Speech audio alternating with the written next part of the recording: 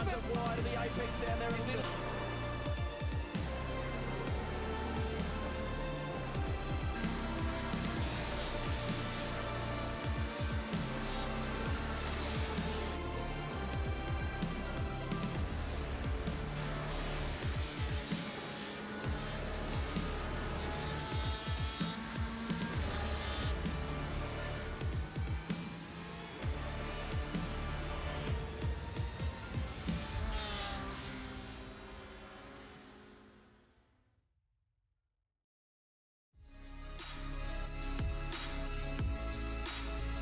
Welcome along to the home of British motorsport as we ready ourselves for a trip around Europe and North America in this new series for drivers down under.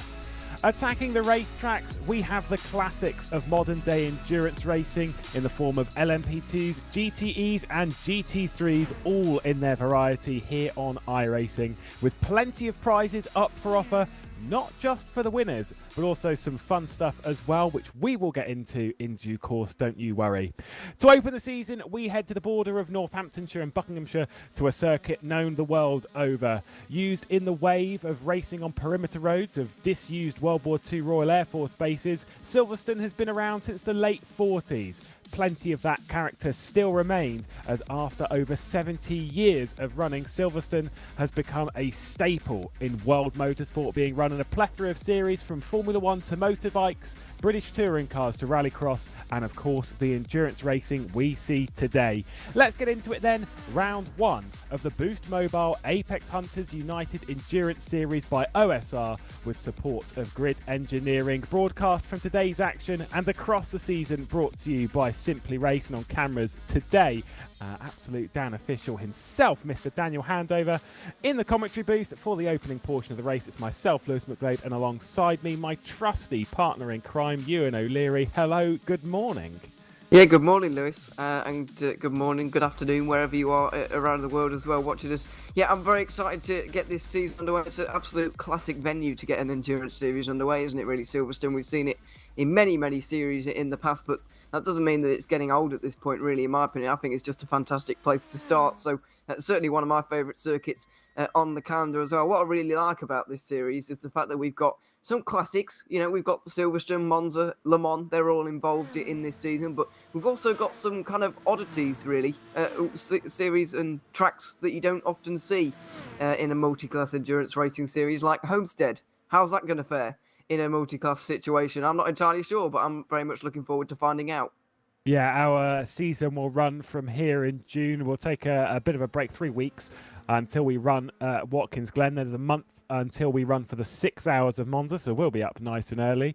And then a couple more 4-hour races at Homestead, Miami Speedway, and Hockenheim before rounding out the season at the Circuit de la Sarthe on the 25th of September.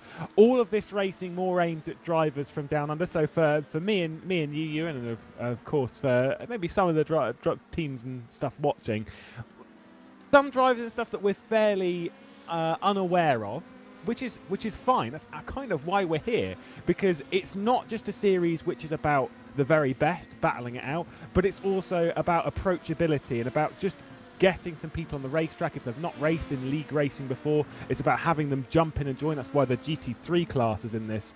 It's designed to be very open in that kind of scenario and allowing drivers basically to get up to speed in an endurance series and just have a bit of fun.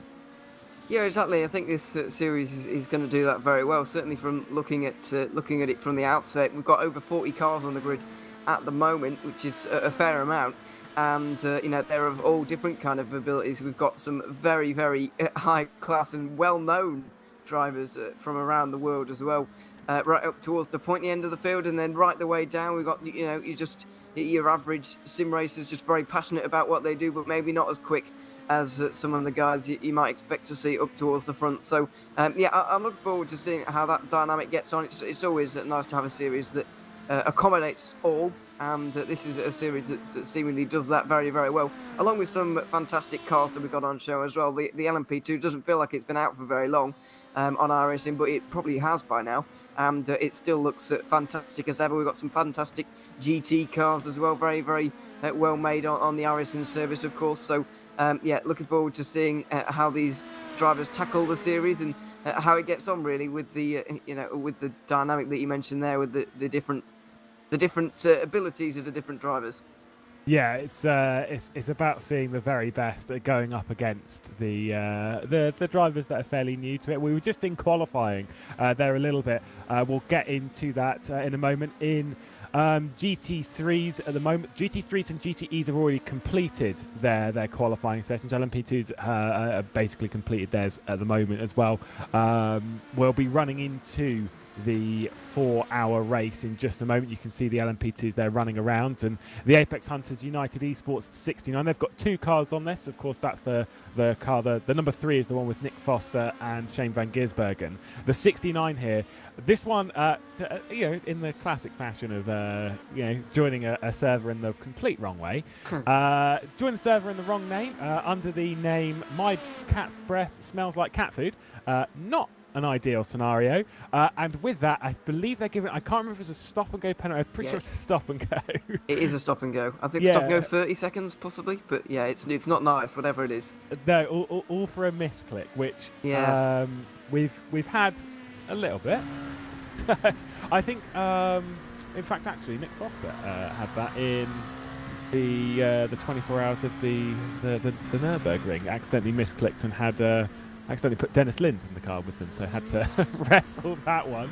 Whoops, easily done. Shane van Gisbergen currently qualifying the car. I think he's on an outlap as he'll run round Silverstone. We're on board with him on that run into turn 1. Currently up in second position behind the LOBS eSports number 94. Gap 0.3 of a second between your pole sitter at the moment and second behind. Decent gaps in LMP2, but kind of one of the important notes of a series like this, at least as far as I'm aware, that we've got live race control out there, and part of that is that no driver, if they have an incident, if they've had a crash or whatever, they have to request the race control to return to garage, to escape, to get out of there. Yeah. If not, we get a safety car. Yeah, it's a good situation actually, with an advantage of having a live race control. You can't escape unless you ask for permission, and there are manual safety cars. There are also random safety cars that we can have as well, that I think it's worth getting into before we get into the race in a minute or two. Possible for us to have 3 random safety cars, or also possible for us to have 0, but they're at random parts of the race, and can't be within 10 minutes of a manual one, but they can be at any point during the race, and it will just fast up the action just a little bit. I think that's the downfall of sim series, especially on a lot of sim racing actually. The fact that we don't have safety cars and things like that, it's a real problem, because obviously we don't really need them in sim racing. Nobody's going to get hurt if we don't have a safety car for an accident, let's say, like you would in real life. But it's still a dynamic that's not really been executed very well on endurance racing, on sim racing particularly, I don't think, anyway. So I hope that this series can do that successfully, and it's looking like it's shaping up like it will do, with those random safety cars and the manual ones as well, because we have that live race control. Absolutely. Checker flags out then in the session. So the final laps just coming in from the drivers, then a fairly decent length of qualifying. Of course, we haven't broadcast all of it because it is quite a long session, and the idea for that is to make sure that we can get all of the teams, all the drivers out there in their own bit of clean air in their classes, and no one's tripping up over each other, which is so easy to do in a multi-class race. And we'll leave the tripping over for each other for the race, as people will try their pit entries and get up to speed, which is a smart move to get after the pit entry, which is quite tricky around here at Silverstone, isn't it? Very, very slow pit lane, but it's quite a hard braking zone in there, and making sure you pick out the right point is crucial. Yeah, absolutely. It's deceptively slow almost, but it has to be, because you miss out some of the circuit. Very important to get right though. And you come from such high speed coming through Stowe there, really high speed corner, and then you've got to slow it right the way down. So it's very, very easy to speed on pit lane there, and obviously you don't want to be doing that if you can avoid it. So that would be something to watch out for in the race, but yeah, we've just about completed qualifying just at the moment. To my count, we've got 10 drivers separated by a second in LMP2, which has been the closest category in pre-qualifying as well, where I think there was roughly 10, maybe more, within a second of each other. So that's very encouraging for the race. In GTE, it's a little bit more spaced out. We've got a few cars, I think 3 or 4 within a second, and then GT3 it's a little bit more spaced out again, 3 or 4 once again, but LMP2 certainly proving itself to be the closest category for the first race at the very least. Probably a little bit down to the fact that they're all driving the same car, I'd imagine. Yeah, so obviously in GTE and GT3, we've all got slightly different cars. It's a total of 8 now, upped from 7 that we had last week in iRacing. We've now been able to add an extra car. There was a little bit of a chopping and changing last minute as to see which car we could get onto the grid. As going off the road there, the 69, that's not ideal. Got the 8 who's currently on screen. Down in 14th position is Fishy Motorsports, not ideal. Did see LOBS eSports entering the pit lane at high speed. They've got this pole position sorted in LMP2 with a 44.721, but do kind of expect, even outside of this, say with all the different cars and stuff, some cars may work better in the race than they will in qualifying, and seeing how that all unfolds through tyre wear and stuff. Expecting an LMP2 using tyres to last a couple of stints, because it's a 40-minute stint roughly, so we're expecting them to go over a couple. GTEs and GT3s, depends on track temperature, depends on all of this kind of stuff. I would suspect they're all going to be single stinting, but not 100% sure. That's all stuff we're going to find out throughout the race together. Yes, it's going to be a moment of discovery for us in the commentary box as well as you at home, I'd imagine. So, yeah, and some of these drivers as well, I guess. But the 4-hour race distance is not too long in the end, really. I know it's kind of on the way to being an endurance race, but I don't know if you call it one or not. It's kind of on that limit. But the thing with a 4-hour race is that it's not inconceivable that if you've really done your homework for this event, that you could actually stimulate a 4-hour race yourself just while you're in practice. It's not like a 24-hour race where there's no way you're going to be able to simulate a whole 24-hour race to work out your strategy. Plus, you don't really need to. It's just about doing the practice on the day. But in a 4-hour race, it's kind of that distance where you're thinking about the end of the race right from the very start. And so it's not inconceivable that these guys have, done a whole race to practice, a whole 4-hour simulation almost of what this race is going to look like, so that they know what the strategy is going to be. And you're right, there may be some double stinting or single stinting going on. These guys are going to know what they're doing, certainly, though. Absolutely. So there is your qualifying at the moment for LMP2. This will be the starting grid. But of course, we do know that 4th position, Apex Hunters United Racing number 69, will have to come into the pit lane for a stop and go penalty. GTE's currently on screen. For me, not a surprise to see Logitech G Altus eSports on pole position. They are well adapted to iRacing itself, but also to endurance racing on it. So I would expect them to go strong. They are the team to beat in GTE and are going to be pretty tricky to beat in that scenario. That's kind of why that gap is quite as large as it is. Team Fernando Alonso Kart Australia. Currently up on pole position in GT3. And as much as those gaps are quite big, this is why we have things like the safety cars and stuff, because it just brings everything a little bit closer. And it's about not just using your speed, not using your agility on the racetrack, and not just falling back on all of that practice, but also, just getting in with just making stuff up on the fly and trying to figure things out and thinking about what the right strategy is, and kind of hoping that you've picked the right one and picked it at the right time. Yeah, that's what I meant a little bit earlier on when I said that, no series in sim racing really that I've seen, especially multi-class endurance racing like this, has really executed the safety car well.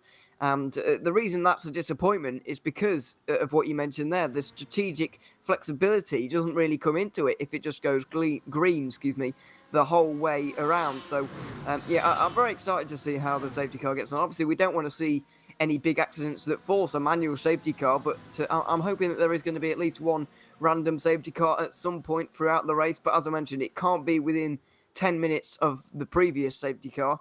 It's possible that we can have none. We can have a fully green. I keep trying to say clean and green at the same time, but you know what I mean. It could be completely green flag all the way to the end of this race, and that's all right as well. It just keeps these guys on their toes a little bit, and when you see a green race and there's not going to be a safety car, you see somebody 1 minute in the lead, you almost start to think, is there anything going to stop them at this point? Because unless a massive accident happens here, there's no way they're going to be caught. But with a safety car, there's always that chance. If you stay on the lead lap right to the very end of the safety car, and this is what we see in all kinds of racing like IMSA, etc., and Bathurst 1000, staying on the lead lap, stay up there until the very final safety car, and then just go for it. And that's what I hope we'll see tonight.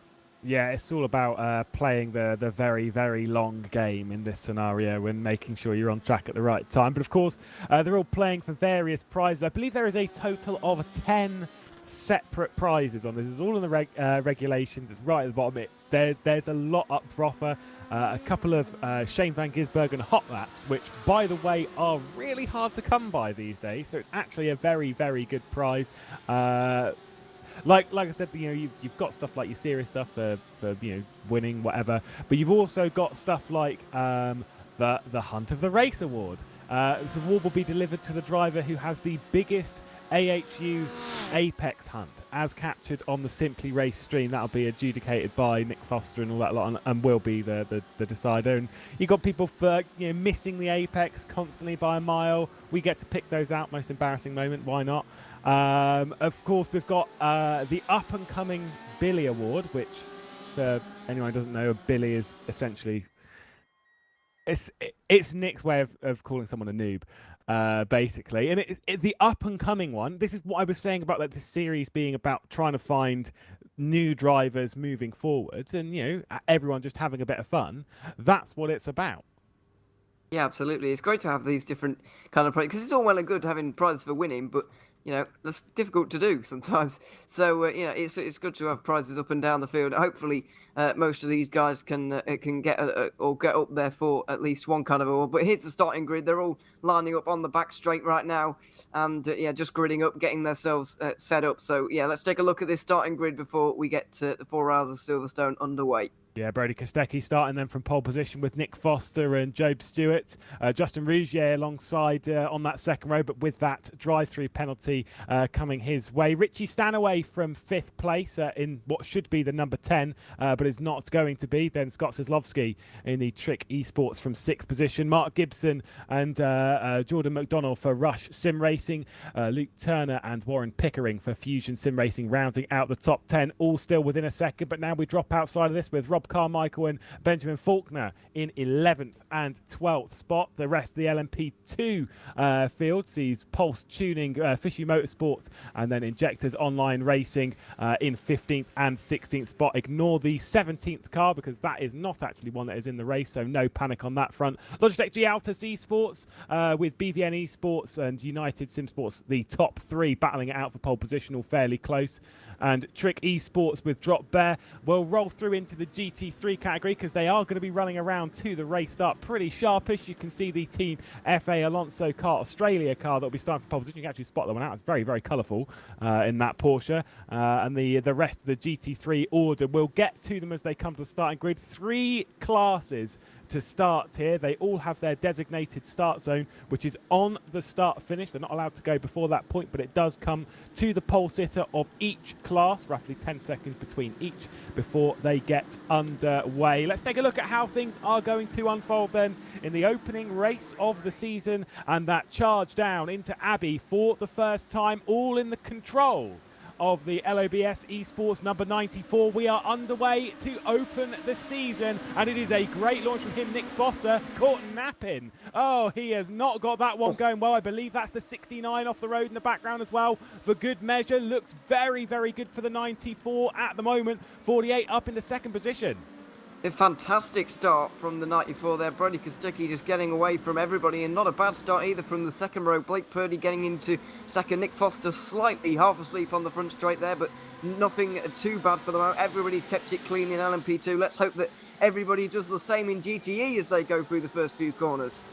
Yeah, look at this tight battling up and down. Got Ferrari on screen. A lot of Porsches is to be expected. It's one of the more balanced out kind of cars. I prefer the balance of the Porsche, and that's why we're seeing quite a lot of them. But love seeing the additions of things like Ferraris, and we've got the BMW as well as the other choice. There is the Fernando Alonso car, Australia car. Said it was colourful. Said you'll be struggling to miss it in that brand new Porsche onto the iRacing platform. As we've got some of the BMW M4, we'll talk about your opinions on the M4 prototype, because that front end does need a conversation. There's an incident in the background though.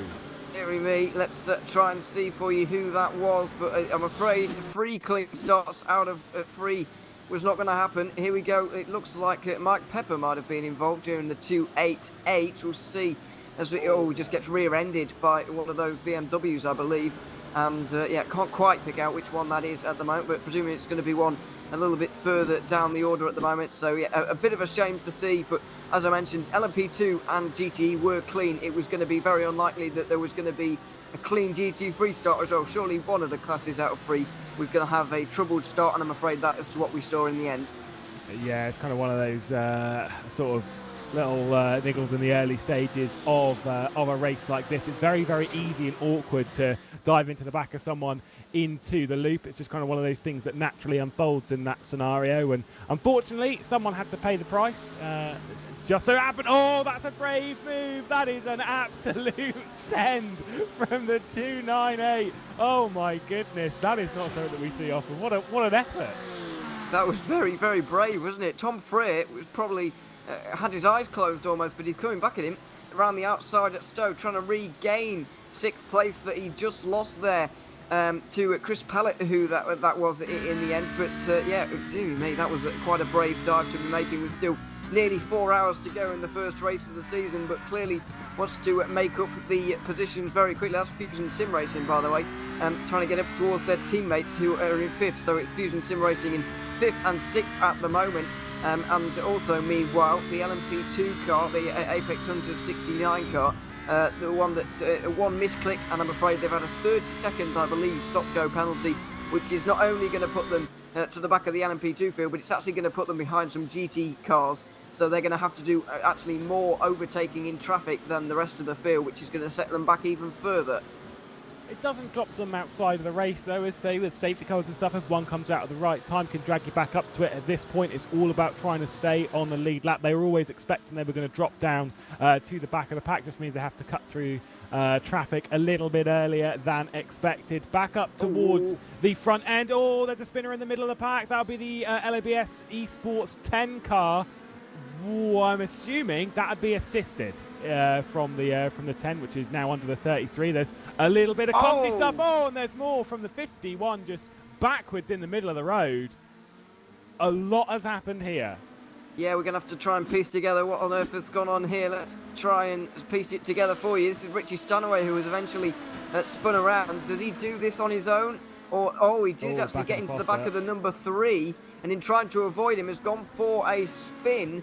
Now, how on earth did the 50, and you can see in the foreground there actually another car spinning around. The 51 was involved. Dennis Gatterick, it was, who spins in front of Stanaway, and they make contact. I'm afraid that's not a fine moment from the Injectors Online racing car, and we'll have another look now to see how that happened. So good avoidance first off by the 45, but coming back onto the road there, one of the black and white cars, couldn't quite pick out the number there for you, but the 45 gets spun around, and in all the chaos, the 51 also gets spun around. So at least 3 cars having problems there, all in the very same few corners, and I'm afraid Stanaway's car has likely got damage actually from that hit on the side of the other LMP2.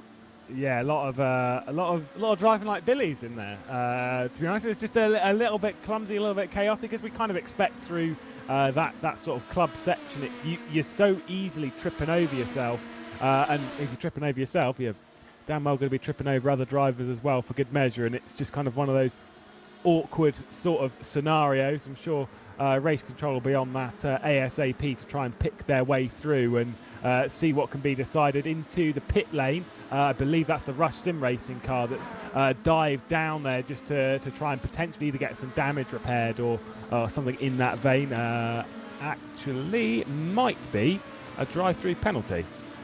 Quite possibly. We'll wait and find out for you. But the LOBS eSports 10 car, which is actually the number 33, is also into the pit lane. So is Injectors Online Racing. Let's not forget the 33 and the 51 came into contact into the final few corners there. So that's why they're both in the pit lane. But it's a long race. There's still a long way to go.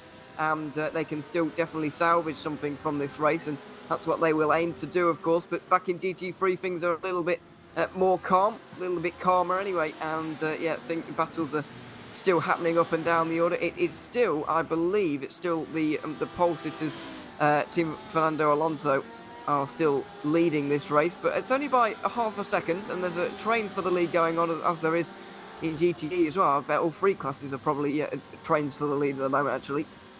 Yeah, it's kind of that slipstream effect around here is quite high. Wait till we get to Circuit de la Sarthe, and then we'll be slipstreaming for days. But obviously around Silverstone, in these classes, in the P2, dirty air is fairly prevalent. In the other classes, less so.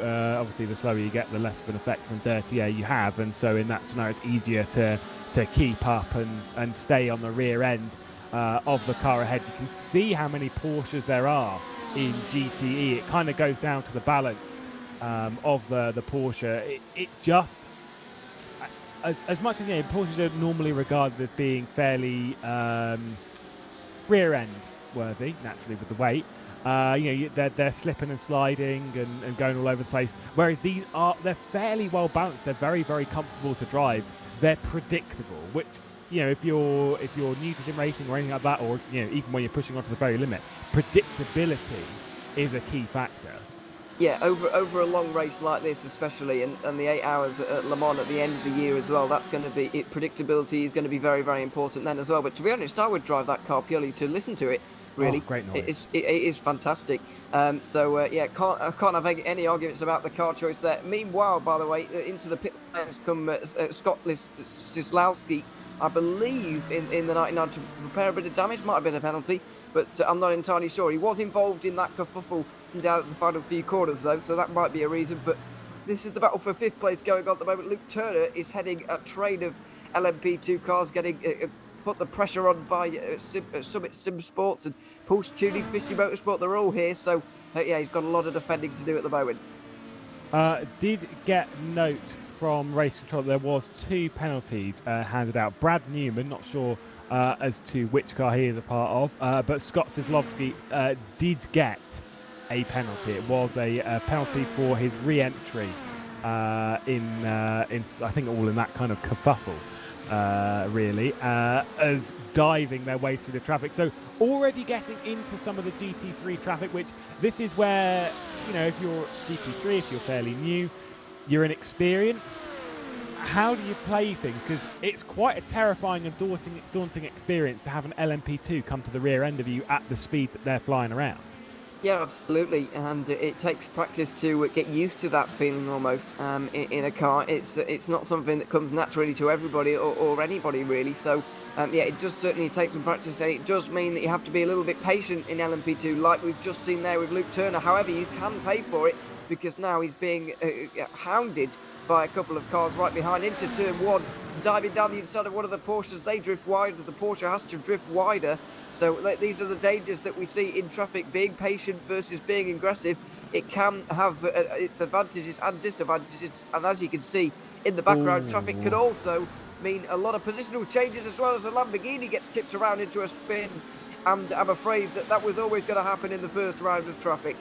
Yeah, it's just that was so awkward. I believe that might have been the 278 Pulse Racing Team yellow car that was spun around there. Not 100% sure. Certainly one of the Lamborghinis. Either way, as there's further contact. Oh, nearly cleared their BMW off the road as well. That was a bit ambitious from the Fishy Motorsports car. Not sure that one was particularly on, but a bold attempt regardless. Let's take a look as we're riding on board with Rydell. So, he'd been tapped, from behind. Right, gotcha. It was Fisher Motorsports who was diving in there. Brooklands is fine to make a move, but you've got to be there.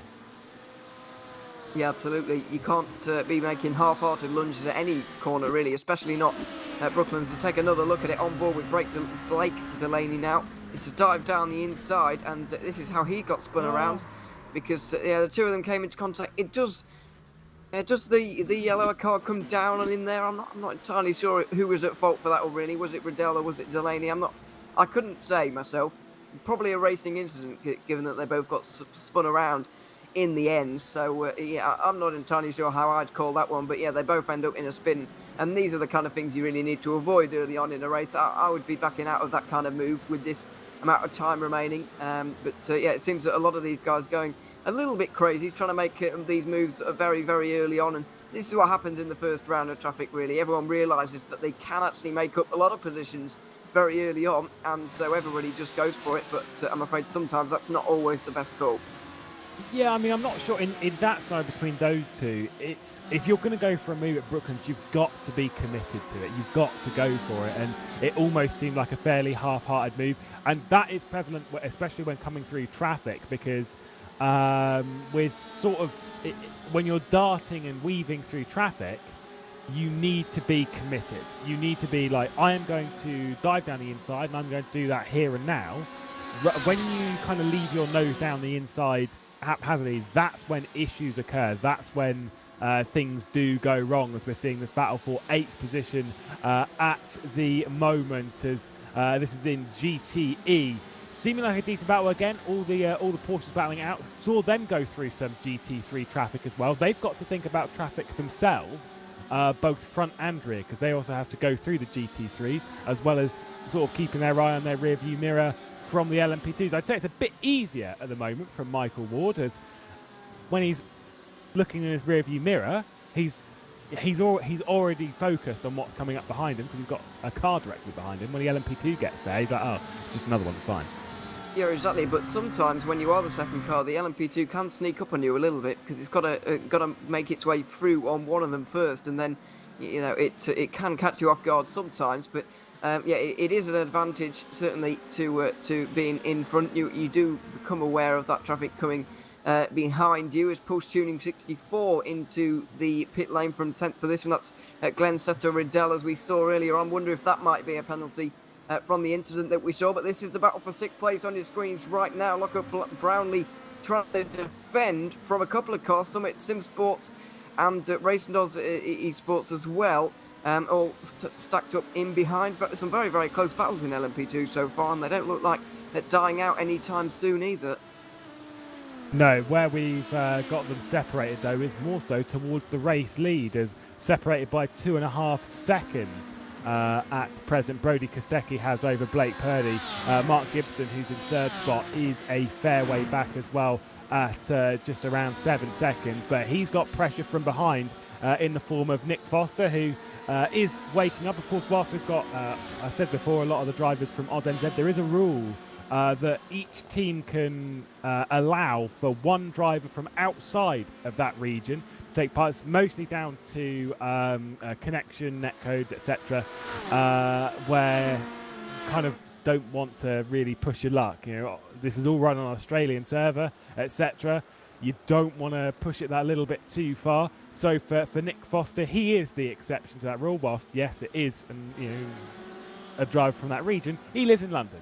So it's not quite the same. So he's that rule, he's that exception. He's the one for that car. Not sure there are too many that have used that rule, at least not yet. Might be something that we might see towards the end of the season, particularly maybe like using an American driver for the 8-hour race, something in that vein. Not sure. Yeah, maybe if they can start the race, because the race would start at midnight on the East Coast and maybe a little bit earlier. If you're on the west coast of America, maybe that might be used, but 8 hours still. To do it even with 2 drivers isn't that bad, I wouldn't expect, especially for some of these guys who are very, very accomplished indeed. But let's have another look at this incident. Oh, it looks like Riddell has been off the road again and maybe into contact with another car. Oh dear, just getting a little bit unsettled there, and you can see immediately the body language of the car felt terrible about that, and when you do cause an incident like that and you're completely unintentional, you do tend to feel terrible, and you can see it right there, really. So yeah, I'm afraid that's another incident that Riddell has got involved in the first 15 minutes, not being the greatest start for that car, I'm afraid, and may be having another trip down pit lane because of that. Yeah, not the way you would wish to begin this race. It was a drive-through penalty, can confirm, as regarded to the Brooklands incident going the way of Rydell. So kind of makes sense in that scenario. We've got a Ferrari on the podium though, saying about all these Porsches and stuff. But how long will it be? BBN eSports looking pretty pacey at the moment. Dylan Burst at the moment, who's directly behind the wheel of that car, pedalling it around. It's Ross Rizzo, who's the car on the Ferrari. Of course, you've got to take a moderately Italian name in a Ferrari. You have to. It's law. The Porsche are looking good. I do suspect the Ferraris may come back a little bit stronger as the race progresses, although that's almost going to be a dive to the inside. Not quite committed enough. Trick eSports, not getting tricked into a mistake. They're also closing in on a battle for second place, which is just down the road. Does seem that Logitech G Altus eSports have absolutely checked out. Yeah, it does seem that way at the moment. The gap is about 5 seconds that I make it. You can't see it on your screens right now because the gap between the Apex Hunters United Esports 69 is actually up towards the next LMP2 car, which is in 15th place. And that is 25 seconds up the road, but I can assure you that the first GTE car is not that far up the road. The gaps should normalise now, and you can see it's about 6 seconds actually, so it is a little bit larger than I thought, but it's still not a massive margin to have at this stage in the race, as the Ferrari just gets sent offline ever so slightly going into Cops there. It's a good run through for BBN Esports, but the next few corners there's Maggots and Beckett's, and that's not really a place you want to go side by side. No, certainly not behind this, though. I think we are going to get some side-by-side for 6th position down to this section, as we've got Pulse, Sim Racing, Black and Mach 1 going side-by-side. They are going to try and commit to it at the moment. It seems like it might, I was going to say it might have been Pulse Racing, but they've gone straight on, opened the door, and Mach 1 have gone through. Decent move set up from Cop's Corner, lights flashing and blaring from Pulse Sim Racing. I think it's more of a we're racing hard rather than I think anything too bad has happened between the two, but I don't think this battle is done just yet as we run down to Stowe. A really good overtaking opportunity. You can make it stick around the outside or the inside if you're committed enough here, and it does seem that Pulse Racing going to retake 6th position just on the GT3 traffic, as well as it's going to be big commitment. Whoa, that was a send. It was a send, but unfortunately didn't go through with it there. Decided halfway through that it might not actually be the best idea to go for that. So, yeah, they're just backing off at the moment. A little bit of LMP2 traffic in the background there, and you can see some of the GT3 cars as well getting involved. That was one of the Mercedes they were getting through on, and that can be a real problem for GTE cars because they're not actually that much faster than the GT3 cars in the pace right now. The last lap time of the last TTE car was a 2:16, and the best GT3 car, the first GT3 cars, did a 1.4, so they're actually 2 tenths quicker. So, you know, these cars are really not very much better in terms of their performance. Obviously, the front of the field will be a little bit faster around here, but still the gap between the two classes is not that big, and that will cause problems in traffic, especially on these restarts where we're going to have a mixed up field and some GTE cars trying to get through on the GT3s that have unfortunately found themselves towards the front of the queue. Yeah, it's showing that in the early stages, if you're a GTE, a mistake would be very, very costly, either through spinning or a drive-through or anything in that vein. Because, yeah, if you're dropped back into the GT3 traffic, you are going to have a very, very hard time indeed. Three-way fight for 5th place in LMP2 as we're watching the battle for 6th in the GT3 class between Fusion Sim Racing and BDE eSport. But there are still a fair few battles. Of course, we would expect there to be quite a lot, especially as the race goes on. And the reason I say that, it does come down to the safety cars and stuff. Whilst at this point in the race, everyone's trying to get up to speed, aren't they? Everyone's trying to figure their way out around the circuit and build themselves up. You just need to wait for things to come in, for speed to come to you. And later in the race, if we have one quite late, the gaps are going to remain much closer than they're spreading out now because everyone's just building their way up. Yeah, I mean, if just look at how many cars are actually on the lead lap at the moment. Still, some of the GTEs are on the lead lap. So even though these guys who are a little bit further down in LMP2, for example, Apex Hunters United, the number 69 car, Ben Cornett, he's a long, long way down at the moment. Had that 30-second stop go early on in the race, but still all 16 LMP2s are on the lead lap at the moment, and that's very, very important because it means that if there is a safety car, then it's all going to come back together, and there is going to be a battle. There's a change for the lead going on. It looks like Brody Kostecki has lost the lead too late. Blake Purdy going into Cops Corner, not an orthodox place to be making the move, but it seems that there might have been a bit of a run, maybe a little bit of traffic. You see a couple of GT cars in the background, and that has allowed the Pursuit Sim Racing 48 to get into the lead for the first time in this race. There was like a 2-second gap. I'm not sure what has happened to Brody Kostecki, but Blake Purdy either way through with a pretty nice and clean move down at turn 1. I've just looked back on it, by the way. Brody Kostecki got delayed by an awful lot of, well, not saying an awful lot of traffic, just got delayed by traffic and lost a couple of seconds to it coming through the loop and sort of village section. The opening part of the first sector, and just that was what allowed Blake Purdy to get on top of him. And that's where, you know, maybe it was a little bit of an experience from the traffic as they're still trying to dive their way through. This is crazy stuff that might end in tears. Yeah, just as you were saying that, and how Kostecki was held up by all of that, we saw exactly the same thing happen, but in reverse. Blake Purdy had to fight his way through a couple of Porsches battling through the first few corners there, and he went one way, Kostecki went the other. It could have easily turned out very, very well for Kostecki there if things had not gone as they did, but in the end, Blake Purdy holds on to the lead, but into Brooklands and Luffield they go again, and it's going to have to be round the outside on this occasion for both of them. Blake Purdy held up a little bit, and Kostecki's able to hold right to the very back of that LMP2 at the moment. So these two very, very close as they run through here, and this is going to just affect the race the entire time. We've got oh, that's a send as well into Cops Corner on one of the BMWs. Blake Purdy holds on to the lead, but we've got 16 LMP2 cars in a 42 car field. That means there's 26 other GT cars for these guys to negotiate, and from this point onwards, pretty much every lap they're going to be getting through on at least one of these guys. So it's just going to be you're just going to have to be very, very heads up for the rest of the race, and that's what's going to affect these battles. That's going to be the main player in changing positions throughout this race, really. Pulse tuning back into the pit lane for another drive-through penalty, courtesy of the issue that we saw down at Beckett's, that rejoin into the side of the GT3. So not an ideal scenario, but yep, having come into pit lane for the second time in 23 minutes, which is not how you want to begin your first race of the season. But if you've got mistakes, get them out early, get them out before any of the later issues. Just sort it out early and then you recover from it. This battle for the lead, though, it's tense now. It will get more tense because whilst they're being delayed by traffic, you don't want to be delayed by traffic constantly, do you? You want to, right, I've been delayed now. I need to clear the next bit of traffic as quick as possible so I can build that gap again. Then you push that limit a bit further. Then you cause an incident. Then you get a drive-through penalty, and then your race is as near as over. So it's all about playing a very, very careful balancing game here, because they've got 7.7 seconds to the car behind.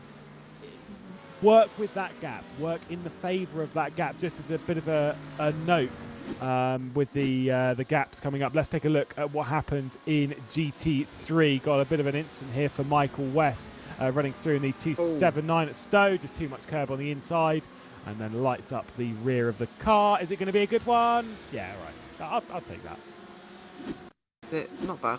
Yeah, we've got another replay as well for Jesse McManaman. Going through the S's. That's a very, very wayward Mercedes, a very, very loose Mercedes as well, actually going through there, but gathers it up nicely, goes for a nice, neat spin, but has to get going again, unfortunately. So, yeah, a couple of spins starting to creep in now, but yeah, that's what we come to expect, really, with the tyre wear starting to come into effect, the fuel loads going down as well as we go back to GTE with the battle for ninth, as Todd George tries to get up another place down the inside of a fellow Porsche. They go side by side into Brooklands and nearly door slam each other completely, but keep it nice and respectful going through there, and not able to hang it right round the outside through Luffield, so he just backs off for now. Yeah, well held by Michael Ward there, who's the car and Porsche directly ahead for the Mag and Turbo Motorsport 123 car. Nicely held between the two. I believe we're having a switch of position. I'm not sure if it's a genuine switch between eight. I think it might have been a technical issue on the form of the LMP2 car. So I don't think I think it might be Faulkner behind the wheel of that one. I don't think it's an actual issue. They were switching position a lot. I think it's more just from a technical side of things. But either way, really, really well held by Michael Ward there, just around the outside and sort of making things a little bit comfortable for himself and playing the long game on cards. You can see here, this is what I've said this time and time again. I like the idea of proactive defending rather than reactionary defending. We've seen this a lot as this is the switch of position. So they were switching positions time and time again. That's a good move. Down the inside at Stowe. It's not going to be completed into club though, as the 46 of Mansell's going to return that position his way. But decent display. Yeah, good fighting between the two. I'm not entirely sure how that gap opened up. We saw it was 2.5 seconds, but so that's a bit of a mystery to us. But yeah, it was certainly good fighting. What isn't so good though is the fact that the Porsche Tuning 64 car's been in there for a very long time now. It is a lap down actually in 16th place. Not entirely sure how or why. Because we didn't catch it, but there's a big lock up there for Todd George. Not entirely sure if he got back into the back of the car in front, and looking at the back of that Porsche, I would suggest that he did. But a big lock up there, that's not going to do anything for his tyres whatsoever. He's going to be driving around on squares for the rest of this stint, you might imagine. Unfortunately, a bit of a damaged rear end for the car in front as well might affect him a little bit as well. So very, very close, a little bit too close going into turn 3 there. Wonder if that might have been a little bit of the old classic. Now prepare yourself, because we're not on a race broadcast, you can say it. Netcode. Get the feeling it might be netcode, because if you look at the front end of the Carbon eSports purple car, there isn't damage on the front end, but there is an awful lot of rear end damage. Which the thing is, of course, so you've got teammates and stuff in the server, right? So your teammates can relay that information. They can look at the rear end of your car and be like, yeah, you've got some damage on the rear end, be careful, etc., etc. That is quite badly damaged as well. But you in the car, it's not like it's not like other games stuff. You don't get a damage indicator. There is nothing that tells you the car is broken other than what you can feel and what you're told by your team. So in that sense, you kind of have to do it yourself, right? Oh, I've just seen a bit of an incident from the number 94. We'll go and cover that one off in a second as we see these two continue to battle out. Nicely defended once again from the Mag and Turbo Motorsport 1-2-3, held very cleanly to the inside. And like I said, it's that proactive defence. It's covering it off before we've got into the corner, saying, I'm here, you go wherever you want. Yeah, absolutely. We might try and get a look at that incident in a moment, but yeah, here it is, a bit of a replay with Mitchell West getting onto the grass, a big slide across the corner, and very well held. He's supposed to keep it going, and I'd imagine he's got a big slowdown for that, but still, he's back going again. That's Nick Foster just driving off the road, going towards the S's. Not entirely sure what that's all about, but clearly occupied with something else because he wouldn't otherwise drive there. But anyway, he's still going, and fortunately there was no incident at all. So yeah, that's all sorted itself out. I did see, by the way, the battle for 8th was really going on between Injectors Online and Racer Nos eSports. They were side by side for a good long time there, and in their battling, they've actually called up to TM Racing. You'd imagine traffic was involved in that one, but it looks like this 2-car battle is about to become a 3-car battle. Yeah, it certainly is. Like I say, this is how traffic plays into it. It can spread you apart, it can split you up, but it can also drag you all back together again. I think that's what we're seeing in this kind of scenario, is they're just trying to pick their way through. After the top two being brought together by traffic, they've not been split apart again, but neither has BD Esports been able to close that one in as whoa! I was going to talk about the hunt for the Apex. That one might be a bit of a contributor to that, and it's opened the door as well to be passed. That was not great from Paul Mansell, got to be said. It wasn't an ideal scenario. I know traffic played its part in it, but just completely missed the apex and opened the door. Yeah, let's have another look at it. Yeah, it's not great really. Benjamin Faulkner didn't need a second invitation and went straight down the inside of the GT3 and well, might be compatriot. I'm not entirely sure. Probably is. But probably is I was trying to say. Well, I don't know what I was trying to say, but anyway, he's into 8th anyway, and up another place. Nearly 3 seconds was lost though into the TM Racing car. in 7th place. That just shows the kind of time that you can lose while battling. We didn't see this, but there's a battle for the lead going on here with the 94 car around the outside at turn 1, quite possibly a bit of a squeeze, but it looks like Brody Kostecki's going to make that work, and he does, but there's 3 GT cars in the way. GT's approaching, you send it around the outside of Abbey, it leaves it to the inside through all this, we think, no, it can't do that. Riding on board, absolute perfect spatial awareness and confidence on the brakes as well from Blake Purdy to absolutely send it and commit on his front, making sure not to lock up a front tyre and go into the rear end of Brody Kostecki. Whoa, that is tight stuff, and that was only 3 GTs, GT3s. You know, we're probably going to see more of that as the race goes on. Yeah, exactly. I mean, a great heads-up driving as well from Blake Purdy, who needs to be given a lot of credit in that battle because he was a contributor to the move as much as Brody Kostecki was there. So, the way that Kostecki had to... there's a crash in the background there going through Magnussen and Beckett. A few cars involved, but, Kostecki had to check up there to make sure that he didn't go into and run into those 3 GT3 cars. And so Blake Purdy was very, very heads up and checked up as well as Kostecki now goes into the pit lane. I believe that might be a penalty because there's an incident we haven't seen, and it was with a GT car at Magnussen Beckett's we're hearing. So Brody Kostecki has had to come down pit lane, I think, for a drive-through penalty. But I think the BD eSports car of Mark Gibson was involved in an accident through Magnussen Beckett's there as well, because I saw a few spinning GTs in the background and he's lost a lot of time as well. So it seems that there have been a couple of incidents in the last few moments.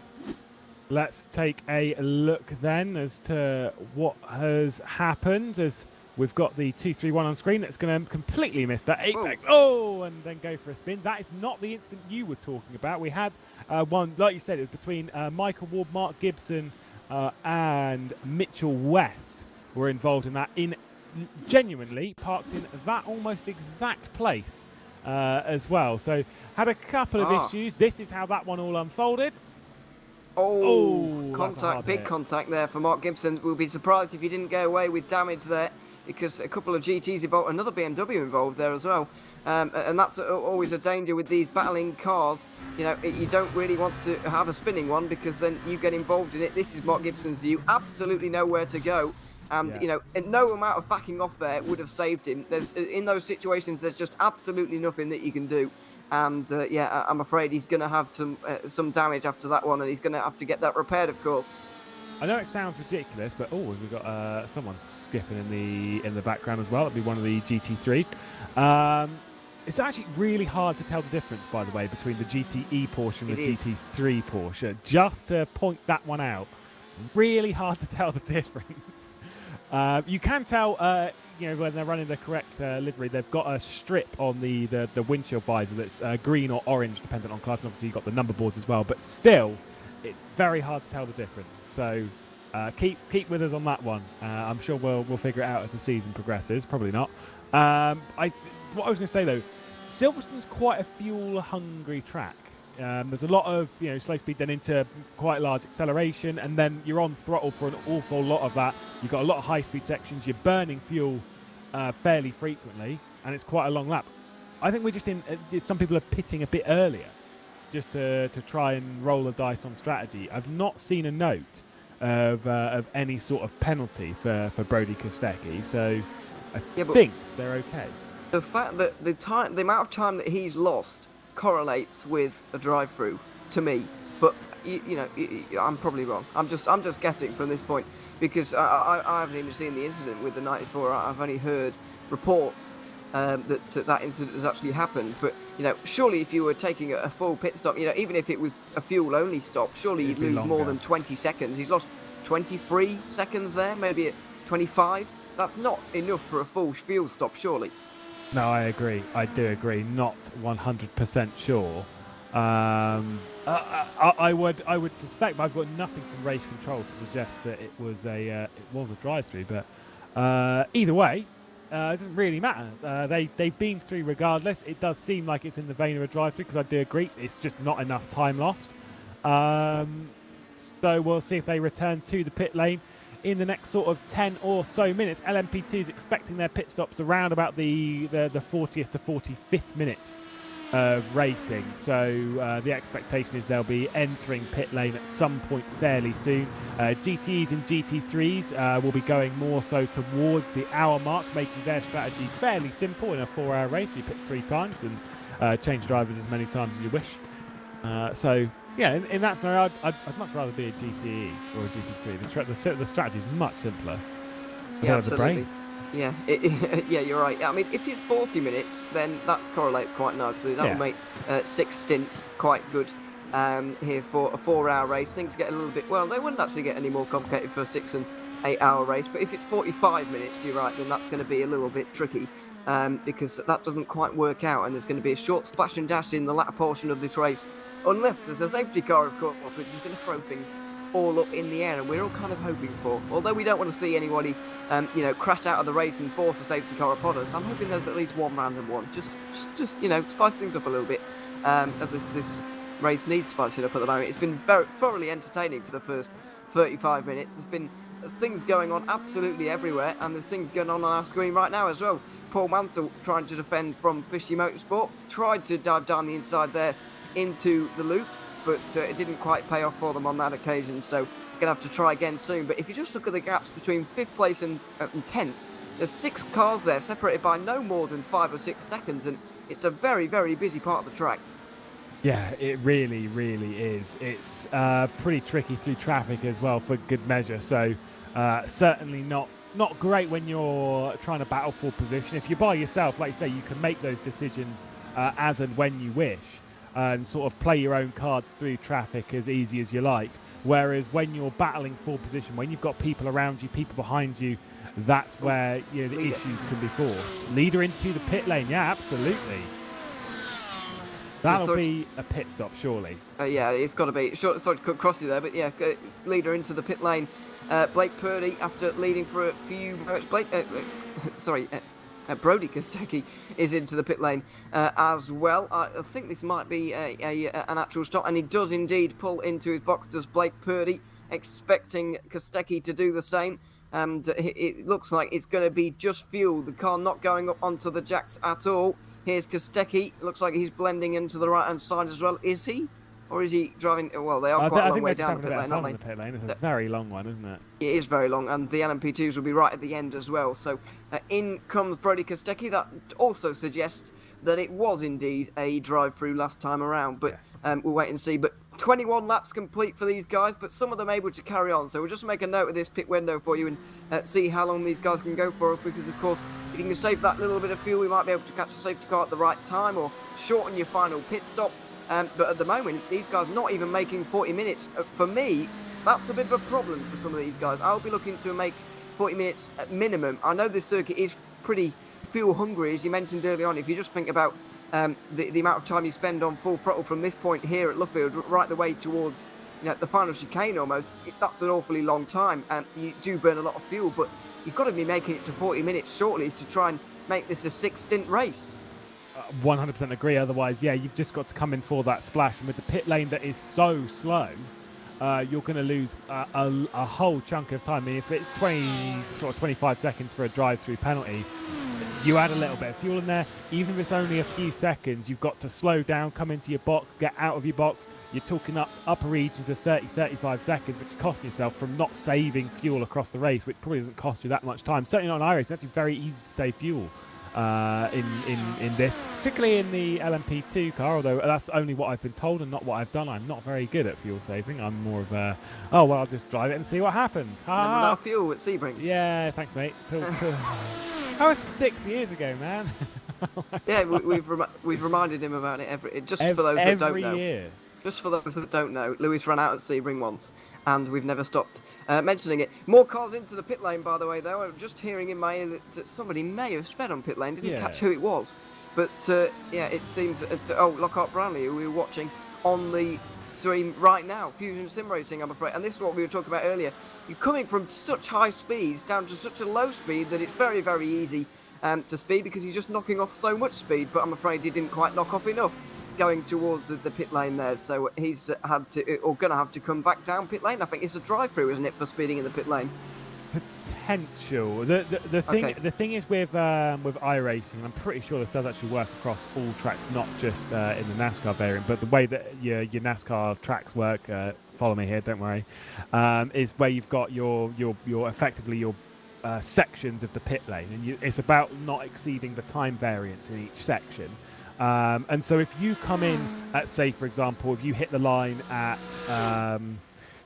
86 and the pit lane speed limit is 80, okay, if you get it below that enough, like if you slow down to 70 and then sort of crawl a little bit and then accelerate back up to the pit lane speed limit, you may just be safe from escaping a drive-through. So yeah, we'll have to wait and see on that one. Apex Hunters United eSports 3 into the pit lane from what is currently the race lead, and a bit more on the strategy that we like, pitting on the 40, slightly past the 40-minute mark. Well, yeah, 22 laps would also be fine at this point. That's what most of the drivers have done, but 23 laps here for Nick Foster in the Apex Hunter United car, and also TM Racing. That is everybody into the pit lane now, though. I believe everybody's been in anyway, apart from Jordan McDonald actually in the 96, but he's a little bit further back because he's being caught by guys who have already pitted, and that is a little bit of a problem for him. We're just trying to get the pictures back for you, by the way, and yeah, we'll get them to you as quickly as possible. But yeah, I was a little bit concerned actually about the pace that Nick Foster was showing, whether what was up with that really, whether there was an issue or what was happening. But I get the feeling now that he might have been fuel saving just a little bit to make sure that he can do this race on 5 pit stops, which is what we're expecting from most of these guys. But then again, if you're doing 22 laps, then I still think that with the race the way it is at the moment, you're still going to be able to make that 5-stop strategy work. So yeah, he might have just got himself a lap in hand now, and 22 laps since to the end could still work for them, I believe. Yeah, I know Nick Foster has had decent experience in the LMP2 car recently in iRacing, has raced with it in the 12 Hours of Sebring alongside our own Mr. Dan Handover as well. I know he's racing it as well in the upcoming Watkins Glen 6 hour as well on iRacing. I believe that one might be with Dan Kell.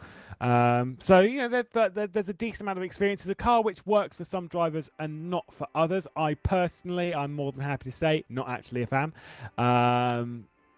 It drives. It's hard. It is a hard car to drive. I'll say that.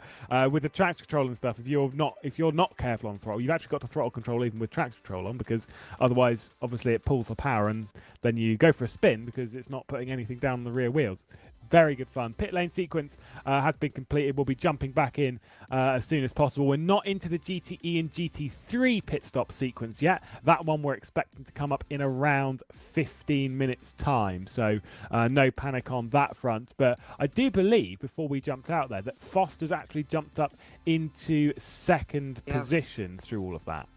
Yeah, you're right. We're just waiting for the order to really sort itself out again, really, because it's all over the place after the pit stops, as you might be able to imagine.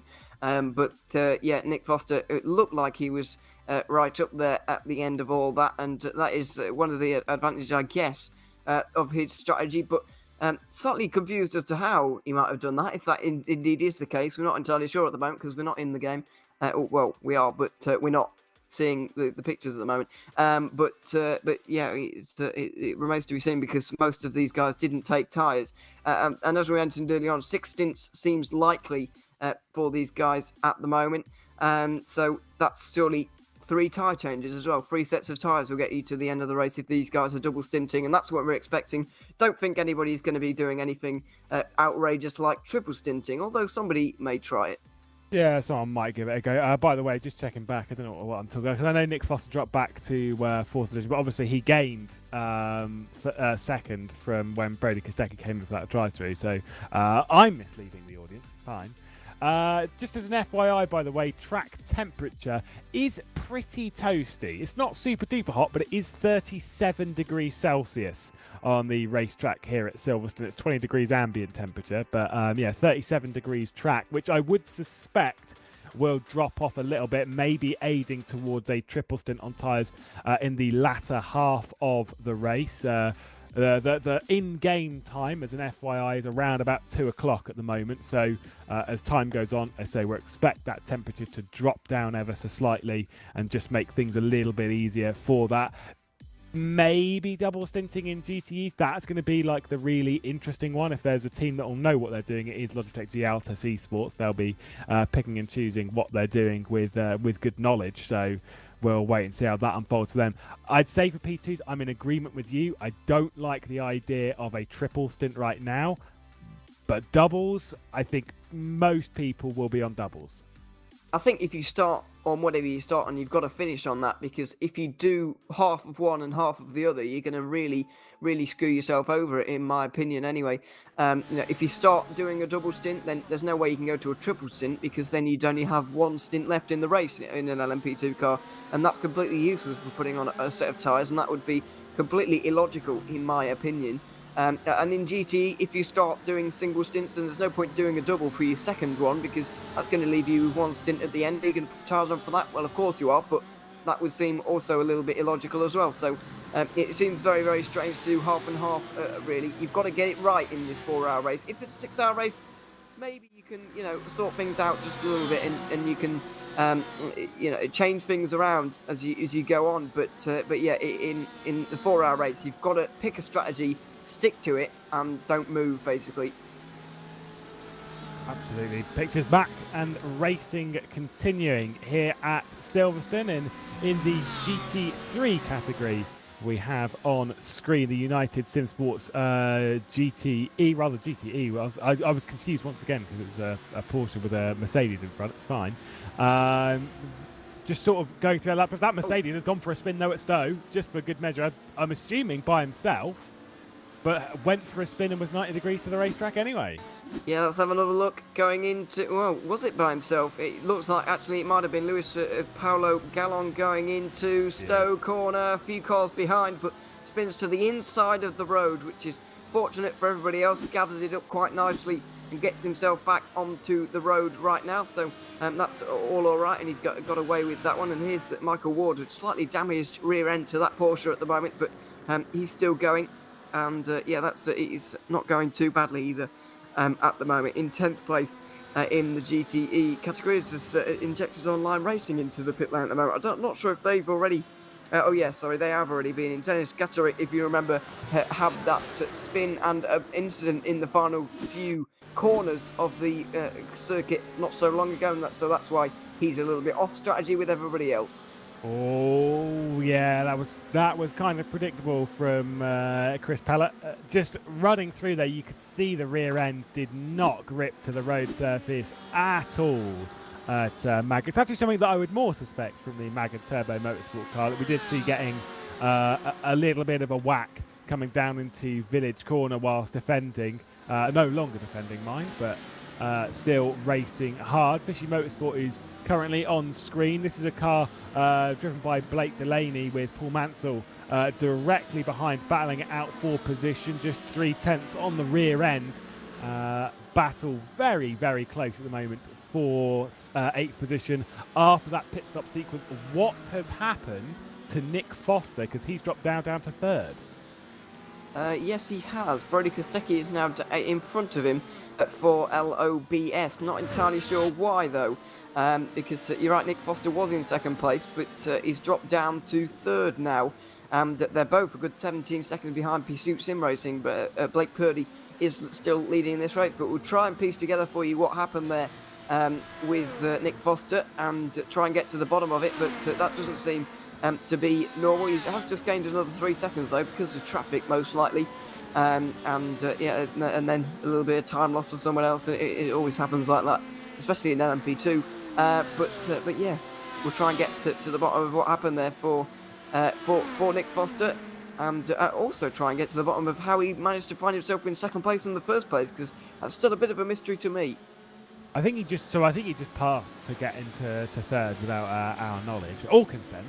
And then just because of the LOBS coming in for the drive-through or whatever it was earlier, just promoted him up to 2nd. Not 100% sure. Either way, Fusion Sim Racing are way off the rear end of the podium battle, but I'm going to assume, based on the gap that was and the gap that is now, Yeah, he's a man of many experiences, but I do believe it is a mistake from Mr. Foster. It is. Got to be. The 158.5 on the last lap. That's got mistake written all over it, and it's or incident even. Let's try and find out. Oh, there it is. Oh my goodness! Has he hit the wall? He's hit the wall hard at Cop's corner, getting into contact with one of the GT cars, getting loose on the curb on the left-hand side. That's a hard hit onto the wall, a very hard hit onto the wall, and I'm very surprised he's got away without damage. I don't think he will have no damage. There is. So I'm looking at the car. Fine. If you look at the rear right-hand side, it is bent in a little bit. It doesn't look that bad though. Oh no, my goodness. I do agree. How has he got away with that? That's unbelievable. Is it tracking straight? Oh, I can't see quite from this. It looks like he's slightly turning right to go straight in the lane. It looks like he's slightly right and down. Oh yeah, he's turning right to make that jink to the left there. You can Ever see. so slightly. It's very, very slight, but that car is off the pace right now. You can see the gap was about 3.5 seconds not so long ago. He's lost another 3.5 seconds in the last lap. Let's have a look at his lap time actually as he comes over the line right now. It's a 47.9 from Brody Kostecki, a 50.7 from Nick Foster. That's the slowest LMP2 car in the entire field, I'm afraid. So he's got to be in here. He's trying to make this strategy work, but I think he's just got to bite the bullet and just come into the pit lane right now because that damage is pretty bad, really. It doesn't look bad, but it is bad. If it had happened 15 minutes ago, yeah, it's been fine. Because you can actually repair the LMP2 fairly quick, not ridiculously quick. It's not like it's a quick and it's done, right? Does take a little bit of time to repair, but you can repair it almost fully back to norm. So, that's relatable. That is relatable. Locking the rear axle, going down into club. I've had that a few times, and in this car, very, very easy to do. But yeah, for them, they would have wanted that to happen 10, 15 minutes ago, because then you can repair it, you're still on strategy, etc. Whereas right now, they're in problems. Oh, they're in big problems, yeah. And that's going to be... that's close as well. Tom Freer off the road, into the wall. Oh, my word. Into the back of the LMP2 that went on to two wheels there. Didn't quite see that Paul Mansell that was, and he spun around there. He drops down to 11th place for Injectors Online Racing in the 46. Dear, oh dear, we've seen some drama in the last few moments with race leading cars, some of the leaders and some of the oh dear, that's very damaged, isn't it? That's a very, very poorly LMP2 car. He's having to turn that. We spoke about a little bit of right hand down for Nick Foster. That is a sizable amount of left hand down for Paul Mansell there, and he is going to have to crawl back to the pit lane and get that car repaired. Dear, oh dear. I was going to say, you think it's bad for Nick Foster. That's quite a bit worse. Saw that a very, very similar incident. I believe it might have been from Brendan Hartley in like 2016 around here, around 15, the outside of the 15, was it? Around the outside of the Porsche, and then went up onto the side. Fairly similar. If you're going around the outside farm curve, I think it's fine. You've just got to give more room. You've got to give so much room and allow it to sort of happen. The GT cars do not have the same downforce as you, and they've got to remember that in a prototype car. You've got to remember that, and you can't squeeze them like what Paul Mansell just did there. It's very easy to say, oh, the BMW should have backed off, should have been a little bit more careful, should have kept a bit tighter, but they're on the absolute limit there. They're not designed for high-speed corners like the prototypes are, so you've got to give them an extra car width, really. And I'm afraid that just didn't happen. Paul Mansell, I'm afraid, just felt the consequences of that. And Tom Freer, I think, has got a little bit of damage, but it's not really that bad. So, a bit of a shame to see, but you're right, we have seen that kind of incident before, and it's not the last time we'll see that kind of incident here either. Speaking of damage repair, by the way, Nick Foster has been in the pit lane, has repaired the LMP2, seems to have repaired fairly quickly, and we are watching our GT3 leader at the moment. Gotta say, I am actually happy to see this colour scheme back out. Haven't seen it for a little while, the Fernando Alonso Racing colour scheme that was in sim racing, I believe, for the first time, courtesy of FAG2 eSports, which now G2 are running by themselves, and also running Red Bull Racing eSports. But yeah, it was FAG2 back in 2018 or something, and they were running this kind of colour scheme. Happy to see it back. It's not for everyone. I quite like it. I think it looks quite dashing. It's quite colourful and eye-catching. I don't know what your thoughts are, but I think it looks good.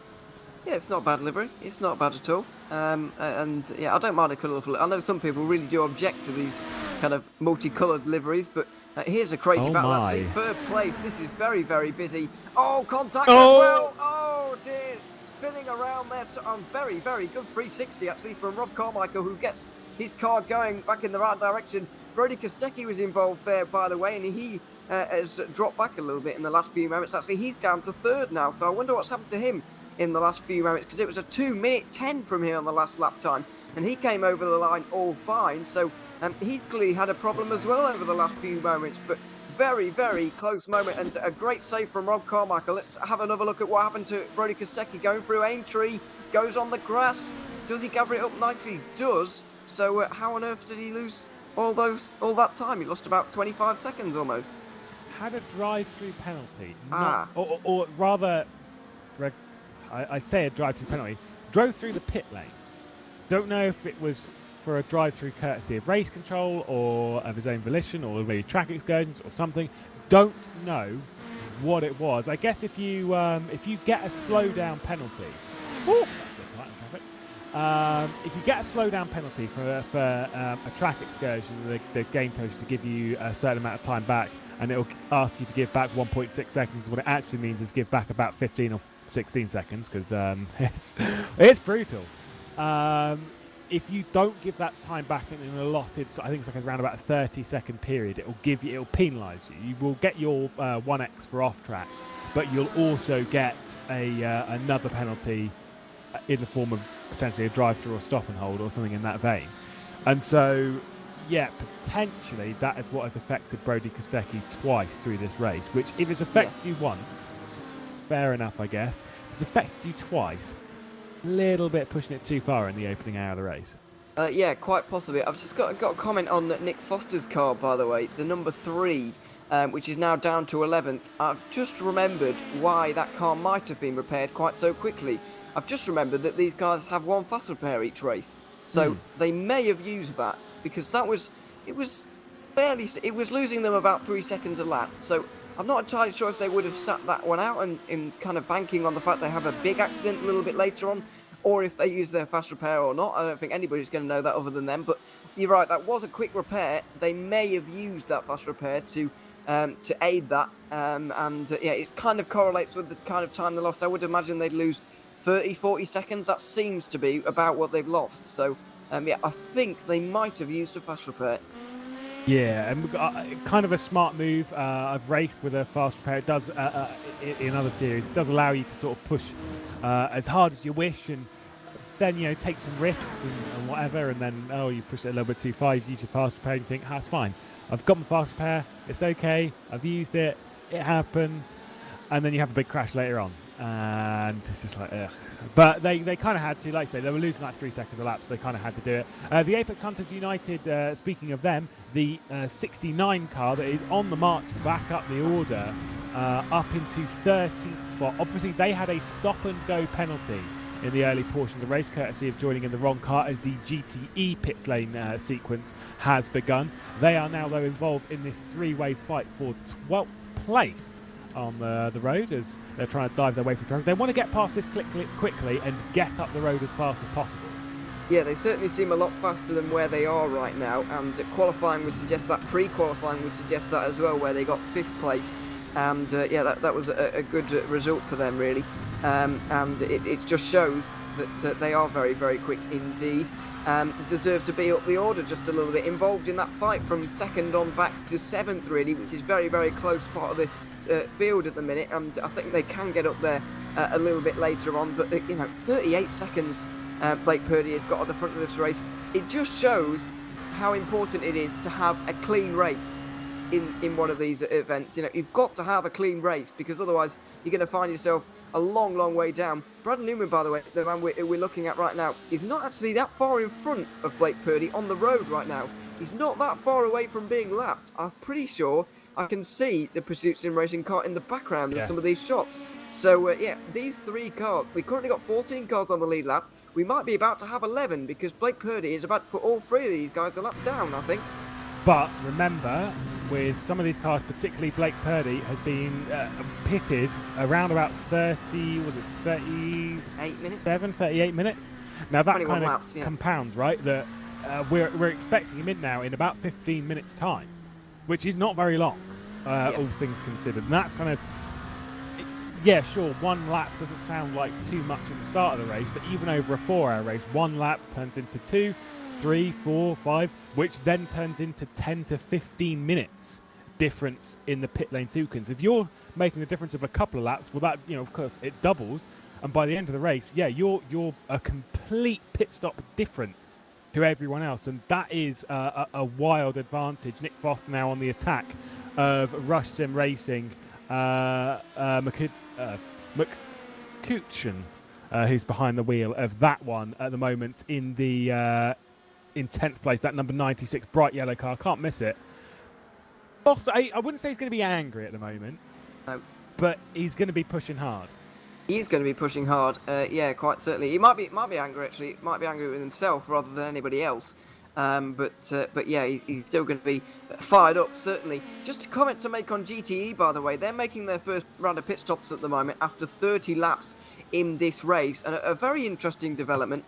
Because, well, one of them is Trick Esports. Ross Rizzo has now done 2 laps longer than everybody else as Nick Foster gets down the inside of the Rush Sim Racing car, getting himself into 10th place. Nice textbook move from him. But the very interesting part is that United Sim Sports GTE have actually took no tyres on that pit stop. I don't think Stuart Vaughan's been in the pit lane.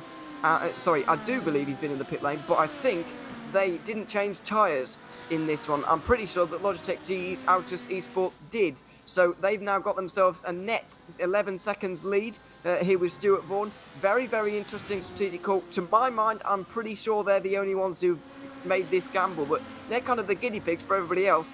If this works out, then everybody's going to be doing a double stint later on in the race. So if it doesn't work out, then they'll remember to avoid it completely. But it's a very, very brave call from them. And yeah, very much enjoyed seeing how this is going to pan out as GT3s come in the pit lane. We're also being told that the 106, which is the Mach 1 eSports car, did not take tyres as well in the GTE category. Trick Esports that's currently leading the way as BD eSports are into the pit lane. Battle for second position currently on your screen. Brody Kostecki going for the dive and making that one stick with a fairly easy and solid move. Was not fought too hard by Fusion Sim Racing. Brownlee did not push that one. Brownlee, way up the road, did not get that drive-through penalty that we were potentially expecting for speeding in pit lane. So did get it slowed down just about right, or got underneath the pit limit enough to cancel the request of a drive-through. Trick Esports now into the pit lane, going, like you say, a couple of laps longer, pushing it past the hour mark. What I was saying about Mia, maybe the Ferrari and such, just a little bit better when it comes to the race. Porsches are all well and good, but that is a Ferrari that is in the hands of Trick Esports. So I'm kind of liking that strategy. Are they going to take tyres, or are they going to take the same risk as a couple of others?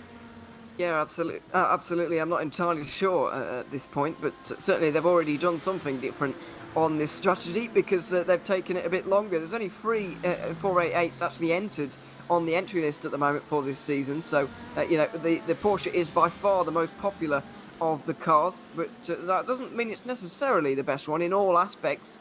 It might be better, as you say, the Ferrari might be a little bit more frugal. It might be a little bit better on its fuel mileage. So, we'll wait and see, certainly. But on your screens right now is the battle for 12th, and this is getting very important because just look at that in the background.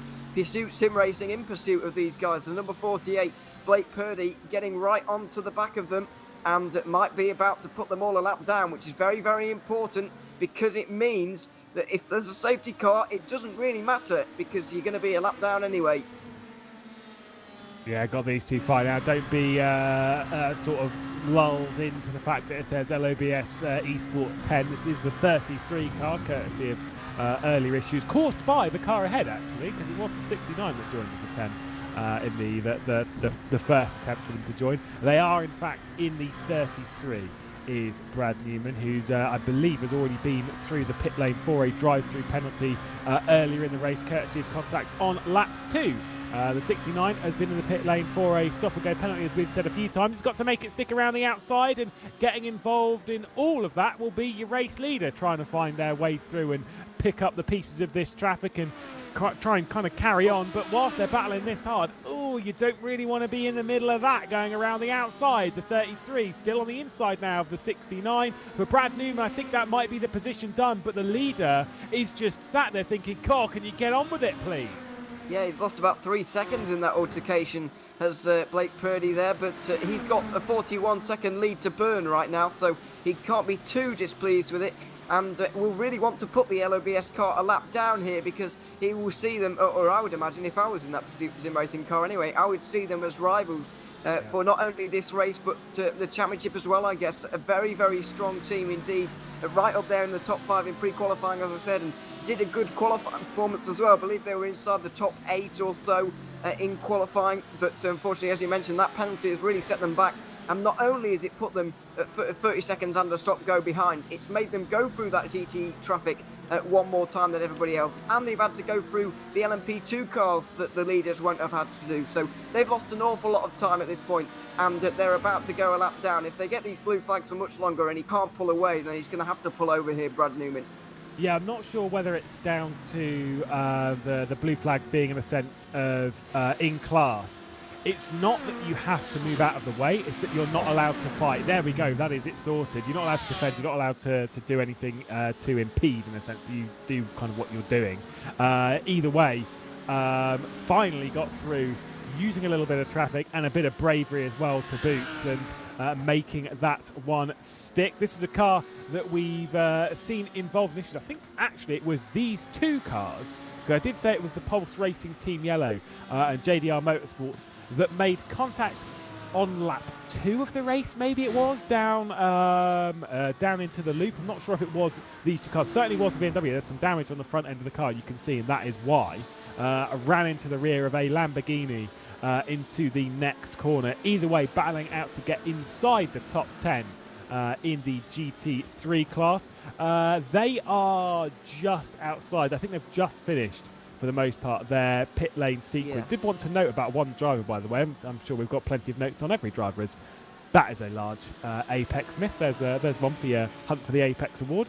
There is a driver in the Carbon eSports white car.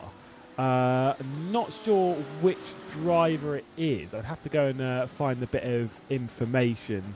Again, it's Alexander Wolf, who is a representative for the Australian rowing, trying to get into the Paris 2024 Olympics. We've got an Olympian on our hands. Yes, that's very impressive, isn't it? I wouldn't have expected to see that at this point, but yeah, that is very impressive to see. For somebody who's good to see, different hobbies as well. Just to do on the side as well, which is good. It's what it's all about, really, isn't it? At this kind of level. So yeah, good to see, certainly. But we've got a battle going on for second in GT3 at the moment. As you mentioned, the pit stop cycle has just completed itself, and it's meant that the Team Fernando Alonso car, Australia car, is now 30 seconds in the lead, which is a huge lead to have at this stage. But the battles further on behind are not dying down whatsoever. Drop Bear Motorsport and R1 Sim Sports battling over second place right now. Yeah, certainly is tight. Not much between the two of them. Going to see if we can get the Merc to pass. I believe that is the Merc that we've seen sideways or backwards. It might have been a different one, but either way, making the move to the inside of Stowe, not really hard fought. The Merc is pretty sharp in a straight line. The Porsche is better in the corners, but the grunt of the AMG power just pulls it a little bit straighter, a little bit more confident. Also, a lot of the drivers and stuff are fairly new to the Porsche, and I say fairly new, I mean it literally did just come out a few days ago, so of course they're fairly new to it. Some drivers maybe find the limits a bit more. The Mercedes has been around for a lot longer. It's a car that some people have found the balance of. It did go through a phase of being pretty weak. We'll go with pretty weak, and has got a little bit faster. This is the Lamborghini that missed the apex by 3/4 of a country mile, and the BMW went through on the inside pretty easy, that one. Yeah, he did in the end. This is a replay of the move, by the way. Oh, Spithill going for a spin. A bit of a spin, half spin for Michael Spithill there in the 111 GTE car, by the way.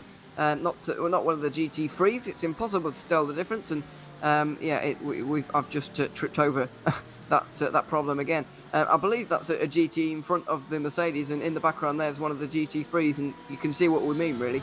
Absolutely impossible for us to work it out at this point. So yeah, we'll try and get it down by the end of the season, but it's very, very difficult to manage. But yeah, that looks like it all sorted itself out in the end, actually. Everybody just about kept keeping out of each other's way, and it was good to see everybody get out of that one alive. As we've got a replay coming up at the moment. One of the GT3 cars, Nick Pringle, going through Cops Corner in the Lamborghini. This car has been in the wars. Remember, on lap 1, this car went for a spin, and it's another big spin for those guys at Cops. Luckily, the runoff has saved them on this occasion.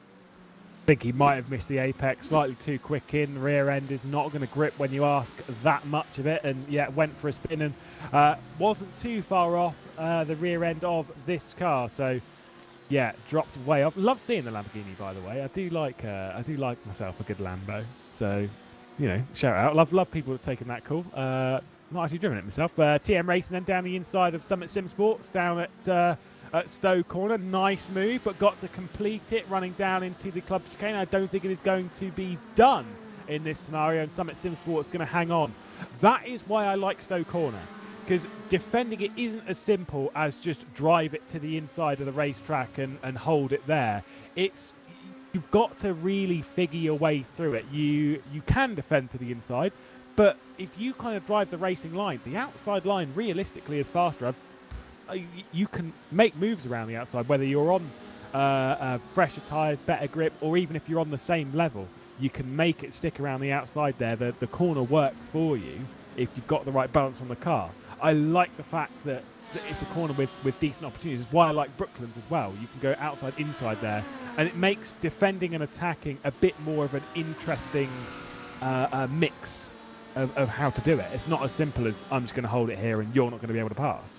Yeah, it is a fantastic corner, and then the addition of that chicane afterwards really means that any battles that have gone through there side by side, I mean, you kind of sort it out going in towards the chicane, and we've seen how that can be problematic earlier on in this race. If you remember the incidents that we had coming through the club chicane there, and it wasn't pretty, but there was 3 LMP2 cars spinning around very early on in the race, and it was all going on down there. So that kind of thing can happen as well, but hopefully a little bit less often. But yeah, you're right, it's a fantastic section of corners. John Merritt might be able to use them to get through here into 4th place if he plays his cards right here. Summit Sim Sports in front, TM Racing behind, but are they going to be reversed in a moment? Doesn't look like he's quite close enough to go for it into Stowe. Yeah, I think Carmichael was kind of thinking the same thing, and for John Merritt, this time he'd learned that if he was going to dive it down the inside, he's not going to make it stick around the outside into this section at club. So kind of playing his cards a little bit closer to his chest now as BD eSports, who are on their way up the order. They're in 9th position now on the back of Analytical Race ONZ eSports. So again, I think we're seeing a lot of drivers returning. Some drivers have had earlier issues, as we were expecting in this kind of race. We do expect some earlier issues as we ride on board with Paul Blomqvist, son of Stig Blomqvist, brother of Tom, racing around at the moment in 9th position. The recovery section of an endurance race is kind of what makes endurance racing exciting, isn't it? Is that if you have an issue, you can come back from it. Yeah, absolutely. There's still a lot of time remaining for you to get involved. Just the GE leaders are now together. United Sim Sports GT, just to update you, have double stinted their tyres on this one in an attempt to throw Logitech G Autos eSports off piste. I'm afraid it's not really worked that well so far, because after only quarter of an hour, James Scott is right in behind that United Sim Sports car, defending hard though, going into Brooklands round the outside for James Scott. Is he going to be able to take the lead, because he's got the inside line for Luffield, has he? Very close between the two Porsches, but it looks like Logitech G Autos eSports retake the lead after only 15 minutes. That is grip. That is the difference between a brand new set of tyres and trying to push it on some worn ones. It can work, I get it. A little bit too hot at the moment on track temperature. As we've got some other GT3s in the pit lane, can see at the bottom of our screen. They are in the pit stop sequence. So some of them that maybe have either extended the fuel mileage or pitted a little bit earlier in the race or returned to pit lane courtesy of damage, etc. But that was the absolute difference between grip and going for it. So really, really just an impressive move. I love seeing it, but like I say, it's slightly less impressive when you consider the level of grip difference between them. I did notice that Trick eSports are down in 7th spot. So obviously they went further by a good couple, 3 laps, I think it was, than everyone else in the pit lane sequence. Yeah, there is the wall. That is a shame. That is a shame for Future Sim Racing. Hopat's behind the wheel. But yeah, that Ferrari way down the order at the moment. Oh, Mercedes as well. Jamie Budd has been off the road a couple of times, spinning around as well.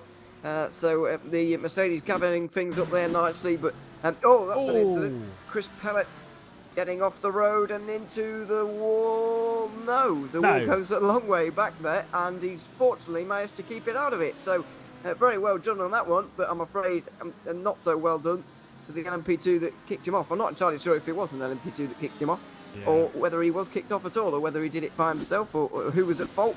But yeah, certainly did well to keep it out of the barriers there. He can carry on with his day. But Pursuit Sim Racing are into the pit lane again here, the number 48. And once again, it's early, isn't it, for Job Stewart, who's now into that car, taking over that one right now. So, interesting to see that they're not making 40 minutes at the moment. Despite their lead, they could probably save a lap of fuel and keep their lead quite comfortably, but deciding not to for the moment, and it means that they're going to have to do an extra stop compared to the rest at the moment. Well, they got it to, 37 minutes on the first stint. Now, this time, I think they did get it closer to 40, so I think they probably... They still might... though.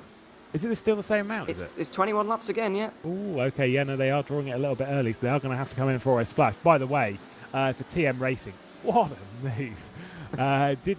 Did make that one stick around the outside of Stowe. Love seeing it. Let's take another look as we're on board with Rob Carmichael in the 55, just around the outside. Good as you like. Beautiful stuff. Yeah, it's always nice to see a move made around the outside at Stowe or Cops or either of those places. But very well executed manoeuvre there by John Merritt, and he's up another place ahead of Rob Carmichael there in the battle that is going on between the 9 and the 55. But a very good move going through Stowe there. That was the battle for it's third place now. Fishy Motorsport, the number 8 car, has also been in, but the Pursuit Sim Racing car not too far behind them actually in this battle. A bit of a driver change going on because Job Stewart is now into that car for the first time today. So that's a bit of an early driver swap, but expect to see that Blake Purdy's going to be getting back into that car again a little bit later on for the last hour and 20, I would believe, anyway. Did Job Stewart? I'm assuming it is tyres this time, fuel and tyres. Yes. Kind of got to be. As we'll see this one play out once again, but this time the other way around. I've seen Summit Sim Sports make it around the outside more from a defensive point of view. Was not close enough to make the move stick on TM Racing and repeat the feat that TM Racing did to them. But like I say, great battle between these two at present, and Rob Carmichael not able to do anything about John Merritt there. Really good effort. Yeah, absolutely. It's a really good effort, as you say. I mean, meanwhile, the reason I was distracted, Brody Kostecki has been into the pit lane. Jared Filso has got into that car. Extremely fast driver, by the way. But, driver changes coming in. The interesting thing, though, is that they've only done 21 laps as well on that one. Not entirely sure how or why, but they've only managed 21 laps on that one. It means they're a little bit short of the hour and 20, but anyone who's able to do another 22 lap stint here is within that hour and 20, and they will not have to make that splash of fuel. If this race goes green all the way through, which is entirely possible, that means they're in a real amount of trouble here because they're going to have to make that extra pit stop. I think almost they're banking on a safety car at this point, but I really wouldn't do that if I was them. I really wouldn't be banking on a safety car any race this season, because there's an extremely high possibility, well, I guess 1/4 of a possibility, that there could be no safety cars at all, and that's not a risk I'd be willing to take. Going to say, we've not seen one out in the opening hour and 20 minutes of the race into the second pit stop sequence for the LMP2s. Anyone just jumping in, a reminder as to how things can unfold in the series. We've got live race direction, and they can decide to pull out a safety car or something in that vein, courtesy of damage. We do also have that sort of random feature where we might see one anyway, which might spice things up. To be fair, might spice things up, might make things a little bit more boring. We don't know. It depends on how things play out in their certain scenarios and how people's strategies were going into the pit lane. Fusion Sim Racing and Summit Sim Sports TM Racing are going to stay out and take the lead, extending their fuel mileage a little bit further than everyone else and just giving themselves that little bit extra cushion. Pursuit Sim Racing will also continue. A reminder that Apex Hunters United eSports 3 will continue around for quite a bit further, because when they came in to repair that damage, they will also have taken fuel as well, because they weren't in for a very quick one. It wasn't just instant damage repair, so they are also trying to just push their stint a little bit further. Yeah, in that second pit stop sequence, it's going to be hard. Let's be real here. It's going to be pretty tricky to stop some of the teams that are doing so well and running around so strong at the moment. But for Pursuit Sim Racing, are they beatable? I think without a safety car, no. No, I agree. Because they've been so consistent and so well drilled on the strategy that even if they do make this extra short fill at this point, they've got a 40-second lead, and that is enough at this point. If they want to make a short fill, they're going to be 6 laps short at the end of this race. They're going to have to put 6 laps of fuel into that car at the end of this race, if that does indeed transpire, because there's 6 stints. They're losing a lap every stint. That will be 6 laps by the end of the race. I'm not entirely sure what's going to happen with regards to, are they going to continue doing that the whole time? Are they going to shorten their stints? Are they going to try and stretch it out a little bit longer from that point? That remains to be seen. But I don't think they're touchable at the moment, because even as we mentioned, everybody else is having problems. They've got a 40-second lead, and even with a short fill pit stop, they're going to be able to win this race. So, everybody else really needs a safety car. But then again, if they get a safety car, they can get themselves back into a fuel window where they can make it to the end without that short fill at all. So they're in a really strong place right now. Yeah, they really, really are. Same as in the other categories as well. Logitech G Altus eSports, who are currently leading in GTE, they are leading by 6 seconds over United Sim Sports GTE, who are trying that sort of moderately experimental strategy of pushing the tyres a bit further. I do love their livery, by the way. That's just that matte black. It really stands out. The completely matte black. It just sucks in all of the lights. Doesn't bounce off any of it. Very interesting looking car. And of course, in GT3 pulled out even more of a lead over the pit stop sequence. That'll be Team Fernando, Team FA Alonso Kart Australia. Don't understand why Alonso appears in there twice. If it's Team FA Alonso, surely it's Team Fernando Alonso. No? Yeah. Is that just I me? would agree. I'd say that's, I'd say correct on that one. Fix your team names. I'm a little bit confused about that one as well, but that's what they've gone for. And that's what they're running with at the moment. But yeah, they're certainly doing a good job. They've not done a very good job at naming their team, but they have done a good job of driving in this race at the very least. A nearly 40-second lead over R1 Sim Sports, and the gaps are getting a little bit larger in GT3 at the moment. I think they've been caught up in so many incidents, and there's been so much going on in GT3 that it's hard to catch up with it all. But it also means that the gaps between everybody are rather large at the moment. The battle for 39th overall and a position in GT3, can't quite work out what position that is in class at the moment, but it's certainly going on. P13 in GT3, there we go, that is going on at the moment. So there are battles in GT3, but they are few and far between at the moment. And as you mentioned, there are a couple of mistakes, and that's Jamie Bubb running wide, and he's just lost another place in that Mercedes. That Mercedes really hasn't had a good day so far, has it really? It's been involved in many incidents, I'm afraid. Can't go for the Hunt for the Apex Award, just completely missing it there. Dodged it by a country mile. Having a couple of issues, by the way. Just noticed that Stuart Vaughan had been off the road for United SimSports GT. That was at the final corner. And also, we saw an incident from Chris Pellet not very long ago. He has also been off the road into Lovefield. Let's take a look. This is this one.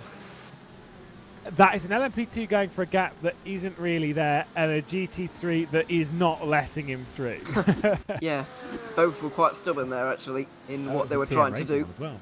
But, yeah, let's have a look at Chris Ellis here, going through Bankers and Beckett's. How many accidents have we seen? Oh, this is going to be... that's a hard hit. That's a hard hit. And that's going to be a fair amount of damage for that car, I'm afraid. That's going to have to be repaired. He stopped at... Oh, he's just waiting for everybody to go through, actually. I thought his car was so damaged that he wasn't going to make it to the pit lane there.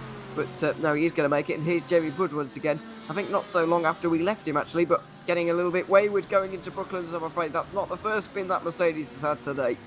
No, that's an easy one to do. Again, if you miss your braking zone into Brooklands, you can mess up quite a lot. I just want to remind anyone that's watching, the GT3 class in particular, it's a series about being open and allowing. I've brought this up a few times before, about being open and allowing the inexperienced drivers of sim racing to jump in and maybe have their first effort on a moderately competitive field without being summoned to the harshness of other leagues and stuff. It's not as brutal. It's a bit more enjoyable. It's a bit more lighthearted, a bit more jovial and fun.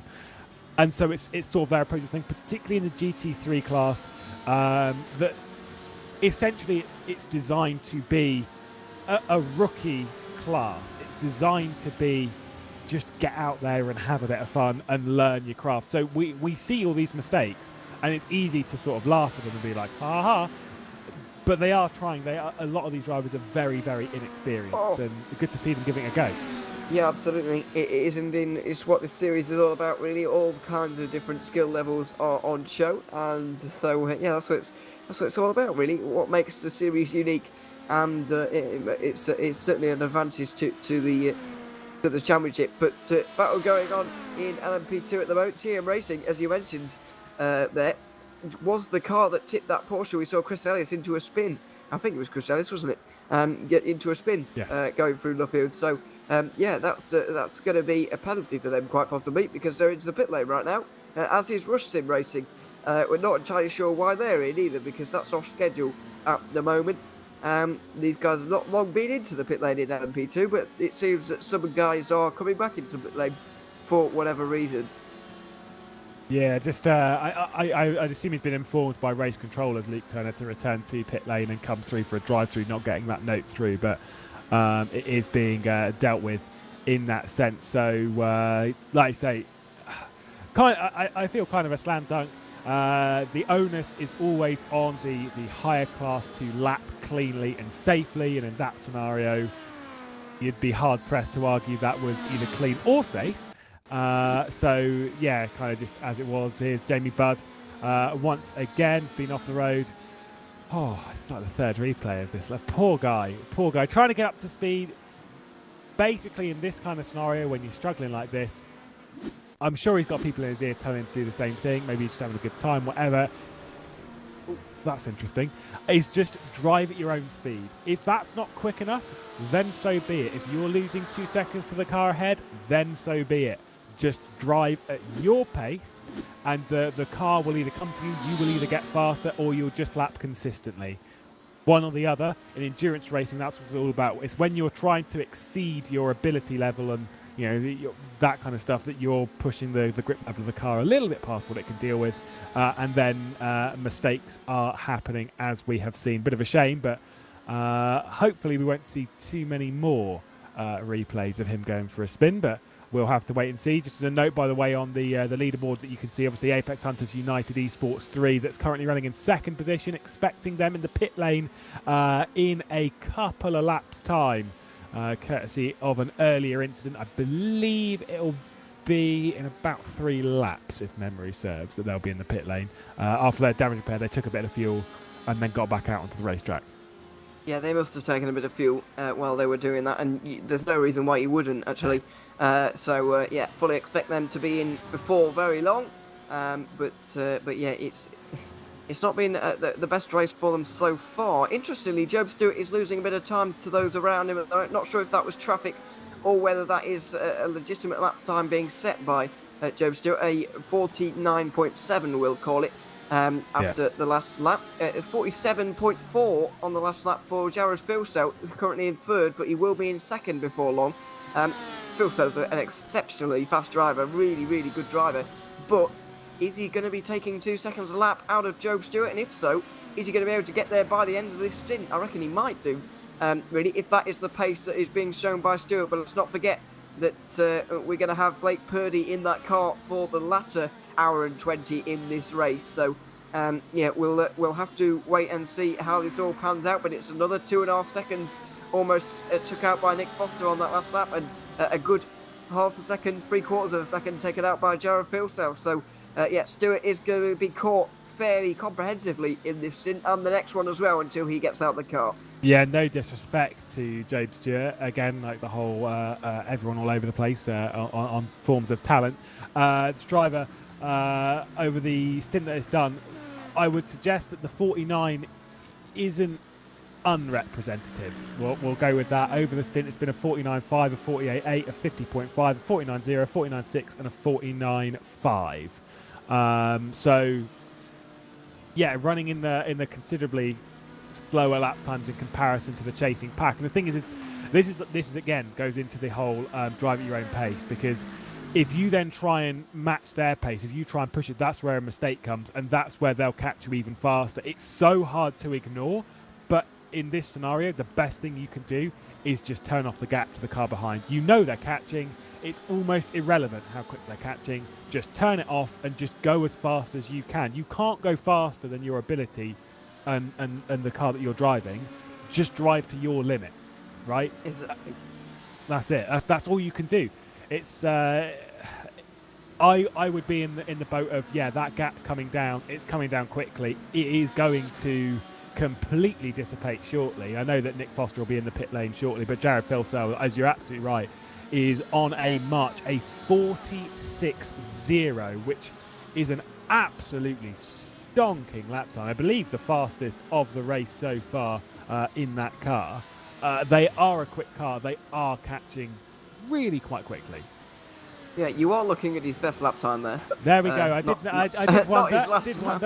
Was fine. We'll gloss over I don't like to throw you under the bus often, but I thought I'd just take that opportunity. Thanks mate. I've done it to you a few times. It's all good. You do it to be fair about, so I'm getting my own back on this occasion. But it wasn't a bad lap time either way. A 49.8, a bit of traffic on that lap, you might imagine. Still 8 tenths taken out of Stewart in the lead of this race still. So that's not a bad amount of time to be taking out, certainly. Still good driving from Filsell. By the way, there's not that many cars on the lead lap anymore. Only 9 cars on the lead lap in LMP2 right now. So not as many as we had before. As we're seeing this again, Jake Burton, the GT3 leader, going around in the Team FA Kart Australia car. And we've seen it again through Farm Curve.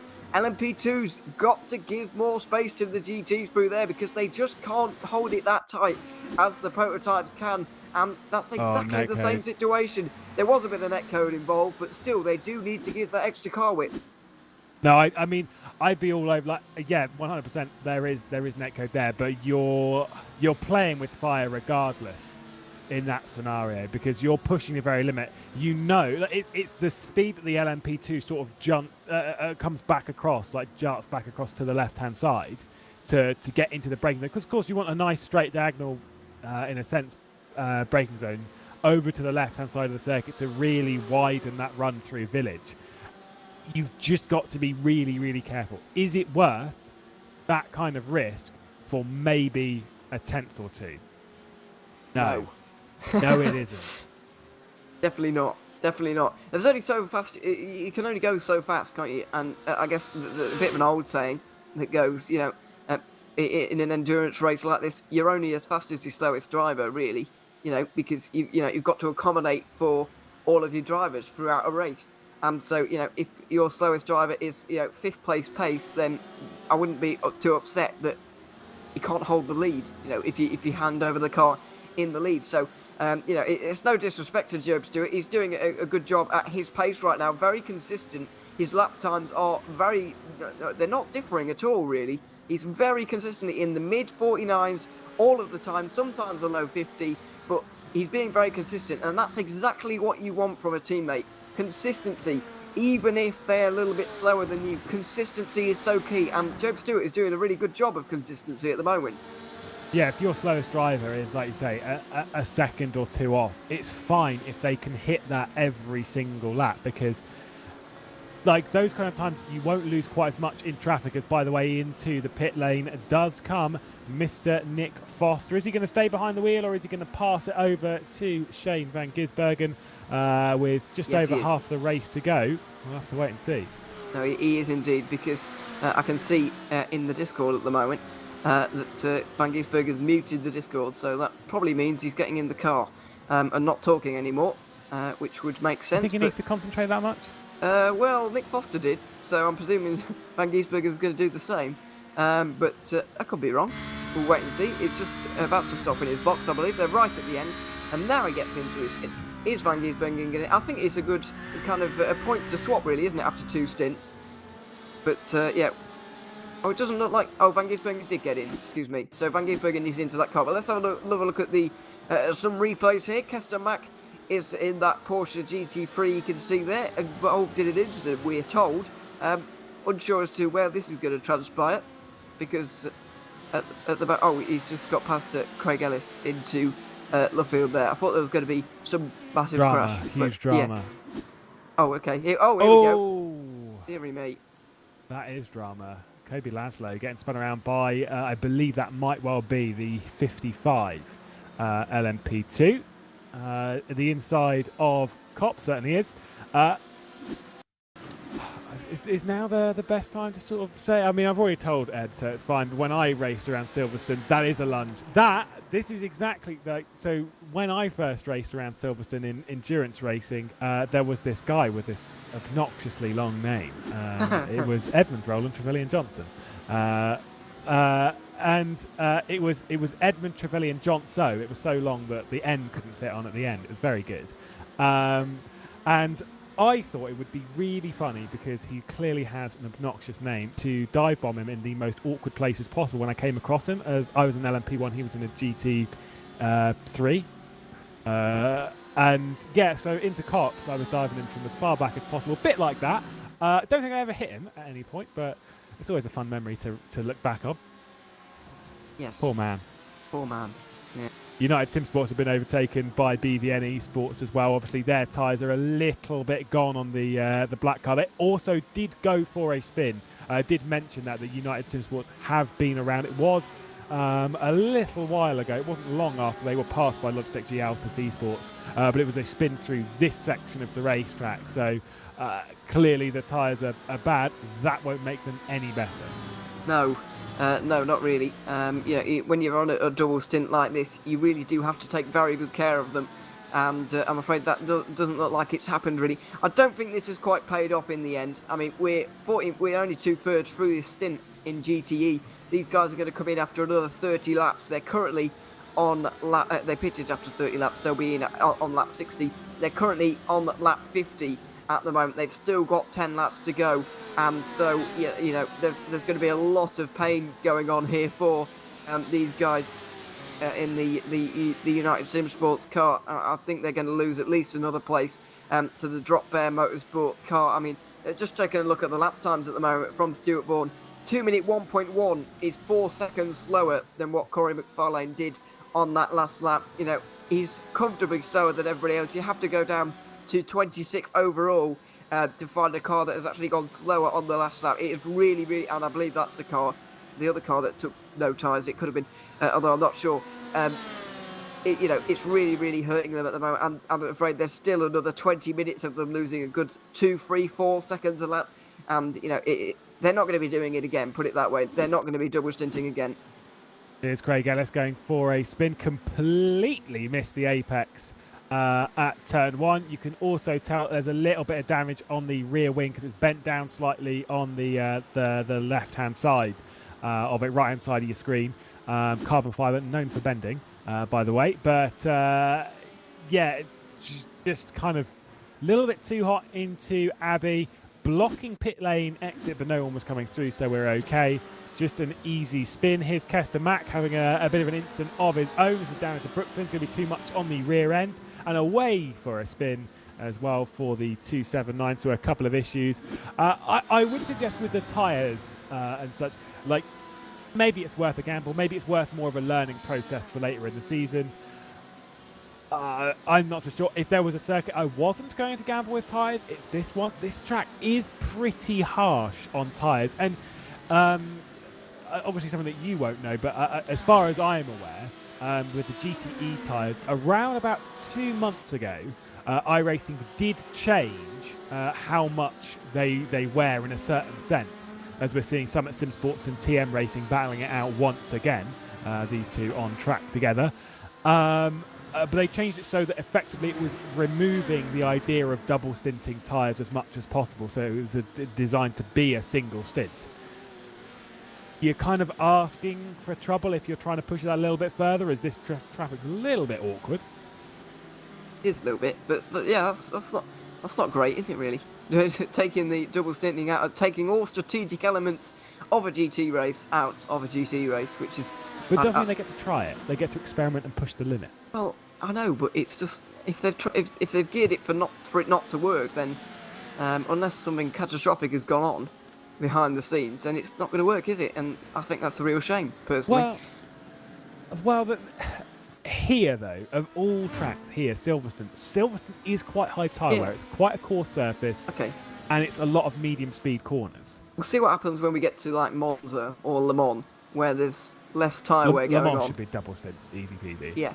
Well, we'll see if it does happen. But if it doesn't happen, if there's not double stints at Le Mans, then I'm gonna put in a complaint. I am gonna put in a complaint. There's gonna be a strongly worded email.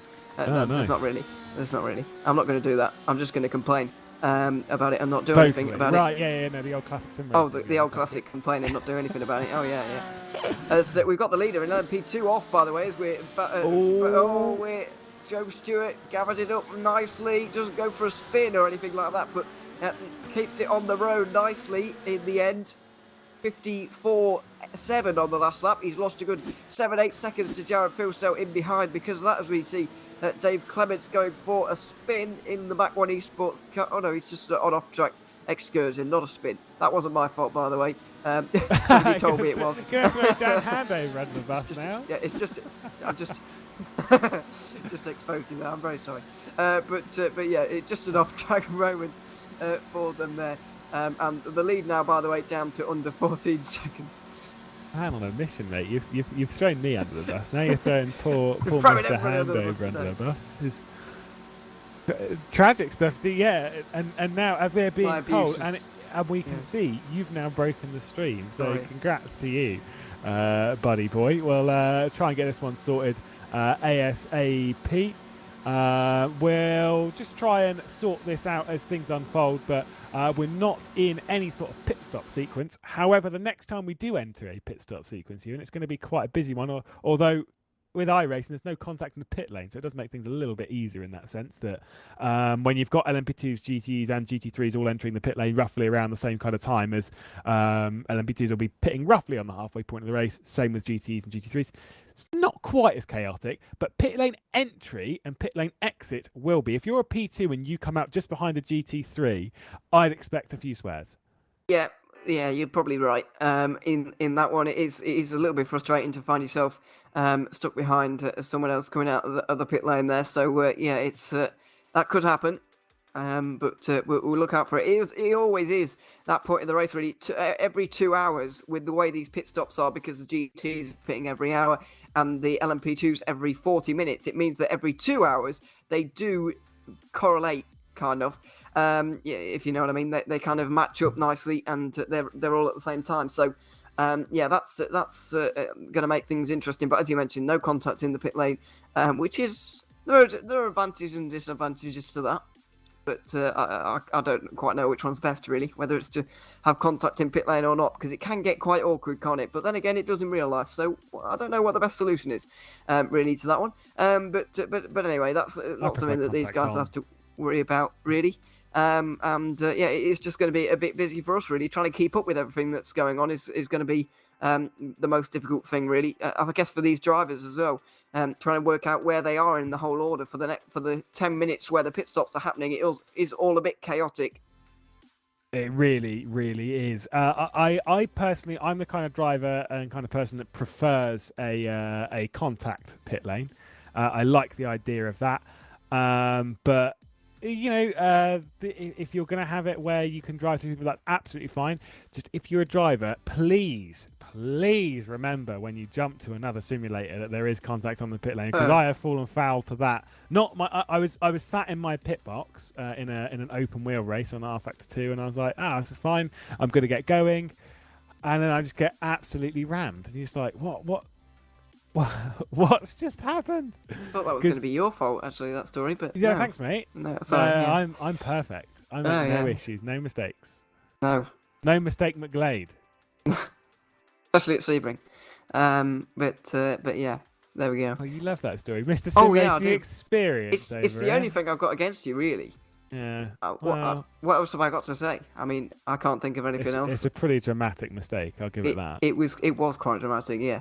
And yeah. But anyway, we'll stop talking about it now. We're about to get back in the game. I doubt you will. You've told me that a lot. What? That you'll stop talking about it. Well, I do say that a lot, actually. Yeah, but I never do I? So yeah, watch out next time. But we're about to get our pictures back, by the way, and we can stop talking about Lewis's life mistakes and get back with this race, hopefully, in the next few moments, and see what the gap is for the lead, because Job Stewart made that mistake. Jared Fieldcell was about 13 seconds behind, so about a couple of laps have probably passed since the last time we were in the game, so I'd imagine the gap's probably down to about 6 seconds at this point, and we might be about to have a fight for the lead happen before or even during the pit stop cycle. Just afterwards, it's going to be around that kind of point anyway. I believe they have been into the pit lane. We may well have just missed it. We'll try and figure it out if we can rejoin. I'll take a look at the lap times over the previous ones. But Job Stewart has had issues and has dropped down the order, I believe, courtesy of a pit lane entrance for the Pursuit Sim Racing bunch. And Blake Purdy's got back behind the wheels. They were sensing the threat from behind. They have been in. They have switched drivers, and Blake Purdy is now back behind the wheel of the Pursuit Sim Racing car. I believe there is, though, a fair play rule set in iRacing that you can't just have one driver do most of the race. You've got to switch it up in a fair, even way. So, I don't think that one's going to work. Like Brett Panda, going off for a spin in the 2.98, getting back going again, as you can see. But yeah. It's where have they dropped to? 6th place for Blake Purdy at the moment. After such a great start, leading by 40 seconds, this race has turned on its head, and I guess we can eat our words about them. We said there's no way they're going to lose this race, and as soon as we said that, everything's happened against them, really, and they're down in 6th now, not too far behind Trick Esports in 5th. Yes, they are actually. The gap's over a minute between the two, I believe. Oh no, it's not. Sorry, the timing screen is just adjusting as you can see. It's just 5 seconds, I'm being told. So, yeah, it's pretty close. And we may see a battle between them before long. But, yeah, Blake Purdy in 6th place. Jared Fieldcell now leads by over 30 seconds for LOBS eSports. Now let's see if Shane van Gisbergen can make any inroads, because he is now 30 seconds behind, as I mentioned, and caught by 0.8 of a second on that last lap. So, yeah, if that continues, then we are going to have a fight for the race lead on eventually in this race. Did get the word from Mr. Foster.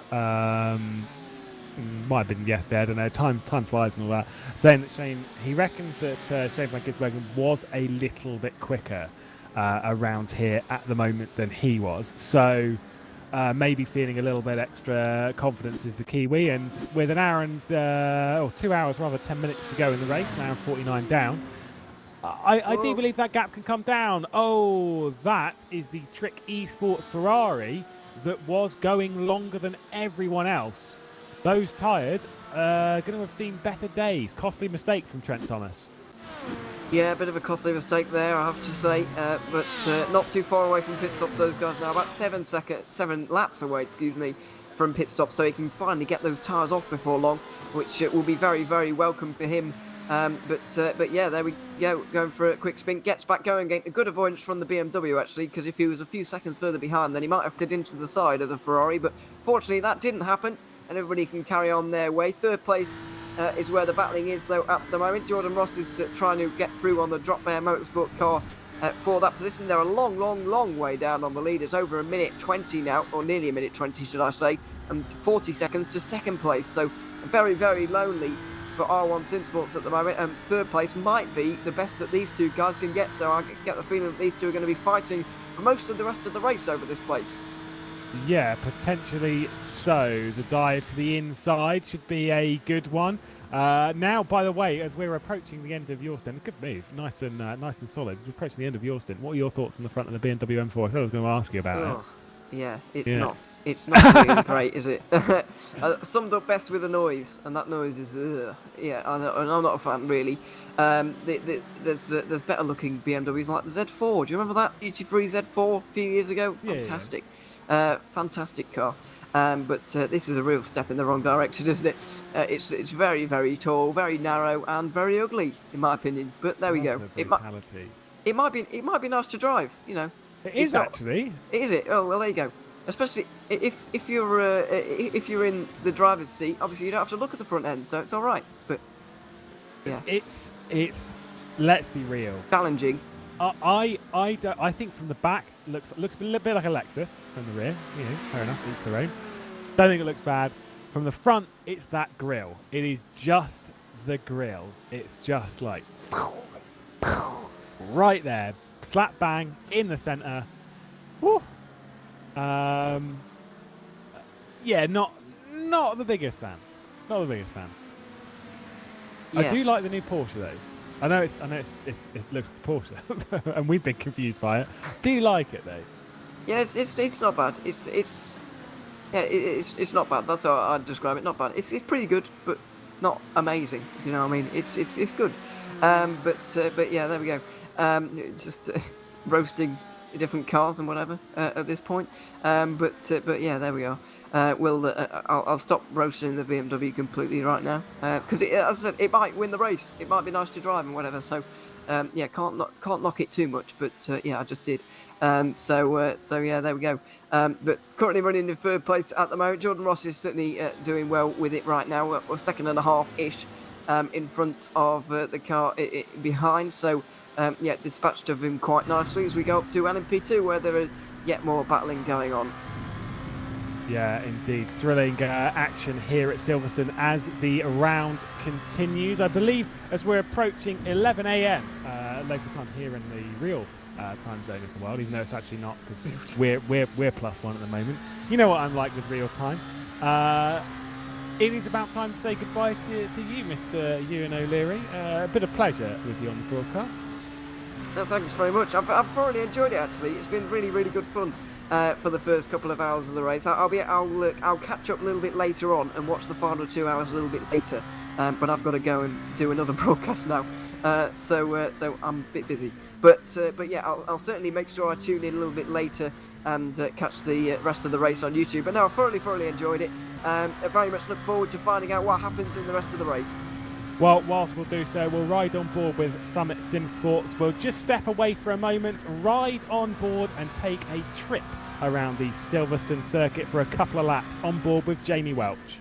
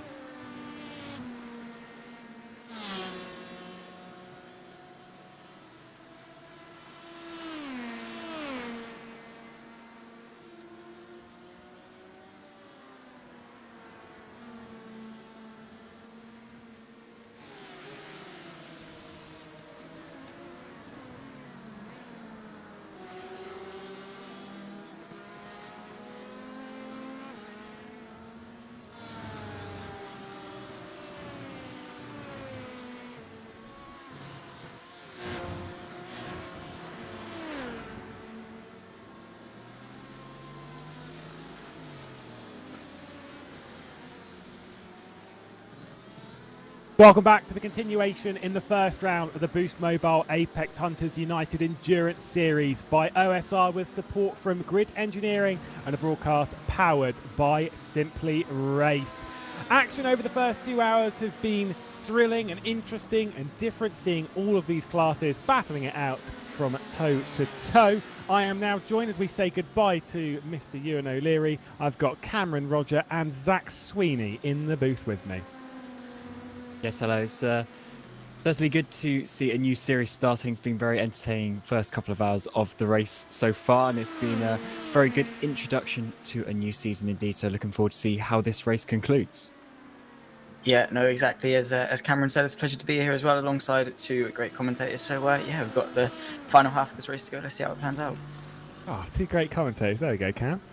We're already moving up in the world. Woo!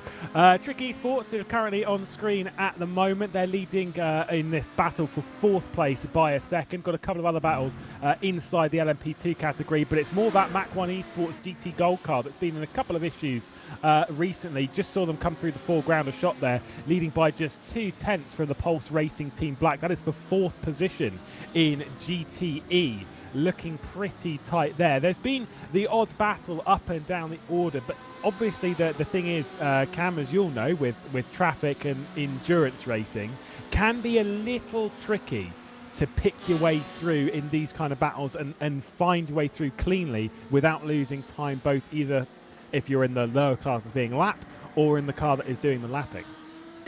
Yeah, it's always on the faster cars to try and get past in a safe manner. However, you have to take all the risks. When you're battling in the P2 category, for instance, most of the time you're going to gain on your opponents is in the traffic. You've got to be able to get through them quickly. Whereas if you're in a GTE battle or a GT3 battle, as you can see here, you've just got the LMP2s coming past. Depending on when they get there, you know, you're going to be trying different things. You're going to be trying different lines, but then you've got to factor in looking in the mirrors as well. So it's certainly a difficult task, but that is why you come endurance racing with different classes. It's 4 hours. It's, you know, in the world of endurance racing, as the Mach 1 driver of Dave Clements goes wide there through Chapel.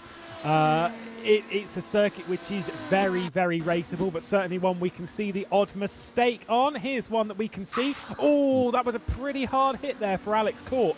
I believe that might have been the 48 that was coming through. The Pursuit Sim Racing car might have just been a wee bit of netcode in the middle there, just as they're all trying to find their way through in that scenario, and it did not work. 48, of course, being one of the teams that is trying to battle it out for the race lead. They've pitted recently. Blake Purdy behind the wheel, back behind the wheel of that car after taking it over from a slightly slower teammate, no disrespect. Alex Wolf, this is our, did bring up before, our potential Olympian on the grid, who's part of the Australian rowing squad and trying to get in for the 2024 Olympic Games. So power to him. Lovely to see the any sort of sportsman just getting involved and trying to take part in this, and having a hobby away from the sport themselves. Looks like Gialtas eSports into the pit lane from the race lead. Zach, it's a track that's really, really raceable, though, isn't it? You can make a move basically almost anywhere, especially in these kind of cars. Yeah, exactly that, especially in the sort of lower classes like the GTE and the GT3, obviously less sophisticated aero, so there's not as much dirty air, and yeah, as you say, very, very raceable. You've got obviously the entirety of the first sector going into sort of turn 3 and then into the loop. There's a couple of overtaking down the Wellington straight towards Brooklands. That's quite a heavy braking zone, and good because it cuts back onto the inside for Luffield if you can sort of stick your nose around the outside. Maggots and Beckett's, I mean, if you're brave, still definitely possible, and then down the hanger straight towards Stowe again, and then into Vale, quite a few heavy braking zones, and yeah, as you say, very raceable, but there is the odd opportunity for some mistakes. We're in that sort of point of the race where we're seeing the crossover in the pit lane sequence as the GTE Porsche that we were looking at a little bit earlier goes off the road. In that section of the race where we're seeing LMP2s, GTEs and GT3s on the pit lane. Whilst there's no contact in the pit lane itself, it does mean things will get a little bit tricky on both entrance and exit though.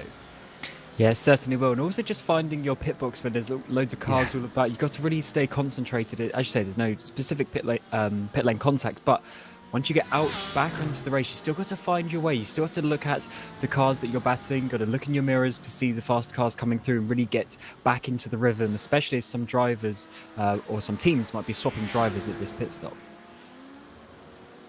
switching drivers. We've seen it work for some, obviously for the Apex Hunters United eSports squad that's currently leading the way. Shane van Gisbergen's taken over the wheel from Nick Foster in that car, now leading the race, but they have had issues throughout the day. Were involved in an incident at Cops, courtesy of one of the Mercedes GT3 cars, sent him off into the barrier, gave this car a fair amount of damage. They have a fast repair which they can use, which basically instantly repairs the damage on the car, but you only get one of them. Over a 4-hour race, you only get a single one, which does sound a bit gimmicky, but when you've got drivers on the grid, you know, I think it's fine. I think it's fair just to give everyone a chance to come back from a mistake. Bit of a slide there from Shane van Gisbergen. What it's done, though, is it's pulled this car 10 minutes off on strategy, so they're expected to come in around about 10 minutes time from now, because they are a little bit off kilter. But what I do like is that they're not out of the race, and that's kind of what this race is all about, Zach. It's about making sure that, you know, we're trying to all get to the end of the race. But that's the endurance spirit, isn't it? You know, it's all about reaching the checkered flag as a group.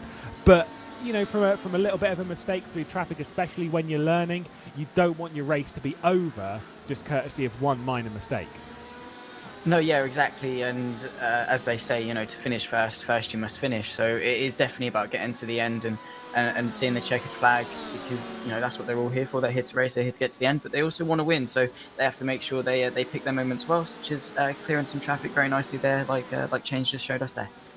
Yeah, it's smart to pick your way through kind of carefully in traffic. Of course, Shane van Gisbergen's had his fair amount of real-world experience and sim racing experience in traffic-based racing, although I don't know how much experience he's got in the LMP2.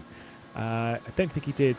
Maybe he did Daytona? Not 100% sure. I don't think he did. No, he didn't do Sebring, as far as I'm aware, which is like the two major events that's been in the P2. Of course, you can race these kind of whenever you want and almost wherever you want. But it's a car that works for some, not so much for others. Doesn't actually suit my driving style in any way, shape or form. Not much does, unfortunately, unless it's a front-wheel drive touring car. What are you laughing at, Cam? Are you laughing at my driving style? Well, yeah, there's obviously a reason why us three are here talking about the race and not actually driving ourselves. But yeah, certainly it's certainly a different style of racing, but Shane has done that in real life, so he should have plenty of knowledge with how to get through the traffic, which is really the main point for these P2s, as we mentioned previously. You got to really judge when you meet the traffic. Sometimes you actually have to lift off maybe a corner earlier so that you then don't get pinched at a really difficult section of the track as well. So you've got to really be looking ahead, and you can't just be looking at the apex in front of you. You need to really judge, just like there. Make sure you lift off enough that you're not going to catch him on the apex of turn one. Out of pit lane as well, just to cause a little bit of issue and a little bit of strife. That might be the BVN eSports car that's for 5th place. No, it's not. That's the one that we're focused on now. Either way, out of the pit lane, a little bit of struggle there for Shane van Gisbergen. This is BVN eSports just trying to find their way through the Pulse Racing Team Black. No way to do so at the moment. We've been struggling to pick apart. Oh, a bit slow there on the exit as we exit the loop. That was tight stuff. The 69's going to get through in there. Really slow on exit. Dipped a wheel onto the grass. Not sure what either of you two think of that, but I had seen that that black and yellow Pulse Racing car go a little bit wide into the loop before. Take a look at that again, Zach. Whoa, that's close. Yeah, very close there. Just coming off the loop, got a little bit of a wash of understeer, clipped the grass, and it is all about momentum at Silverstone. You have to flow the car well, and that very small mistake just allowed Mario to funnel his way through, and then of course the LMP car right behind. Very lucky for him not to get involved in any skirmishes as well. Yeah, they're getting super close to the rear end, and certainly not the greatest scenario here in that we've got another replay coming in. Alex Simpson's been Adam Simpson off the road in the big boy, the BMW M8. An easy mistake to make, locking up the fronts, going down into Village. Certainly one that we've seen a few times. Here we can see the exact differences between a GT3 and a GTE Porsche, i.e. pretty much none. There's a few.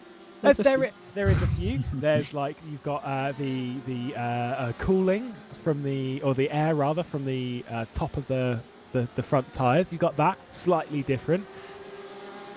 What else? The rear diffuser. Yeah, the rear diffuser is absolutely massive on the GTE cars, and for me, the GTE car just looks a little bit bigger. It is a bit more chunky. It's got a bit more meat to it, whereas the GT3 car's like, oh, you know, just like the little brother But yeah, it's actually quite cool to see Porsche effectively having the same car in both those categories and having to do all sorts of changes.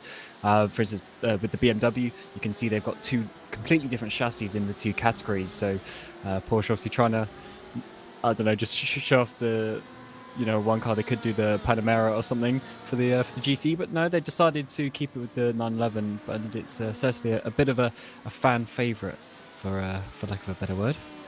It's also, particularly the GTE, it's real loud. It is so loud, and that is accurate because it's loud in real life as well. If you compare it to other cars in the class, I remember seeing a bit of a video from the Ford Chicane at Circuit de la Sarthe at Le Mans, and seeing them sort of exit there, and you have a Ferrari that comes through, you get a Corvette, you get a Porsche, and you can hear it. You can hear it from a mile away. They are so loud, and that is replicated in sim, that they are genuinely noisy cars. So much so that I remember we'd driven the Porsche, and then we drove the BMW M4. This was the Porsche GTE, and then the BMW M4 GT3 car. And I had to completely change all the settings in my game because the audio was so far off that I couldn't hear the M4 at all because I was being deafened by the GTE. Always very good fun. Got some pit lane sequences underway as kind of expected. I don't know about you, Cam. With me and Ewan have spoken about this sort of threat of safety car and stuff, and I'll obviously ask you the same question as well, Zach. So, safety cars, endurance racing, yay or nay, good, bad, how are we feeling? Yes, I think it depends, obviously, how they're operated as well, but it's certainly a interesting factor that you add to the race because it can completely change the strategy. One reason why watching such as IMSA in real life is actually really good to watch, in my opinion, is because you know that as soon as a pace car comes out, it's just putting everything back together, and it really keeps the field close.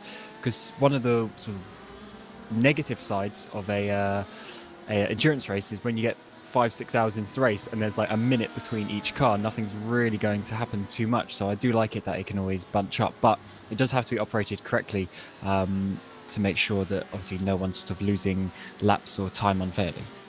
BVN, they're having a couple of LMP2s coming through the middle of them, including the 48 Pursuit sim racing car that's currently running up in second position. Then same question to you, Zach. Safety cars, yay, nay? I mean, completely as Cam said, like, especially sort of towards the end, it really does bunch up the field, and strategy-wise as well, everyone's going that much slower, so you can afford to come in, lose, a significantly less amount of time. So it really does spice things up and down the field, and keeping everyone close. It's what it's all about. And maybe not so much towards the start of the race. Of course, everyone's already close, and it won't make as much of an effect. But toward sort of 3.5 hours into the race, it really does spice things up and makes it that much more interesting. Yeah, a safety car right now would make things very interesting, both in a positive and a negative way for some teams and drivers up and down the order, as we're seeing Carbon eSports, their purple car. I believe they have 3 cars out on the grid, split between GTE and GT3. I'm pretty sure they've got 2 GT3 cars. They certainly do, at least 2. And then they've got this one in GTE as well. Oh, just squeezing off. Oh, a little bit tight with the 69. This goes down to sort of like the wording that we'd said before, Cam, that the onus is on the faster cars to lap cleanly in that scenario, and you kind of get the feeling the Apex Hunters 69 car maybe could have played that one out a little bit different because it did look a little bit sketchy. Yeah, you got to really manage it because it really does come down to the few meters here and there. You have to get the angles correct because you don't want to come out too fast with the previous corner that you then don't have enough time to basically get your nose out of the way, staying flat out. Maybe just coming out this corner just a little bit slower would help in that sort of situation. And you only ever learn that through experience, really, and learning the overspeed that you have in certain corners. Because if you're coming through this section now as an say this car we're watching is LMP2, and he saw these 2 GTs in front of him, he'd have to think, when am I going to catch them? Am I going to catch them in Chapel? Am I going to catch them on the back straight? Am I going to get them in the braking zone? All those sorts of things you're having to calculate on the fly, and that is something that is really a skill that you can only learn just by doing it for race after race and getting all the experience, and also racing across the different classes so you understand the situation from both sides. Yeah, we've seen that play out counter, maybe in the sense that not having the understanding of the other classes, particularly from the LMP2s going around the outside of the farm curve, which is a popular overtaking spot if you're in a prototype, isn't it, Cam? Because you run through Abbey and you carry that speed up the hill so very quickly. You're lulled into that attempt around the outside, aren't you, to follow that point of you kind of want to make that stick, but then you need to understand that the GTEs, GT3s, they struggle for grip through there on the front end, and there's only one place they're going, that's into the side of your car. Yeah, when the lower classes are on the limit in certain corners, such as turn 1 and 2 here, as you say, you've got to be very careful because the car ahead can do nothing about it. In the slow corners, you can sort of allow the GTEs, GT3s to be a little bit compliant and just helping you get past a little bit easier, maybe giving you an extra car width and that sort of stuff. In the higher speed, medium speed stuff, they can do absolutely nothing. They've set their speed and it's really your risk to do it or not. Rush Sim Racing versus Apex Hunters United eSports 69. The 69 car that has been rising up the order courtesy of a stop and go 30 at the start of the race. Beginning an endurance race is never an ideal scenario if you're already doing it with a penalty, but clearly showing, Zach, they're not wasting their day. They are after it today and they are on the attack, and I believe they might well make a move here. Is Justin Rougier. He's going to try and make it stick. Oh, he was going to go around the outside, dives it back to the inside and gets it done at Stone. Nice clean move, as good as you like. Yeah, pretty good move there to get it done, and as you say, definitely not ideal to start the race with a penalty, but you've got 4 hours, which is quite a few laps to undo the damage. But yeah, definitely a way you don't want to start the race, but you've got a lot of time to undo it, and only sort of motivates them more to bring it back and getting themselves back up well into the top 10 is a good way to do that. Absolutely. Pulse Racing and Fishery Motorsport just down the order. This is some of the last places. I was going to say it's the last place, but not really, because Injectors Online Racing are behind them. Oh, that was going to be an ambitious move from Pulse Tuning. I believe these two have been involved in an incident earlier in the race. Could be completely wrong on that, but I'm pretty sure I've seen them backwards. Might have been at Brooklands in the opening hour of the race, now darting their way through traffic. But Zach, like you say, it's about trying to just work your way back up bit by bit. Starting a race in that sense isn't ideal, but in this scenario you can, if you're, I'm not saying that they are new because I know they're not, but if you are new to endurance racing or new to this car, you can still learn stuff even if maybe you're not going to get the position that you feel you should be fighting for. Yeah, and as Cam said, experience is the best teacher. So just doing that laps, getting the experience, and maybe if someone overtakes you, follow them for a couple of corners, because even if they shoot off into the distance, say you're going into Stowe and they've gapped you by Abbey, at least you've learnt a little bit behind them, and it's just edging your way forward that bit by bit, baby steps. You don't want to take massive steps, too quickly on. And as you say, especially if you're new or just need to get that experience in, every lap counts, and get the laps in. That's all we can say. Indeed. I believe Shane van Gisbergen will be into the pit lane potentially at the end of this lap. He has just begun it. We're focused on the battle for 6th position between TM Racing and BD eSports as they are firing their way up the order. TM Racing have been involved in a fair few battles throughout the day, mostly with Summit Sim Sports, who've been into the pit lane. They were quite close to TM Racing and been into the pit lane once again. It's like I say, it's hard to battle around here, Cam, but there are so many overtaking opportunities. But there's so many corners where the inside-outside line, both of them work. Yeah, this is one of the longer sort of Grand Prix style tracks that there is in the world, really. There's only a few longer ones, such as maybe Spa and Sebring. But despite its length, it's only really got 4 braking zones, and some of them aren't even too hard, as we're now getting the BD eSports car getting very close behind TM Racing here as we come up through Woodcote. And this is another opportunity. You get this nice, really long straight, but then you don't really brake or do an awful lot into Copse Corner. It's more of a kink, effectively. And then, again, you have this little straight, but then you get to the really fast corners after it. So it's one of those tracks where you really have to get the momentum going and really have to try and do something a little bit different, as we're seeing here now. Pulse trying to get down the inside of Fisher Motorsports, and he's just about managed to go. Was there a bit of contact there, actually? Going a bit deep, maybe not hitting the apex there. Yeah, you can see that instantly flashing on the lights was Fishy Motorsports not happy about Adam Hughes' move at all. And yeah, just going on the attack, it's that's a heart in mouth moment. No, that's pretty brave.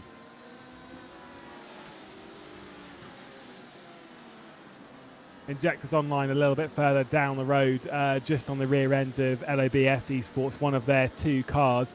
That's the kind of move that we want to kind of avoid, right, Zach? You don't want to see those bits of contact. No, exactly. And in such fast cars such as these LMP2 prototypes, any bit of contact can be fatal, especially in such a fast part of the circuit. Stowe isn't particularly a slow corner. It's definitely up there between the mid and the high speed corner. So any bit of contact definitely could have resulted in some damage or even a spin for either car. It really is tough to go. Take a look at a replay once again from Adam Simpson. We saw him off the road down at T3 at Village. This is going down into Cops. This is going to be by himself. Is indeed right in front of one of the Apex Hunters cars. That's tight. Well avoided though, Cam. Well avoided. Easy spin to do. Yeah, very easy spin. It's such a tight chicane, but you really try and take some speed through that corner, and he obviously just went a little bit too fast into there. But then we also got another car here, the 162, going a bit of a drifting across the grass and a bit of an awkward rejoin there, actually, just joining right onto the racing line. Unfortunately, in both of those replays, actually, there wasn't a big crash, because especially on that one, there was certainly a potential for a high-speed collision. I actually want to take a look at that one again from the LMP2, because I'm pretty sure that rejoin wasn't as bad as it looked, and that the LMP2 was trying to judge it as if he was going to rejoin, at least from that angle. That's kind of how I saw it, that he's sort of judging it, seeing that this Porsche is going to rejoin straight onto the racing line and is trying to undercut a little bit. I guess it is straight onto it. No, fair enough. Oh yeah, that was tight. Yeah, tight.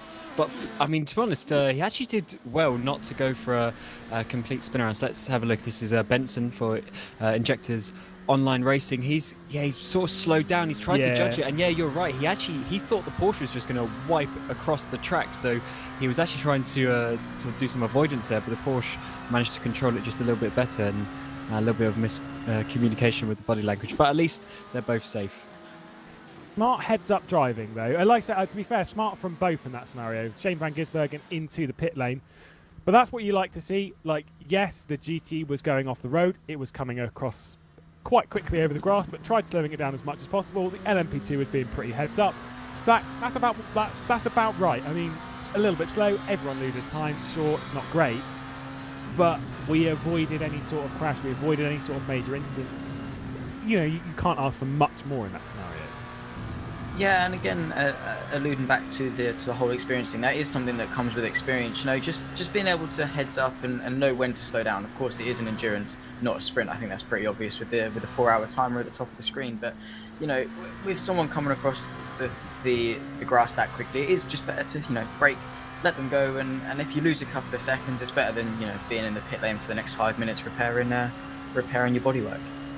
Yeah, certainly is. As I say, well judged, and I think they are a fair way down the order. That'll be the one that's in 13th position. So, that's harsh, but pay yourself. They're not going to lose too much in that scenario, right? Because they're already a fair way back. This is the Ferrari that was going a lot longer than everyone else, but that's going a bit longer through the corner than everyone else. The Trick eSports Ferrari that looked so good in the early stage of the race, but in GTE and GT3, things are very much swinging the ways of their race leaders. So Logitech G Altus eSports, who I did sort of pencil before being one of the favourites in this, they've got an awful lot of experience in this sort of car, in this style of racing. Just on this simulator, they've got so much experience. And then Team FA Alonso Kart Australia, they were looking pretty strong in practice and stuff, and coming into qualifying, they were looking just as strong. Coming into the race, looking even stronger somehow, Cam. And that's just it. You move from strength to strength as the session goes on, and when your weakest link in a team isn't that weak, yeah, you're going to be moving forward. Yes, a nice lead that they've got there obviously with the driver change and this sort of thing, you do need to make sure you're having sort of an equal balance of drivers. You don't have one driver that's 2 seconds a lap faster than your other driver. So if you're in a team that has got a fairly equal, good average of ability, then that is always going to help. And yeah, once you get, it's first race of the season. Once you get into the race, once you really see how it's going, you start getting a bit of confidence that you're actually probably the faster or one of the faster cars, then that is just going to multiply. And in a few weeks when we get to the next race, we'll have to see if that continues, or if some of the other teams can really find some pace and pick up the ability and try and close down those gaps. Yeah, one of the teams that may well be struggling in that sense when it comes to their second driver is our actual current race leaders, Pursuit Sim Racing 48. And I do not want to throw Job Stewart under the bus, because driving at this kind of level, yeah, sure, it's still a bit of fun, I get it, but it's hard work. As actually, speaking of that car, Blake Purdy is into the pit lane in the Pursuit Sim Racing 48 car. Now, as far as I'm aware, due to fair driver limits and stuff, they will have to switch drivers again. Blake Purdy will have to make way for Job Stewart.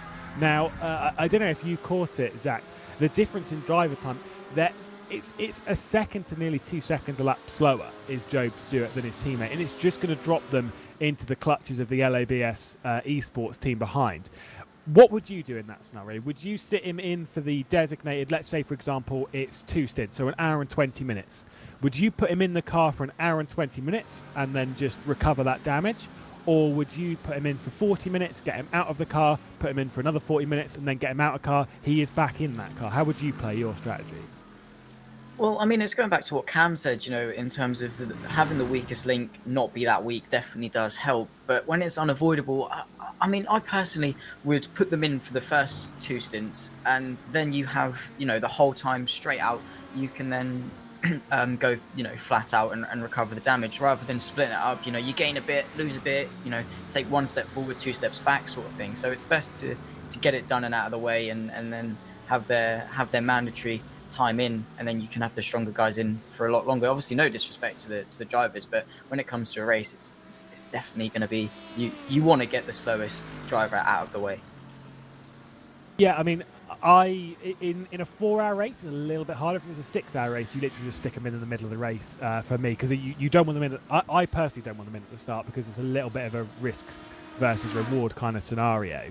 And I'd want them in sort of towards the middle of the race so you can recover from that. Whereas in a 4-hour race, you don't really have very much in the middle of the race. As the 69, that is a big lunge to the inside. Luke Turner out of the way, allows it to happen. Really, really nice move though, Cam. That was a solid dive. Yeah, that was pretty clean as well. He just sent it down the inside, got on with the corner. And now as we come onto the back straight, he's already managed to get a bit of a gap there. So I don't think that Turner's going to be able to come back at him in the number 9 car. So that's a really nice overtake. A bit of a send, but he's managed to do that. But he has got about 6 seconds to get up the road now if he wants to get even higher. Yeah. What would you have an opinion on that one, Cam? Going back to that point, how would you play your slowest driver in this scenario? I agree with you. When it's a bit of a longer race, you'd put them somewhere in the middle. But 4-hour race, that's a tricky situation. And obviously, you have time limits to comply with. Sorry, just seen it on my other screen. If we can get to Job Stewart, has just absolutely sent someone spinning at club. We'd need to go and grab a replay of that as we're looking at Steve Lattimore on the rear end of the Summit Sim Sports car, battling out for 10th spot on the road. Rihanna behind the wheel of that car at present. Let's take a look at this replay. So coming through, you see the 48 there in the background. Keep your eye on that LMP2 there. Into the rear end, way too quick. Unloads the rear end of that Merc. Spins him out wide. Oh, costly mistake from Job Stewart there. Oh, driving backwards down the racetrack. Where are you going, son? Probably forgot which way it was, having been spun around. But let's have a look here on the other angle. Yeah, he's just going to go in a bit too deep. Couldn't quite avoid the Mercedes in front of him, and yeah, that is going to be a unfortunate situation for them. As we've now got this battle now for this 10th position. We're going to have the race one's eSports car now going around the outside there. Really nice move getting down the inside, going up there towards that 10th place. And now Summit losing a bit of time there with the GT as well. So they're going to be losing out on that battle. Yeah, good move from the analytical squad, and upper position goes Steve Lattimore, and back to the battle for third. So this is the one that we were just kind of caught onto the end of with that incident. You can see there the Pursuit Sim racing car. I would suspect they're going to get a drive-through penalty. They're going to get a call from race control about that one. It depends on if it's reported and whatnot, but there's a dive anyway to the inside at Stowe. Seen that one work a few times, not fought at all by Brownlee. Just kind of let it happen for Fusion Sim Racing. Smart move, I feel, Zach. If you're in that scenario, there's no point in fighting it too hard, especially if you're kind of expecting a penalty for the car behind. Oh, the one that's overtaken you. And also, even at this point in the race, it's just not worth fighting. It's not worth losing that kind of time over. No, exactly, and it is all factored in an endurance. You know, you don't want to be fighting neck and tail. You know, this sort of, I say early on, at this sort of stage in the race, and especially as you say now, they're sort of expecting them to have a penalty.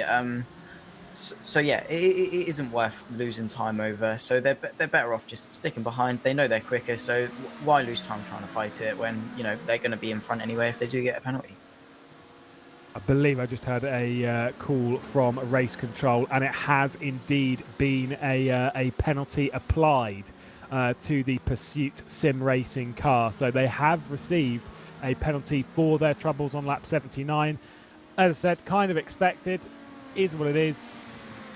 Just got to get on with it and do it from such a dominant position. That is not what they wanted, just a costly mistake. And by the way, whilst all this has been going on, talking of times running around the 47s, 46s, Job Stewart does seem a little bit faster in this stint of the race than when he jumped in the car for the first time, Cam. He's running 47.9s. He was running in the higher 49s in the earlier part of the race. Jared Filsell, though, he's just done very recently a 45.8. I'm pretty sure he lowered the best lap of the race to a 45.7 as well not very long ago. LABS Esports, whilst one team falls by the wayside, they have come to the fore and they are looking so strong right now. Yeah, they certainly are. And those moments where you have this advantage are very important indeed. If you can get yourself those extra few seconds up the road, if you know that one team is struggling just a little bit and you get a fast driver in, that is all very important indeed, because that's really where you're going to gain the time and try and make it back effectively in the case of the 94 as well. But yeah, that 48, if it does go and sort of have a penalty as well, that's really going to hinder it having be a bit off kilter with the strategy as well. So that could be really crucial to this race. And there's only an hour and a half left for them to try and make up that time.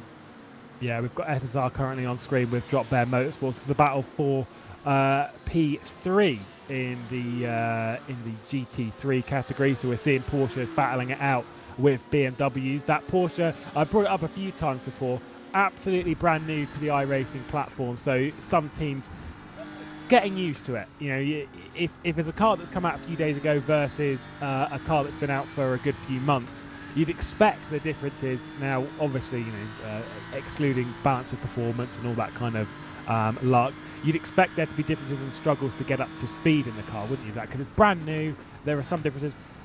It's leading at the moment and looking very, very strong in the hands of Team FA Alonso. And it's currently also got a second car on the podium in the form of the Drop Bear Motorsport car.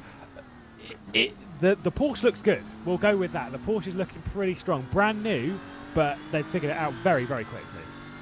Yeah, and we keep coming back to it, but it is experience, and they've done really well in such a short amount of time. iRacing, I haven't got much experience myself with it, but I'm assuming it is a very tough sort of platform to get up to speed, especially with a new car. So the fact it's leading it, and there's a double podium for the Porsche as well, just goes to show how well they're coping with it and adapting, and it even comes down to to driver setups, how crucial that the setups is, especially in endurance. You want it comfortable, you want it quick. So the fact they've managed to adapt to a completely new driving style, something they've not been affiliated with at all before, and the fact they've managed to swing together a pretty good setup for it as well is also remarkable, as well as fuel consumption, tyre wear, all of that having to be factored in at such short notice. It's pretty remarkable how well they're doing.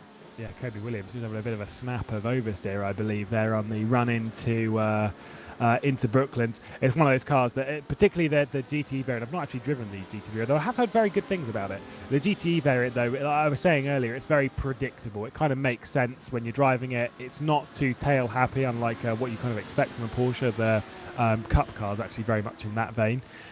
It just makes sense. It's not insanely hard to drive, and I'd assume that the GT3, based on what we're seeing, is actually kind of in that vein as well. But Cam, with the circuits we've got on the calendar, it's such a wide variety of circuits. Not sure which tracks are going to favour which car, but you've got to kind of pick your car on the sort of the long run, on the expectation that you're going to struggle on some circuits. And if you go for a car with a decent straight line speed, you're expecting to go well at circuits at the start. If you've got a car that goes well on corners, you're more expecting here, maybe even Homestead Miami Speedway, and some of that really tricky intersection of the circuit where other bits of the car might be a bit lethargic. Yeah, let's first of all see what Craig Ellis is going to do here, coming to Maggots and Beckett's. He's going to... he's going to have a bit of a slide there. Lost the rear on that sort of second apex as you flick to the right. And that's going to be him in the wall and having a little bit of damage to try and come back. How is his rejoin? Yeah, absolutely fine. Yeah, so he's going to be now carrying on fairly decently in that one. But we're also getting some action here for the multiple GTs. We've got the GT3, GTE Porsches all getting involved here. You can see definitely from the big diffuser who is going to be involved there. But we now got the United SimSport GTE sending it down the inside there of Pulse, and they're going to be getting through there into 4th place. Are you taking a mic, Cam, that I couldn't pick them out earlier? Was I not? Oh yeah, well yeah. I can't tell the difference between the two Yeah. Porsches. It's fine. I just don't find it like this is a G3. You can see. You can see 'cause it's got bright orange on the front, mate. He also goes for a spin there for Kester-Mack there in the 279 car. We've seen quite a few drivers actually losing the rear end a little bit. I know that is just a little bit of with the way that the driving is. You got to be careful.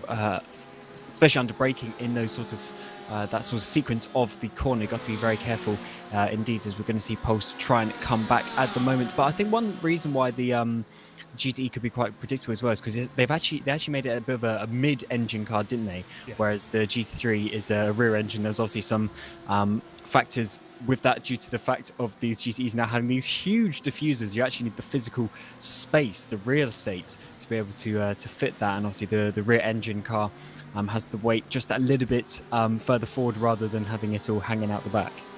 Yeah, the GT is actually really quite, I was going to say quite pleasant to drive. It can be a little bit, doesn't feel of anything. Have you ever reached that point in the car where it's not understeering and it's not oversteering, it's just in between, and it's just sort of like, is this car going to do anything? Sort of in that vein, can get that way. There is a lot of damage on the front of the SimShed GT racing car. Certainly seems it needs to return to the shed because it says #I am driven on the back as well. And we can tell that by the front because, oh my, that has had issues on the front end. I'd almost suspect it's probably in the vein that we've seen quite a few drivers have coming through Maggots, because once you get through the second apex on that, if you're losing the rear end, you're going at such high speed. There's only one place that you're going to go in that scenario, and that is in the wall. And yeah, in this kind of scenario, Zach, that car is going to be a fair write-off. It doesn't look pleasant to drive. No, it doesn't at all look pleasant. And, Silverstone is pretty aerodynamically demanding. So to have that much damage is definitely going to be a handful. You can see that front bumper really sort of scrunkled up. So that's not going to be feeling very nice, especially with the understeer. But I suppose it is best to have a more predictable understeer than sort of damage to the rear end, because at least then you can sort of expect the understeer. With rear damage, you're sort of guessing. You might feel a bit of grip and then it's gone, and then you're in the wall and you've got some more damage. So it's better to sort of see the tree you're going to crash into than hear it. Yeah, there is that. We've got this battle for 5th place as well on screen. Mach 1 eSports, they've got a couple of cars, one in GTE and one in GT3. They've not got a livery on this one though, so they need to sort that out. But either way, BD eSports right on the back. They've also got a couple of cars on the grid. Back to the question to Cam about car selection. and picking a car for the whole season and where you're going to struggle. It's kind of a bit of a lottery, isn't it? You've especially if there's a brand new car, you're sort of thrown into it very last minute and being like, oh well, maybe we'll just take the Porsche. Not really test it very much. We'll just hope it works. Yeah, there could be a factor with that maybe the teams who chose Porsche, they actually spent the last few days just 100% driving that Porsche and actually working out, whereas some of the other teams in the other cars maybe like, oh yeah, we've already got sort of a rough setup, yeah, we know Silverstone, and just sort of going into the race thinking that they're a little bit more prepared. We'll have to see how that one works out, but you can't really, in my opinion, you can't really choose a car for specific tracks on the calendar. Obviously, if you're doing every race at Le Mans and Monza, etc., you're going to have the car that's quickest in a straight line. But in just a regular season where you got your average tracks, you really just have to go with whatever you feel comfortable with, whatever you have maybe some good setups with, some good experience with, and some good knowledge, because going into the unknown is a very risky territory, and you can't really come back from it either. If you have a bad start to the season and the car's bad, yeah, even if the BOP changes and it helps you later on in the season, you still lost those points in the first couple of races. Yeah, it's also, you don't know what's going to happen on the service, as we're seeing the battle for fourth place on board with, I believe, Pursuit Sim Racing 48 that's had a few issues. Job Stewart behind the wheel, slow off of Cops, got a bit of traffic as well, and as they dart their way through that, there is going to be a position switch, and off the road. That's not good. Yeah, that was a bit of side-by-side action there, which you do not normally see at that sequence, Magnussen Beckett sequence of corners, because it's really just a one-line sequence through there. So to have two cars trying to go side-by-side absolutely on the limit was always going to end up in a spin, and that is a bit unfortunate. So Job Stewart having a bit more contact in this stint. Yeah, I'm not sure. Well, we'll take a look. So this is how Job Stewart got past as we'll ride on board. So had a bit of traffic ahead that just had to lift out, then gets past. The car comes through on the left-hand side, leaves his nose maybe a little bit optimistically down the inside here. I think there might have been a touch of netcode as well for good measure, but also the P2 that was going around the outside of him just maybe needed to give a little bit more room. Did the BD eSports car? Not 100% sure. We'll ride on board with Mark Gibson and have another look. Also behind this, by the way, I don't really want to throw him too much under the bus, but Kesselmack also spun whilst watching all of this happen as well. That was the blue and yellow Porsche, so not ideal. You can see how quick that goes. That was weird, because the contact was actually sort of before the apex. Yeah. Oh, there goes the Porsche spinning around. That was a bit of weird. We'll have to see what race control comes of that. But they're still racing position. There's obviously still some overlaps as well. So yeah, a bit difficult depending on what the specific series racing rules are at that point of the corner. But certainly a tight situation and some more contact that we didn't want to see. Yeah, I wouldn't know how to call that. I'm going to pleasantly sit on the fence on that one. And I'm not going to ask too harshly for any of your opinions, but Zach, any thoughts on that? I mean, it's Maggots and Beckett's, isn't it? You know, it's, as Cam said, it's very one-line orientated. So I feel like he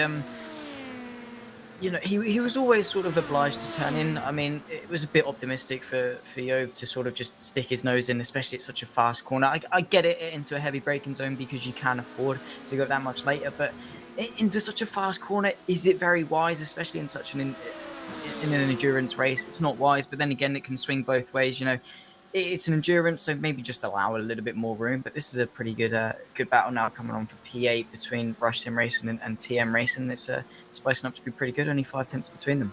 Yeah, I'd kind of say for me in that scenario, if I was a driver in there, if I'm going around the outside, I'm committing to it. If I'm on the inside, if I'm in Stewart's position, I'm backing out of it.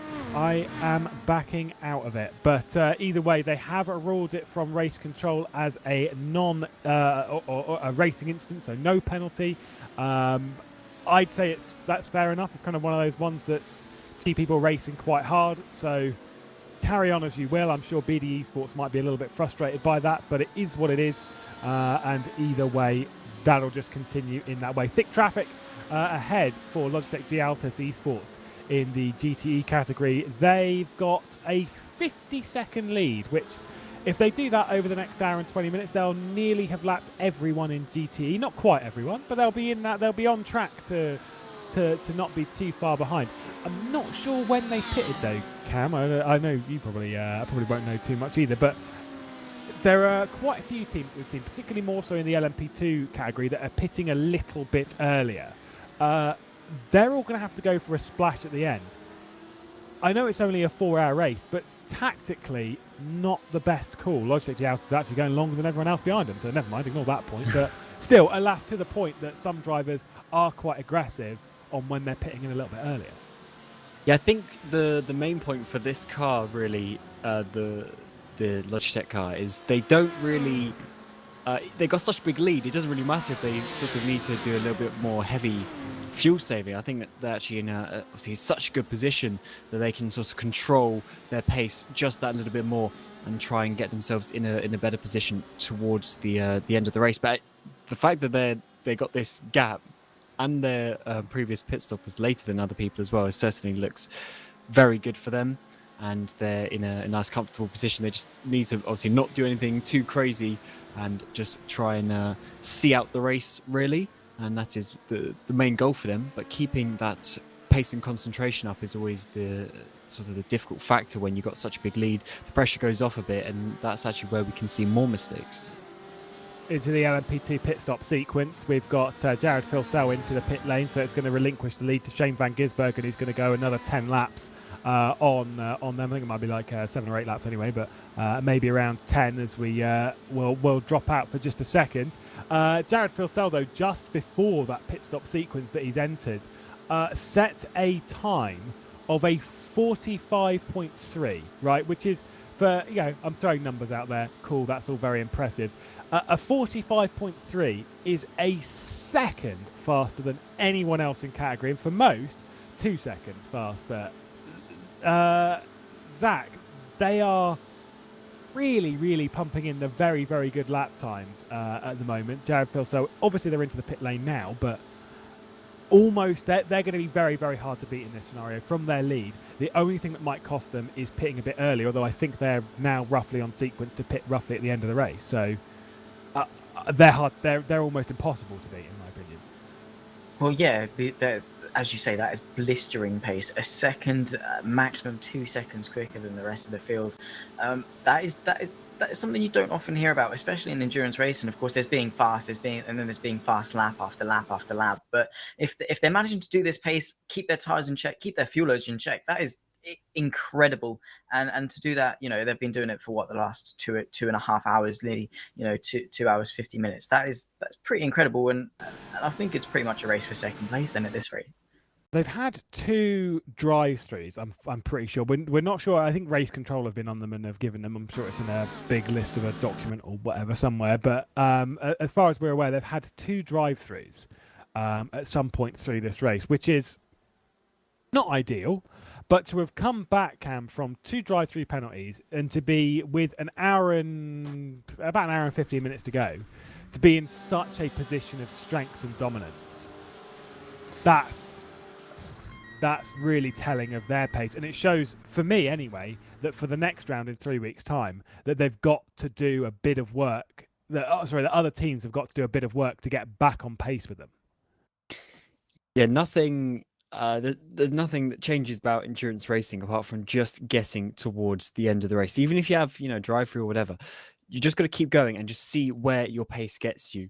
And in this case, they've got such a good pace advantage that even a couple of little issues here and there, it doesn't stop them. There's no reason to give up. They might as well just keep going.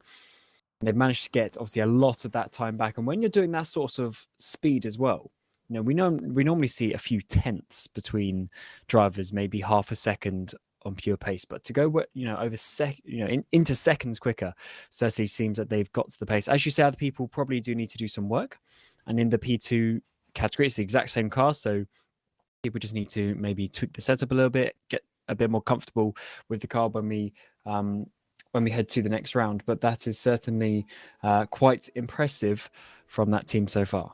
Yeah, it really, really is. I mean, the LMP2 is quite a tricksy car to drive. She's kind of unstable a little bit, very tricky on power. I said earlier in the broadcast that yes, it's got traction control and all that kind of lot, but what if you speak to most LMP2 drivers in this, and you ask them what's the most annoying thing about the LMP2? Probably most of them will say that traction control is actually the most annoying thing, because it steps in. I mean, it steps in at what it will define as the right time. Of course, it will, but you've actually got to throttle control yourself quite a lot, because if you go slightly too far, it doesn't just reduce power; it basically just cuts it off. And you've got to be very, very careful on the rear end, because the amount of times that you've left a corner and you're trying to apply the power, you get slightly sideways, and then the revs just absolutely drop. That's difficult. That's testing. I don't know how many times you've had that, Cam, in other cars or whatever, but if you've ever run anything like that, it's a frustrating experience, because you need the throttle to basically almost spin up the rear wheels to kind of keep you in check, right? Yeah, it's my more favoured driving style, where you sort of have to use the throttle in the rear and the differential to try and get the car to turn. But if that is sort of too exaggerated, and maybe a bit with aero balance and that sort of stuff as well, and the car's just very tail happy and very unstable, it makes it very difficult to be consistent. And that's really the important bit of endurance racing, is the consistency. It's not just about your peak lap time, it's about your average lap time across the 4 hours, because effectively that is how you get the win. It's the person who's on average, or the fastest on average over the course of the race. So if you have a car that's doing all these weird things, you're just going to randomly lose a couple of tenths here and there in those corners, and that will add up a lot. So to get the car more stable with a bit of setup will obviously help, but a lot of that is just feel as well. You just get a muscle memory with how much throttle you can put at certain point in the corners, and you can only really do that with just driving the car, really, and getting more confidence with it, because it's not something you can really teach. You just have to get that feel and the balance on the pedals. Absolutely. Still an hour and 10 minutes to go in the race. And so for some of these drivers, we are very much approaching that checkered flag at speed. And this is kind of one of those things of endurance racing these days, and this is in sim racing as well as it is in real life as well, is that back in the day, it was all about,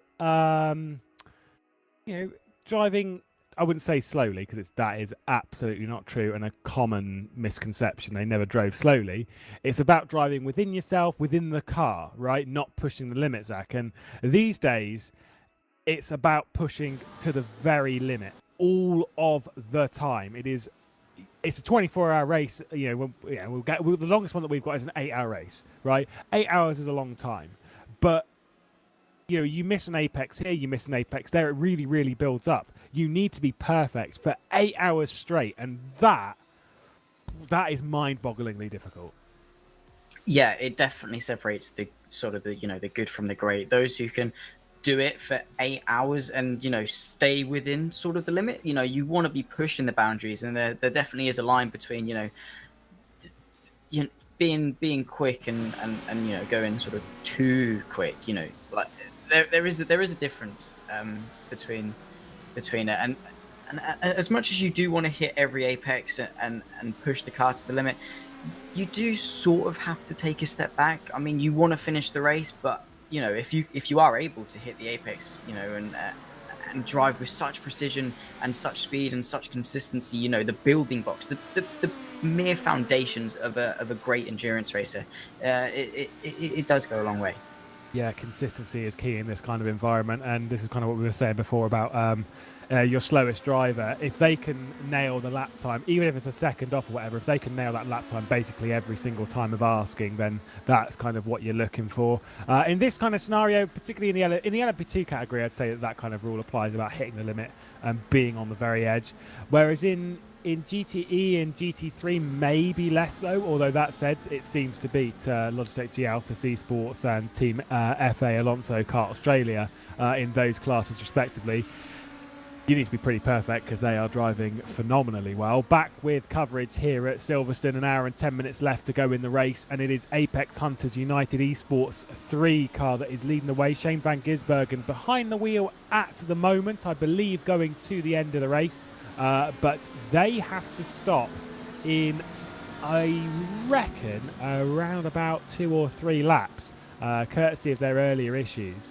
And once they drop into pit lane, they'll be like I say, an hour and 5 minutes to go in the race, means, Cam, they are going to have to splash. You can't save 20 minutes extra on fuel. They're going to have to come in, do a pit stop, get a little bit of extra fuel in the car, showing that their issue earlier was pretty costly. Might still stay on the podium, though, so I'm assuming that at least that'll be all right.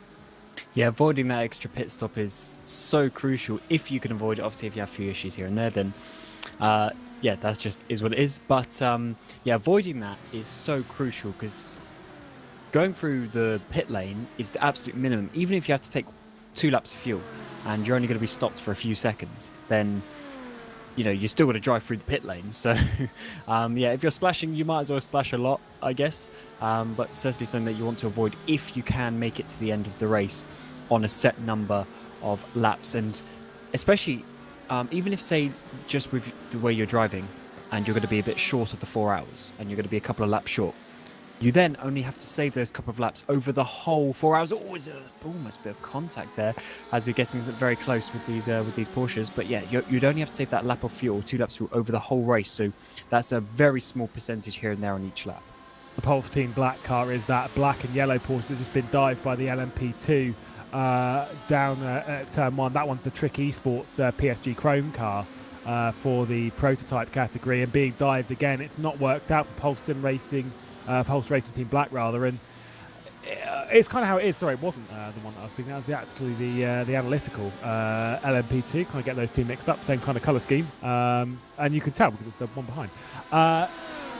Kind of just like when I said we've alluded to the traffic issues, a little bit awkward. You've also got a GTE in there that's in the same class as you that's trying to lap itself. There's that big lock-up that cost them the spot. That's close, Zach. That is as close as you wanted. I think there was a little bit of a brush between the two. Could have very easily pitched them round. Especially when he's already turning. That's definitely going to be a sort of a heart in the mouth moment there. That is incredibly close. We're going to ride on board with it now. He's off the track. Timothy's going to turn in. And yeah, he sees in his mirror that is a slight bit of contact. But he's definitely going to be counting his lucky stars there that both of them managed to get away unscathed. Yeah, TM Racing and Rushton Racing are battling it out quite close for 8th position in LMP2 as well. Just a little bit down the order, half a second between the two. As I've seen TM Racing in the wars quite a bit throughout today's action. They have been battling left, right and centre, and obviously continuing to do so. By the way, I believe there's been issues for the LOBS eSports number 10 car. That one is the one that has Richie Stanaway behind the wheel. They are in the pit lane. Brad Newman as well, and Mark Gibson. No, not Mark Gibson. Just Richie Stanaway and Brad Newman. They are having issues. They are still in the pit lane. I believe might be out of the race. I think they're still trying to get going, but they've not moved for quite a while. There they are. That doesn't look so good to me, Cam.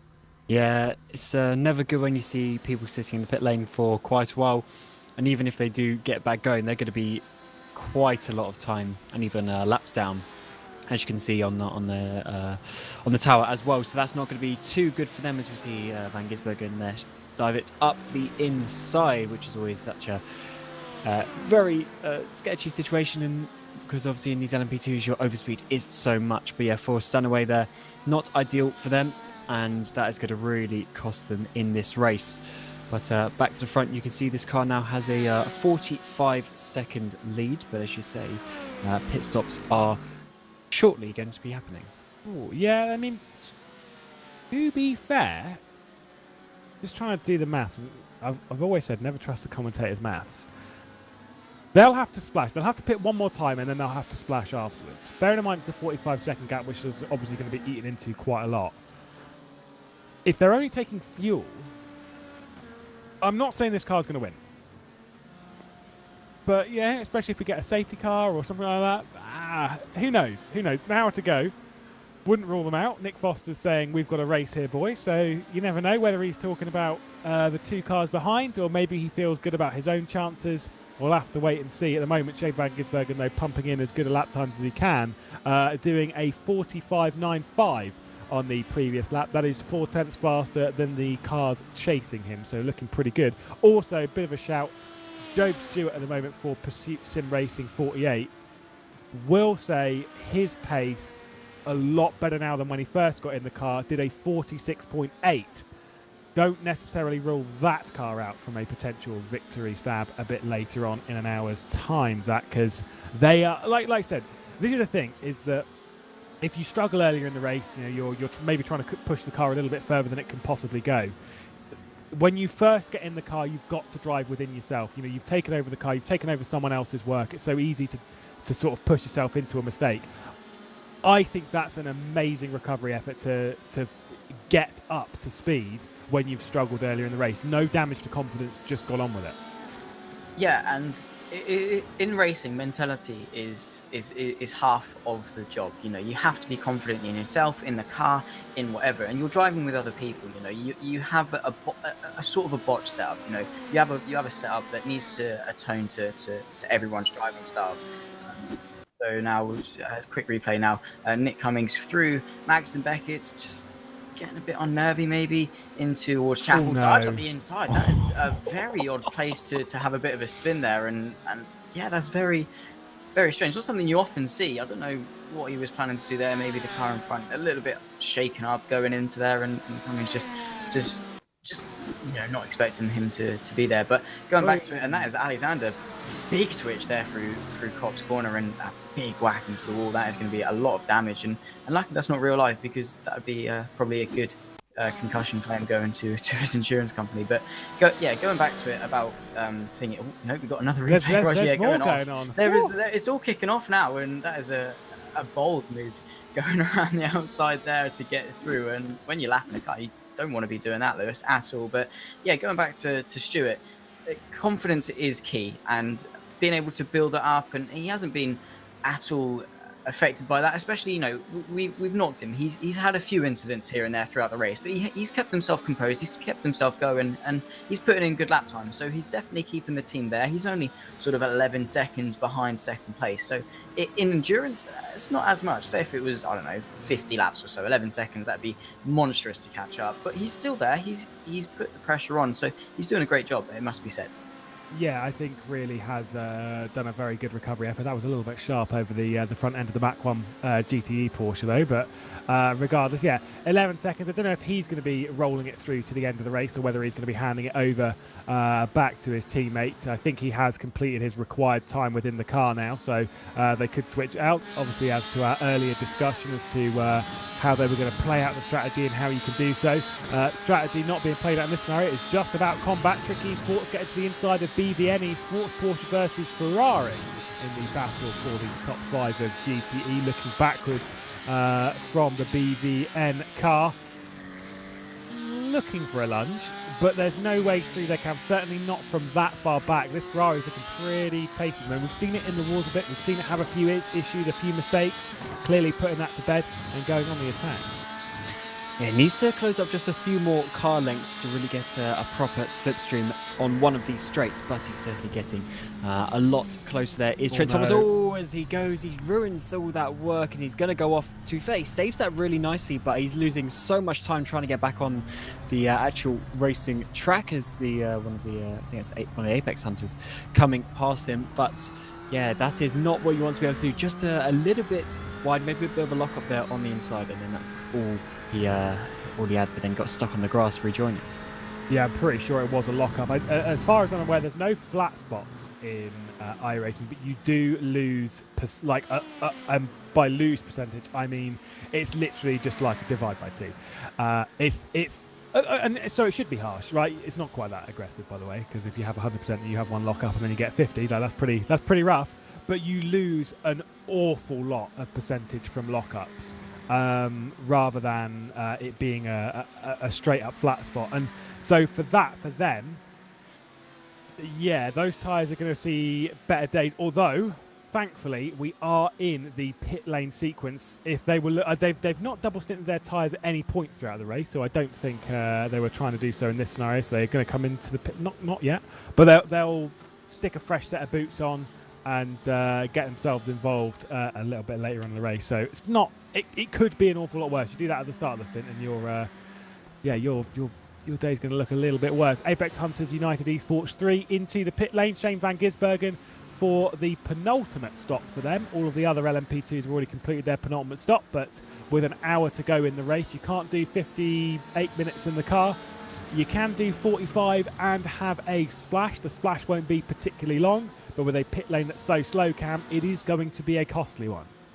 Yeah, so going from about 45 minutes ish, so they're going to have to do about 13, maybe 12 minutes in terms of refueling, or in terms of laps of refueling their splash. So that's going to be a fair amount as well. They will be sat there for a couple of seconds longer than they would want to.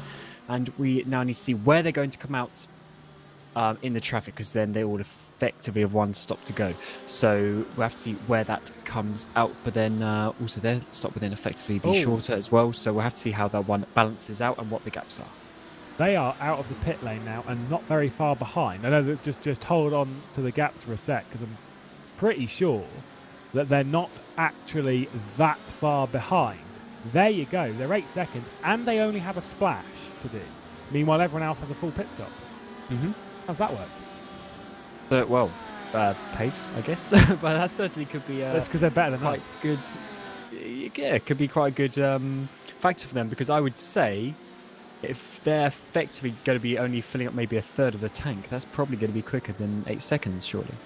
Yeah, I'm assuming. I would assume at the moment they've maybe not filled the tank up massively, but because why would you fill it up maximum at the moment if you know you've got to come in for a splash? Don't bother. But it does mean that because they're also going to come in for a splash and they're going to have to come in for a full stop essentially. If you can close that gap down to them, you're looking pretty gold. Although now the fuel difference between them is obviously a lot closer, and Jared Filsell's a very, very quick driver. Zach, it's going to be a hard gap to close down, but if there's a man that can do it, Shane van Gisbergen is probably it. Yeah, he's shown absolutely incredible pace sort of all race long. So it's a big gap, but if there is a man to do it, as you say, Lewis, definitely going to be him. It is just about crunch time now. Get the laps in, clear this traffic would definitely be a good thing. What's happened here further back? There's been a bit of a kerfuffle maybe, or is this a battle going on? The Ferrari's closed up?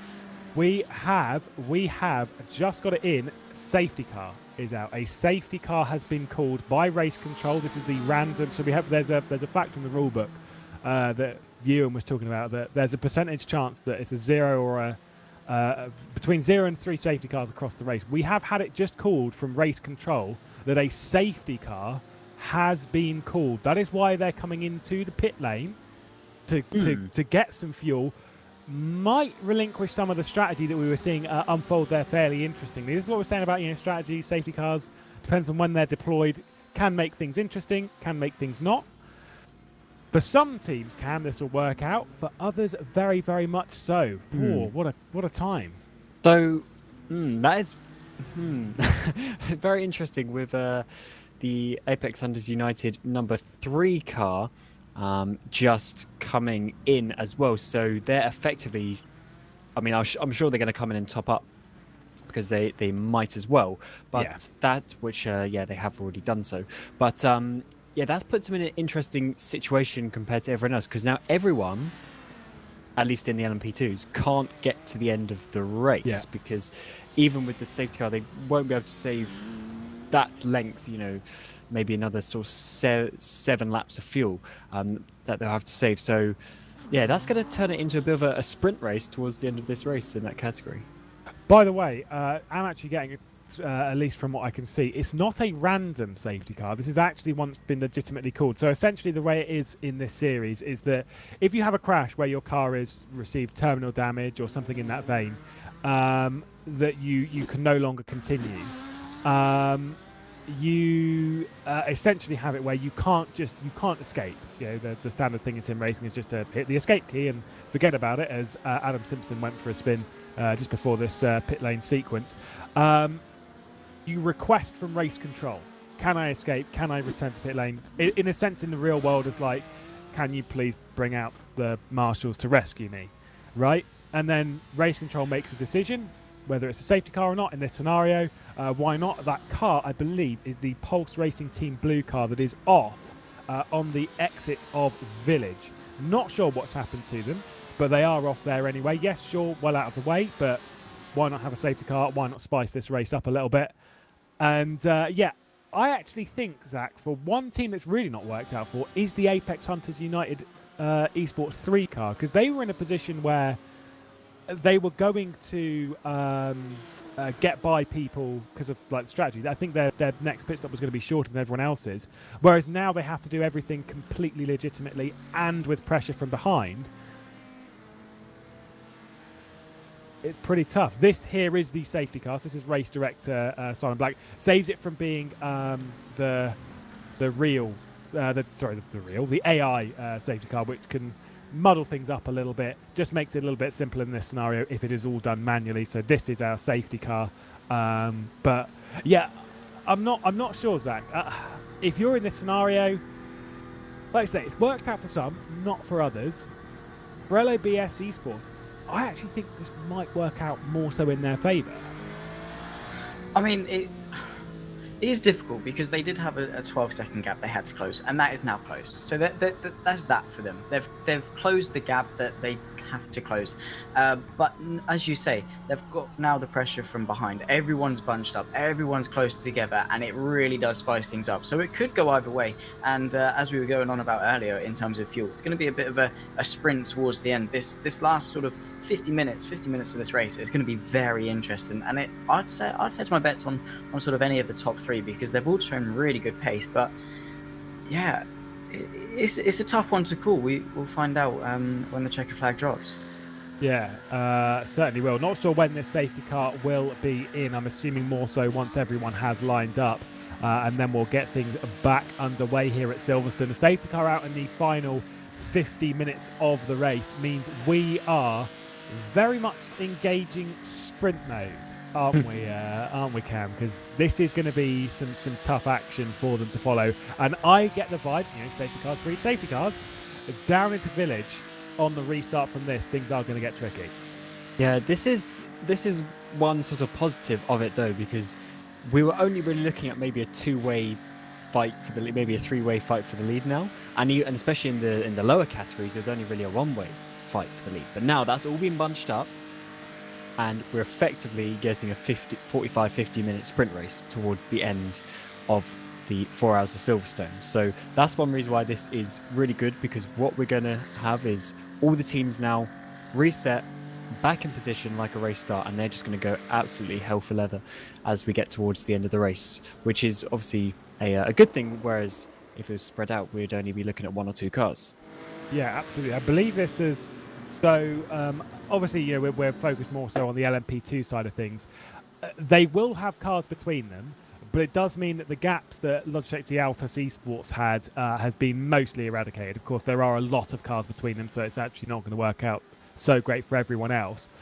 But yeah, it's going to be a little tricky. But for those categories, again, the race has been brought back in, and there is potential for anyone else to take advantage of mistakes, isn't it? Because whilst it's like this, it's danger for everyone. And if you're the lead car, if you get spun around and you're a GT3, if you're the Team FA Alonso Kart Australia car, if you get spun around, that car that was 60 seconds back is no longer 60 seconds back. He will pass you if you make a mistake. I don't know. Yeah, for that scenario, it's going to be tough. Cam, your heart in this scenario, if you're second place, you feeling good? If you're leading, are you feeling good? Oh, if I was in Van Gisbergen's position now, so second place, as Zach said, that gap has, yes, he would have had the shorter pit stop, but at least he has no track position or track distance to gain. He's right in front of him. They've all just made pit stops. It's going to be a fairly level playing field. It's all about who is going to be the better driver towards the end of the race. And I would be in such a confident position if I was in his shoes. I'd be a little bit more sort of nervous now if I was in the LOBS number 94, because you'd then again be thinking, oh, he's right behind me now. Oh, I'm in the lead. And yeah, I'd much prefer actually to be in second place at this point in the race. I'm just hearing what's being said in Sim as they're all kind of deciding what's going on. I believe we've got another lap before we sort this out, as they've just got a lot of cars to try and work their way through. They're trying to do this in the fairest way possible. It's kind of one of those things where it's a bit of a scenario of you don't want teams losing a lap courtesy of the safety car, right? Which is where things get really, really complicated in this scenario. And this this is why we have race direction, because they can take from an outer view to organise everyone just a little bit better. Here's Kester-Mack. So this is the incident, this is the issue that's happened. So you can see there's already an awful lot of damage. There's so much damage on that car. The rear left suspension is broken. I'm going to take a guess that it's been off at somewhere fairly recent. This is coming down into club. And there it is at turn 1. That's a hard hit. The front of that car is like squashed inwards. It's you can see how much shorter the car is. Yeah, huge hits there. Funny place to go off actually, because it's a right-handed corner and he's on the left side of the runoff as well. So even if you were to turn into the corner then lose the rear end, your car would still naturally go out to that part. So he's obviously had some possibly even a previous issue before that, or some sort of failure. That's yeah, bit of a weird one. Unfortunately for them, they are going to be out, or at least having to be towed back, which is why we've got this safety car. And by the time we get to the end of the lap, we're going to have about 45 minutes left in the race. Right. But they pitted some 5-10 minutes ago, so I think we're going to see a lot of splash and dashes as we get towards the end of this race. But maybe someone actually does that maybe in 10-15 minutes time to get out of the way early, to try and sort of do something different on the strategy. So just hearing from Simon Black of Race Direction that we are going green this time by. I was going to say if the safety car was out for one more lap, I was going to follow on from what you were saying. Wouldn't it be interesting if one of the LMP2s, maybe 8th, 9th, 7th position, something like that, if they dive into pit lane, refuel what is left in the tank? Because you could do roughly 45 minutes. It's tight, but you can do it. You're avoiding coming into pit lane. Maybe it'd work to move you up the order. Either way, I don't think we're going to get that question answered, as we should be going green this time by. Zach, 45 minutes left to go in the race. They've got to get aggressive now. They've got to get a move on. But is there still a potential chance of being a little bit more patient on this restart and avoiding some of the carnage and chaos? Well, it's the greatest opportunity some people have perhaps had all race. You know, everything's mitigated, everyone's close together now as the safety car is being released, but yeah, everyone's close together, so you're going to want to make these positions up early. And with such a short, you know, relative time left in this race, only 45 minutes, you're going to want to get these positions done. It could be your only opportunity. Absolutely. Obviously, pace very, very slow now. We're in control of Jared Filsell. Not sure when he's going to absolutely send this, whether it's going to be any time shortly or whether they have to wait until the start-finish. The safety car is in the pit lane now, so Filsell in control. Shane van Gisbergen is going to be right on his rear end, ready to pounce as we ride on board with the Kiwi, ready to find his way through. Of course, if you were able to go at this point, you don't want to go too early because you're instantly into a braking zone. I do believe it is on the start-finish straight where they'll go. Cam, Dane's got to make this stick early straight away, surely. Yeah, I would be trying to send this as soon as possible as we get the first opportunity, even down into sort of turn 3 and 4. I think that's where he's really going to have to send this. Restart then, hopefully for the final time before we get things underway. Shane van Gisbergen nearly jumped the start there. That might be the best opportunity for Filsell to go, and he has absolutely gone down the road. The car directly behind them is not for position. That one's the Summit Sim Sports car that's just a little bit further down the road and a lap down on this lot. So it is still a two-way battle for the race lead, of which it does seem like the LABS eSports car has just managed to hang on from Shane van Gisbergen, hunting in the Apex Hunters United eSports car. No way through at the moment though, Zach.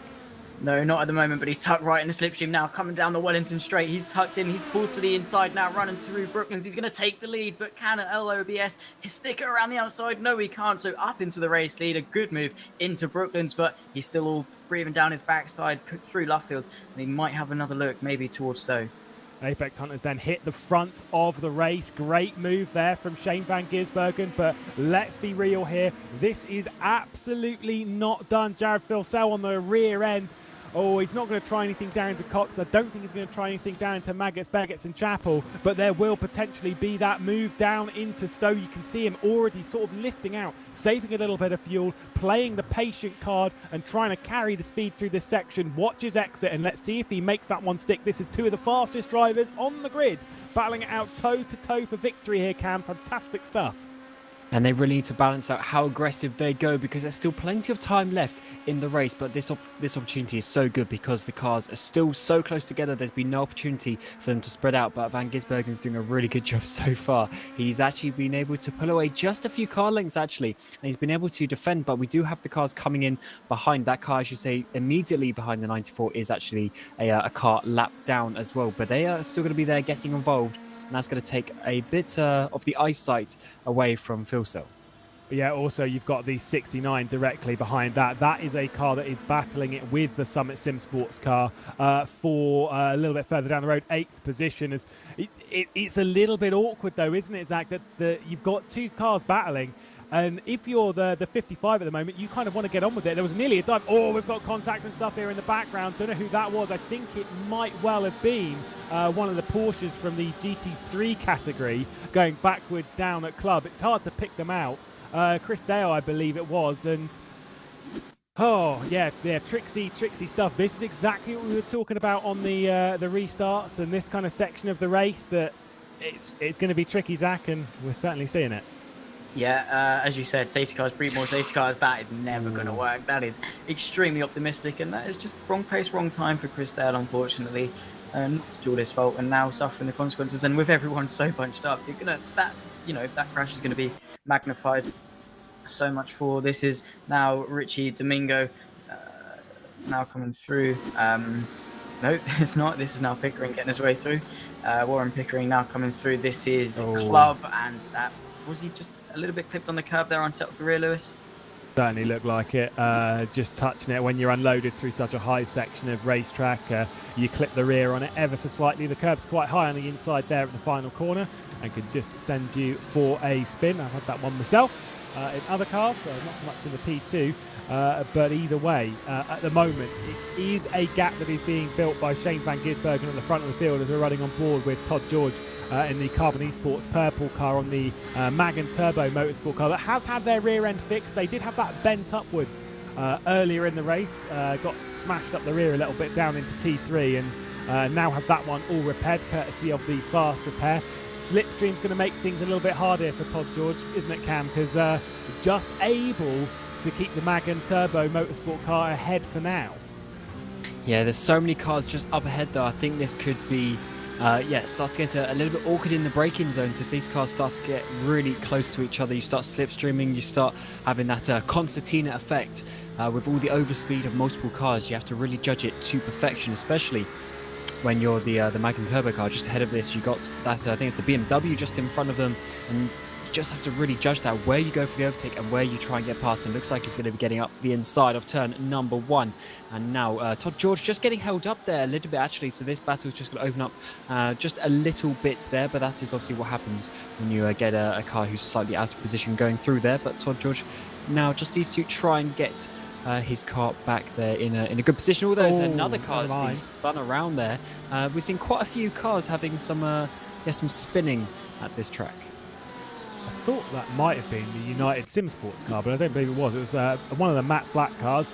Got Jamie Budd here, going to have potentially another incident. That's losing the rear end and then losing it once again, overcorrecting, going back to the other side, going to slide back onto the racetrack. Nicely slammed onto the brakes though to avoid. This is Kyle George. There's the contacts. This is how things are going to unfold. We're going to see this black Porsche go backwards as it's that's not very smart. That's not great. I get it, you've been moved out of the way by a higher class, little bit annoying, 100% with that, but you can't then just send them into the next corner. Yeah, it's like a pinch point there down into turn 4, because you always feel if you get a good run out of turn 3 that you can send it down the inside of the hairpin, but it never, for some reason, just the way the corner's designed, never always went. Oh wow, that was almost a GT3 coming back on in front of those GTEs. That was so close to a big accident. Oh my god, I don't know how they managed to survive that one, but still Todd George trying to get past some of these GT3 Porsches. Well, let's see a replay of this, how close this was. Yeah, I believe it might have been. We've got the Mach 1 car. It might be the BD eSports car that is spun around here. Certainly is a little cheeky bit of netcode in there. And then instantly accelerates it towards the racing line. Woo-wee! That is close. That is a very, very close, Zach. You don't want to get much closer than that. No, not at all, especially through a corner like that. They're going so fast, they're so bunched up. He put the foot down to try and get out of the way. This is a nice little lunge down the inside from Mario to get himself onto the podium places. That was a pretty good move there, and now under pressure still is that Porsche around the outside through the loop. That's a pretty nice, hefty move. I don't know if that's a different class or not. That's always going to work, but still optimistic to get his way through the traffic. But yeah, that was very, very close. All right, Cam wouldn't have made that mistake. You know that the first time that Cam makes that mistake, picking a GT3 out rather than a GTE, I'm going to be on him like a car bonnet, mate. It's it's obviously easy mistake to make. And actually, you said earlier, there's also Zach is an easy mistake, not for me. That's a bit harsh, Cam. Yeah, I was saying also there's, as you say, there's the Porsche Super Cup as well. So there's also another version of the 911, all different, slightly different specs and speeds as well. So good to see Porsche really having a big sort of effort in the world of motorsport. But let's take a look now back at the leader, Van Gisbergen for Apex Hunters United eSports, number 3, still out there in the front, but this gap is still staying fairly close. So I think LOBS are going to be getting a bit closer in the next few laps. Lap times are really, really good between these two. 45.9, 45.5. The fastest lap of the race does belong to the car directly behind the Apex Hunters United car. That LABS eSports car, Zach, has set the fastest lap of the race. It was a little while ago at a 45.3. Their last lap was a 45.5.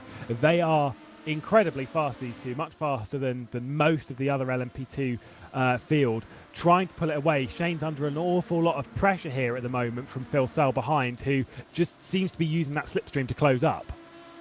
Yeah, I mean, they both want this win. These are two tyrants of the LMP2 field. They are absolutely flying at the front and separated by such fine margins so far into the race. Of course, aided a little bit by the safety car, but this is going to be very, very close. You've got Phil Sell breathing down Shane's neck, and it's going to be on Shane to really have to deal with this pressure. He is now fighting for the race lead for the top category with less than 40 minutes to go, coming up to around about half an hour left to go. So it's such fine lines, and Phil Sell now on the attacking, and the Apex Hunters becoming the Apex Hunted.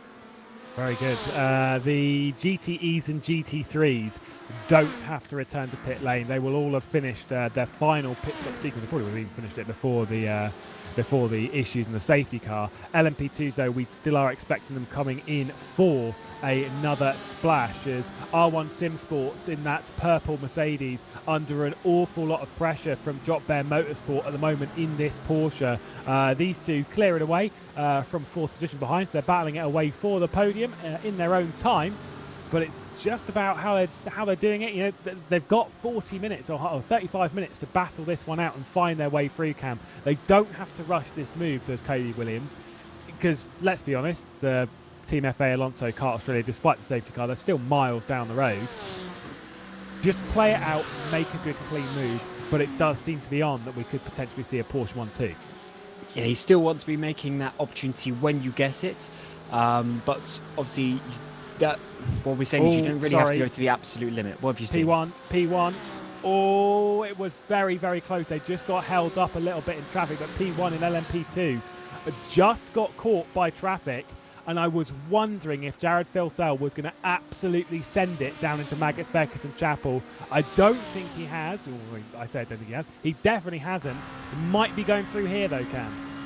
Yeah, this is starting to get very close. He's now getting the slipstream a little bit too far to dive there into Stowe Corner. Shane getting a really nice late apex there. It's going to give him a good exit as we come down to the final chicane, where it is always a very good diving opportunity as well. But Van Gisbergen being very good on those brakes. So Phil Sill's got to be quite sort of opportunistic when he gets the moment in that traffic, as you were mentioning. That's really going to be one of the main places to overtake. When you get, if you see here, gets really close with that Lamborghini Huracan, I think that was in that part of the track. You've got to be careful to not get held up, as you see Van Gisbergen there really trying to dive it now down into the loop, because that is going to be such an important exit out onto the back straight. There's someone that will put a smile on your face is watching these two battling it out through traffic, and trust me, this traffic will get thicker as the laps go on, because much similar as it was in the early stages of the race where they're coming up against a pack of GT3s and GTEs, that's going to happen to these again, and I'm sure that will play into the cards of, well, one of these, whether it'll be the leader, whether it'll be the chaser. I don't know. It's kind of one of those things that luck will only tell us. Again, they will still have to return to pit lane. Zach, they are coming up against a pack of cars. You can see them in the distance as we're riding on board with the LOBS eSports car.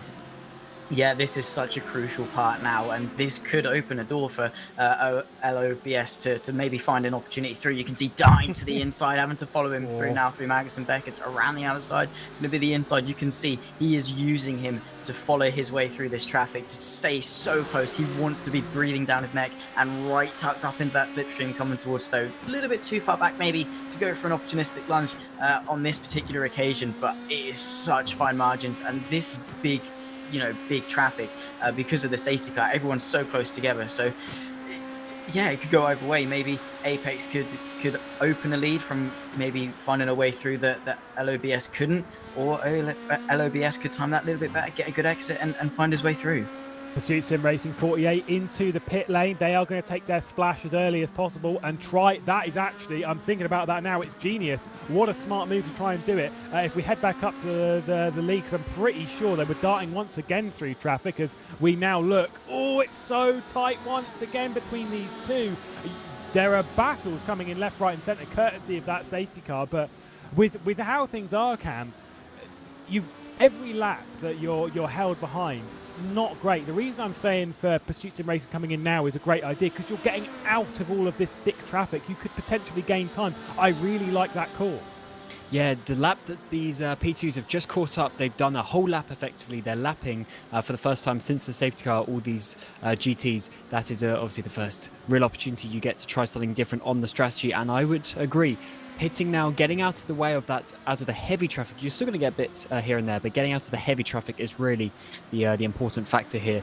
But these two are fighting so hard, they're probably not even thinking about that one just yet. They just want to keep this track position, and Van Gisbergen is holding on, but he's getting so much pressure from Philso as we have another whole train of GT3 cars for them to get through. Yeah, I mean, I'm not too bothered myself whether they pit in now or whenever. If they pit at the same time, that'd be great, because I'm really enjoying this battle, Cam. I get the feeling this might well be it for Jared Philsell. He's going to try and go to the outside at Stowe. He's going to commit to it. I'm not sure it's going to work. It's not one that will do so just yet. Brave, maybe on the final lap of the race it'll work. Right now, not so much. It's getting so close between these two drivers. They've got to be so careful there. You saw Van Gisbergen getting so close, I think, to the BMW coming out onto the hangar straight.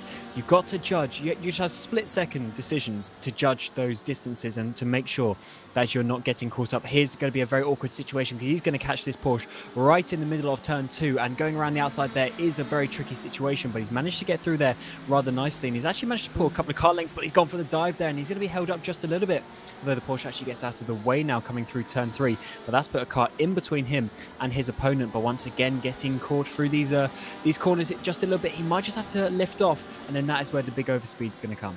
Once they've cleared this, though, I believe this might well be the Logitech G Altus eSports car that they're just going to clear next. Certainly is the leader in the GTE category, so it should be a little bit less thick from now on. They've got the Fernando Alonso car, and like you say, car between them. Gap has been built, Zach. That is exactly what SVG and Apex Hunters wanted, because Nick will be watching on. He'll be over in his ear telling him roughly how things are playing out right now. That was about as good as it could have been with that thick level of traffic. Yeah, that is definitely the most ideal situation for Shane at that point, and has managed to allow him to open up a few tenths gap and alleviate that pressure, at least for the time being. But Philsell is not letting off at all, and they've still got a little bit of traffic to clear, so it might still work out in Philsell's favour for the time being. You can see he is not lifting off at all. He is darting his way through the traffic and still trying to close that gap as much as he can, and he's still all over the gearbox of that Apex Hunters race car. There's battle for second position as well in GTE. Let's not forget that plenty is going on in this race. Since that restart, we have got battles left, right and centre. You've got the Apex Hunters 69 diving it to the inside, trying to get through some traffic. It might well open the door for the Pulse Racing Team Black car that we're focused on at the moment, the 179. TM Racing into the pit lane once again, just trying to escape their way from traffic, although I think that one might be a little bit too late of a call, as you've already cleared most of the traffic by this stage, Cam. That scenario maybe a little bit too far on the end, as we are in some clean air at the moment, but either way, with these battles up and down the order, second position is very much not done. Logitech Gialtas eSports are behind this though. What has happened to them? They are in fourth position. They were the leaders for such a long period of time. Maybe they pitted and had a little bit of a splash, not sure.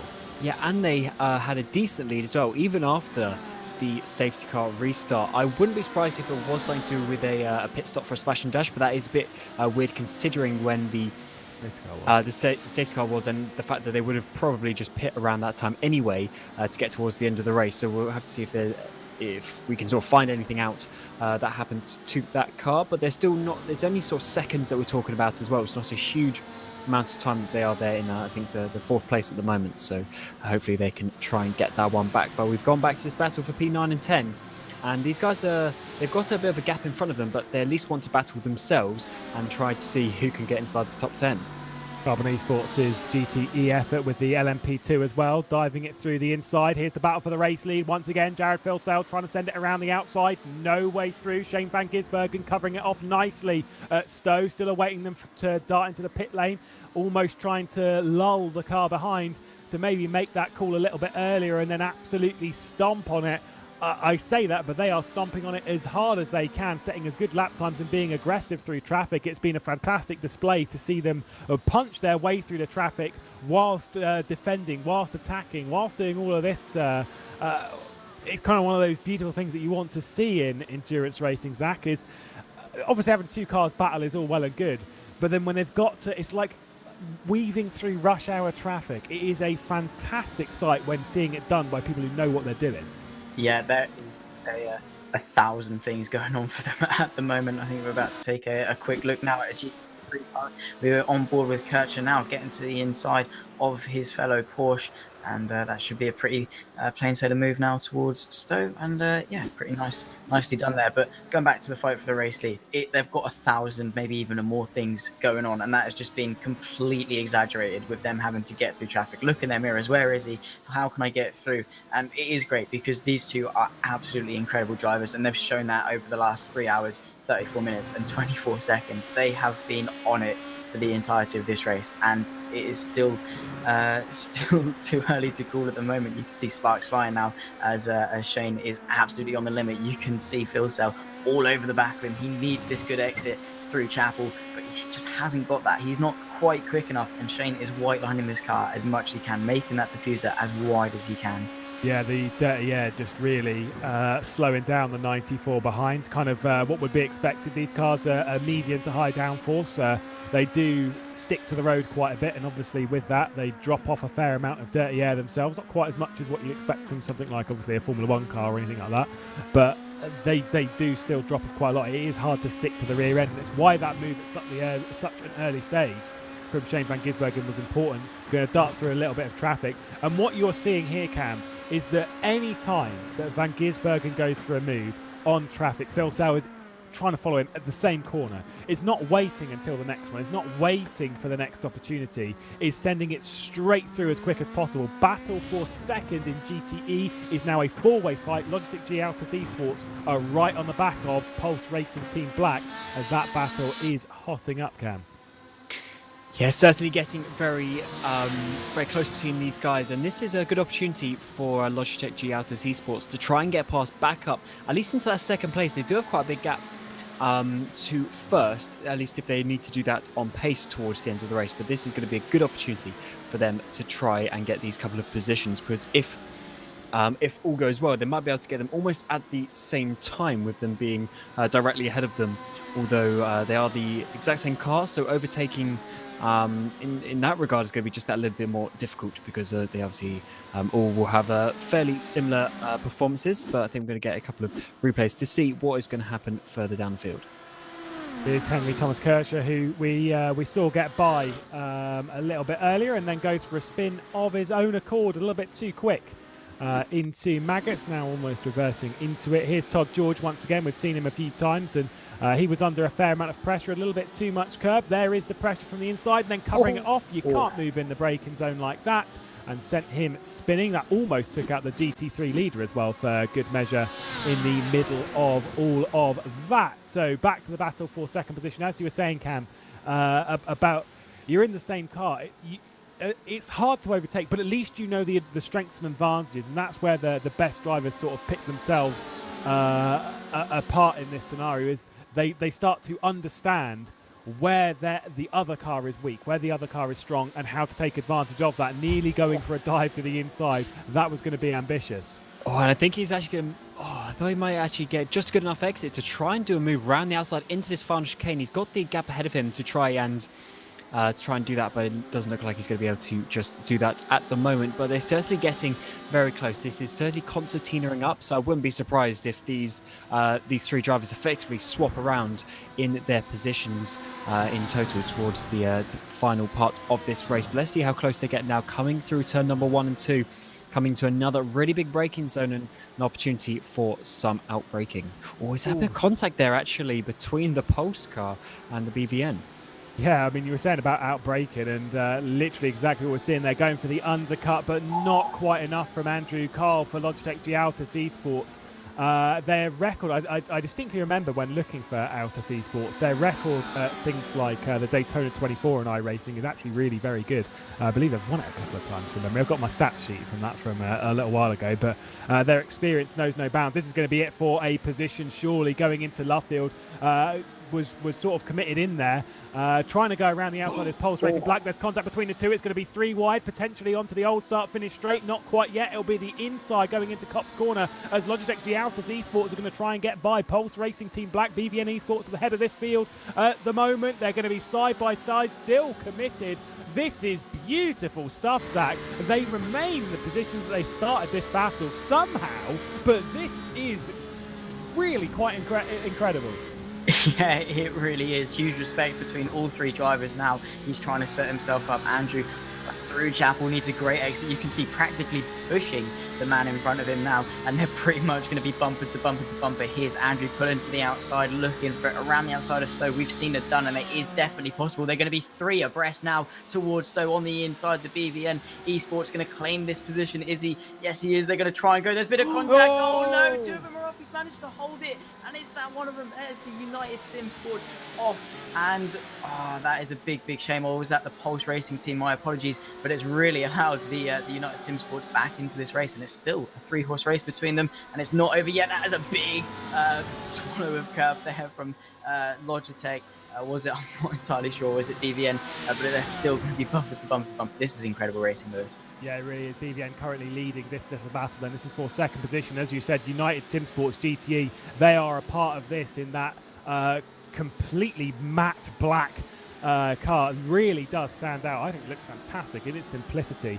Yeah, we'll try and take a look back at what happened with Pulse Racing Team Black. There was a little bit of contact between themselves and BVN just on the exit of Stowe. Open the door for Logitech Gialtis eSports to gain that position, and of course for United Sim Sports to grow their way a part of this battle. But it's tense stuff. It is tight. You get the feeling that something dramatic's going to happen, especially when you've got LMP2s coming through to lap them as well. That's the Trick Esports one. Let's take a look once again. This is what happened with Pulse. They're going around the outside. There's contact just about there, and it just unloads them. The lightest brush. For me, I don't know about you, Cam. I think it's hard racing between the lot of them. They're racing it. They're pushing it to the very limit. This is tough stuff. Yeah, I wouldn't say there's any direct fault between any of those drivers. There's just 3 drivers going to the absolute limit. And when you have the tiniest bit of contact, that Pulse car was all the way on the outside there, as well out as managed to get up into second place there, but the Pulse car was right on the limit, any tiny touch, and they were going around. But yeah, we've had a change in second place. So somewhere during this, GT3 spinning up ahead of them as well. So loads of incidents and collisions. Didn't really see who that was. Hopefully we can get a replay. But that is, quite an incredible piece of battling we're seeing at the moment. We're going to see another look at this overtake. This is running down into Maggot, so it was done off of Cop's corner and up into second position. Andrew Carl made that move stick, so pretty nice and clean. I do believe as well that potentially there was a dart to the pit lane, certainly was, from BVN, so they've come into the pit lane to take a splash. Questions as to why they didn't pit under safety car. I don't get that one. And I'd ask the same question, I do believe as well, to Logitech Gialtis eSports, who potentially also fell foul to that mistake. Speaking of pitting recently, LOBS eSports, the 94 car, has been into pit lane to take that splash so they can go to the end. Still waiting for the same to come in for Apex Hunters United eSports. And to be honest, most of the other drivers inside the LMP2 field. What a battle that was. Seems like, Cam, we can take a bit of a breather. Yeah, they've just spread out a bit now with Pulse obviously having that spin, BVN going into the pit lane. Logitech Gialtis managing to get themselves back into that second position. But actually, what's we happened got to Mercedes. He's got a bent rear wing, so I do wonder if we've had a bit of a spin, and that is not going to be a slow collision either if that was at Cops. That was the car that was running around in second position. That's the R1 car. So it's already a little bit dented, shall we say. It's already had some issues at this point. This is running into Luffield. There's going to be further ones. Going to receive a little bit of a bonk, maybe. No. Oh, he's had a few good ones. Right, car's looking good now. Car is looking good at the moment. Ooh. And P2 just comes across, cuts across his nose, heavy into the barrier. That's a hard hit, Zach. That's a shame. With this little time to go in the race, just 15 minutes left on the clock. Yeah. That's a shame. It is, and it is such a weird bit of contact as well. It just looks like the LMP240 was maybe a little bit more ahead than he was, and that is a huge shame. And as you said, so far into this race, there's not much they can do in terms of recovery, so they're really going to pay a hefty price for this, and that is a shame, because it can be argued that wasn't really any fault of their own. It wasn't anyone's fault at all, just maybe a bit of miscommunication, and these things happen with classes of such differentiation in speed. I'm actually going to say something here that some people may not like if they're in GT3s or whatever. I think that was the GT3's fault. If you look at it from on top, that helicopter camera, you can see the P2's gone around the outside of turn 2, fair enough, but is very far over to the right-hand side, is given plenty of room, and I get the GT's understeer. Let's take another look at it. But he uses a little bit too much of the curb. It's washing the front out. Maybe could have used a bit more room. I don't know. Yeah. I don't know. Cam, you're more experienced in this kind of stuff. Well, having been in those situations myself, I think there's not much that the GT3 driver can do. You can see he had the same steering angle there. No, just cut away for it just for the contact, but he had the same steering angle there. Like, he's on, this is what we were saying earlier, like the slow cars, they're on the limit through these faster corners. As the prototype driver, you need to give that extra car width or half a car width to allow for little errors and maybe little understeer moments, because the GTs just simply aren't as capable. So I think if there was a penalty attached to that incident, that would probably go to the way of the P2, purely because as the car behind is physically as the car behind, but also as the faster class as well, I would say that was more on him to leave enough room to allow for something like that to happen. Fair enough. I'd say, yeah, there's a little bit more space. I mean, I'd still say it's pretty 50-50, but I get your point. Either way, it's happened now, and I'm sure Race Control will take a quick look at it. I wouldn't certainly give a penalty to the Merc, because let's be honest, it's already had enough of a penalty, even if you were to regard it as its fault. Which, yeah, whatever, it is what it is. I wouldn't give any, I wouldn't give a penalty for that. I'd just be like, it happened. Either way. Focus back onto the racing action. 13th position at the moment, Summit Sim Sports, who I do feel bad for them, because each time we look at them on the broadcast and they're battling for position, it is positions lower than they were the last time we were looking at them battling. They are now down in 13th spot and trying to hang on from Benjamin Faulkner, who's going on the attack behind. And this is a car that's been up and down the order a little bit inside the LMP2 category. And they've worked their way forward, they've dropped backwards, they've worked their way forward once again. of course, we are talking about towards the back end of the LMP2 category, but if you're at this point, you're kind of just trying to basically get as high a position as you can and kind of get as close to the leaders as you can. If I'm finishing only one lap down, I don't know about you, Zach, but I'm all right with that. I finished one lap down. It's not great, but it's a decent way to start the season. Sure, the position's not good, but at least our gap to the leader's not that far, all things considered. Yeah, definitely, and especially when you consider who the leaders are. I mean, they're no mean slouch at all. So to finish within a lap, definitely nice, and the reward definitely is just getting to the finish line. It's been a long race of attrition. Everyone's going to be tired. Everyone's going to be waiting for this race to be over now in this sort of final stage of around about 30 minutes or so. So, yeah, they're going to want to get it to the finish line, and this is going to be a nice little move around the outside, potentially darting to the inside. Surely everyone's going to be getting away clean, hopefully. Yeah, it looks as though they will have, but at the moment, still not being able to get themselves into P13 at the moment are the guys currently breathing down Summit's neck. Yeah, some slower cars in the middle of that, just making things a little bit complicated. I think we've spoken about this before, Cam, about if you're going, if in this scenario, you're a GT, you're a GT3, you're being passed by LMP2s, it's very, very difficult because it's hard to grasp when you're on the limit of your car, you're absolutely pushing the limit, and then someone just cruises around the outside of you as if it's nothing, right? That's a bit like, well, okay, fair enough. But the most important thing to do when you're a GT and a GT3, right, is to be predictable, to stick to what you're doing, to make sense, right? Don't jump out of the way, because that's kind of unpredictable, right? Yeah, you need to, I should say, be predictable, drive your line, and just do your thing, because then the P2s know what you're going to do, because as they come up behind you, they know obviously what the racing line is, so they're going to be there. They're going to be sort of working out exactly what your trajectory is, where your speed is going to be, where the gap is going to form up, because obviously as you go into the corner, you hit the apex, there's no room. Then as soon as you come off the apex, all that gap opens up, and they need to judge the timing of that to get their car in between the apex and your car as you come away from it. So all these sorts of things need to be worked out in split seconds. So as long as you're doing your thing, then hopefully there'll be sort of minimal incidents. But as the GT driver, you're relying so much on the faster classes that it can be a bit of a scary situation to be in. But fortunately, for the amount of overtakes that we see during a race, there's actually very few incidents really. Apologies to lose the picture once again. We will be jumping back onto it. We'll be in before the end of the race. Don't you panic, and we'll see how this all unfolds. I can keep my eye on what is going on, so we are all well and good on that. Apex Hunters United eSports are currently leading the way. We are expecting pit stops to be coming in, and I am going to tell you right now, they are darting into the pit lane as I speak. They've got that splash and dash to have, and of course we're focused more on them and this battle between the LABS eSports number 94. I'll let you know how it all unfolds. Shane van Gisbergen behind the wheel of the Apex Hunters United eSports car, and the LABS eSports car is being driven by Jared Filsell. Obviously some very, very tight gaps between them that we've seen unfold. They are into the pit lane now. They're going to take that fuel. Jared Filsell is coming around into that final complex of corners. It is going to be tight between the two. They don't need to take much fuel.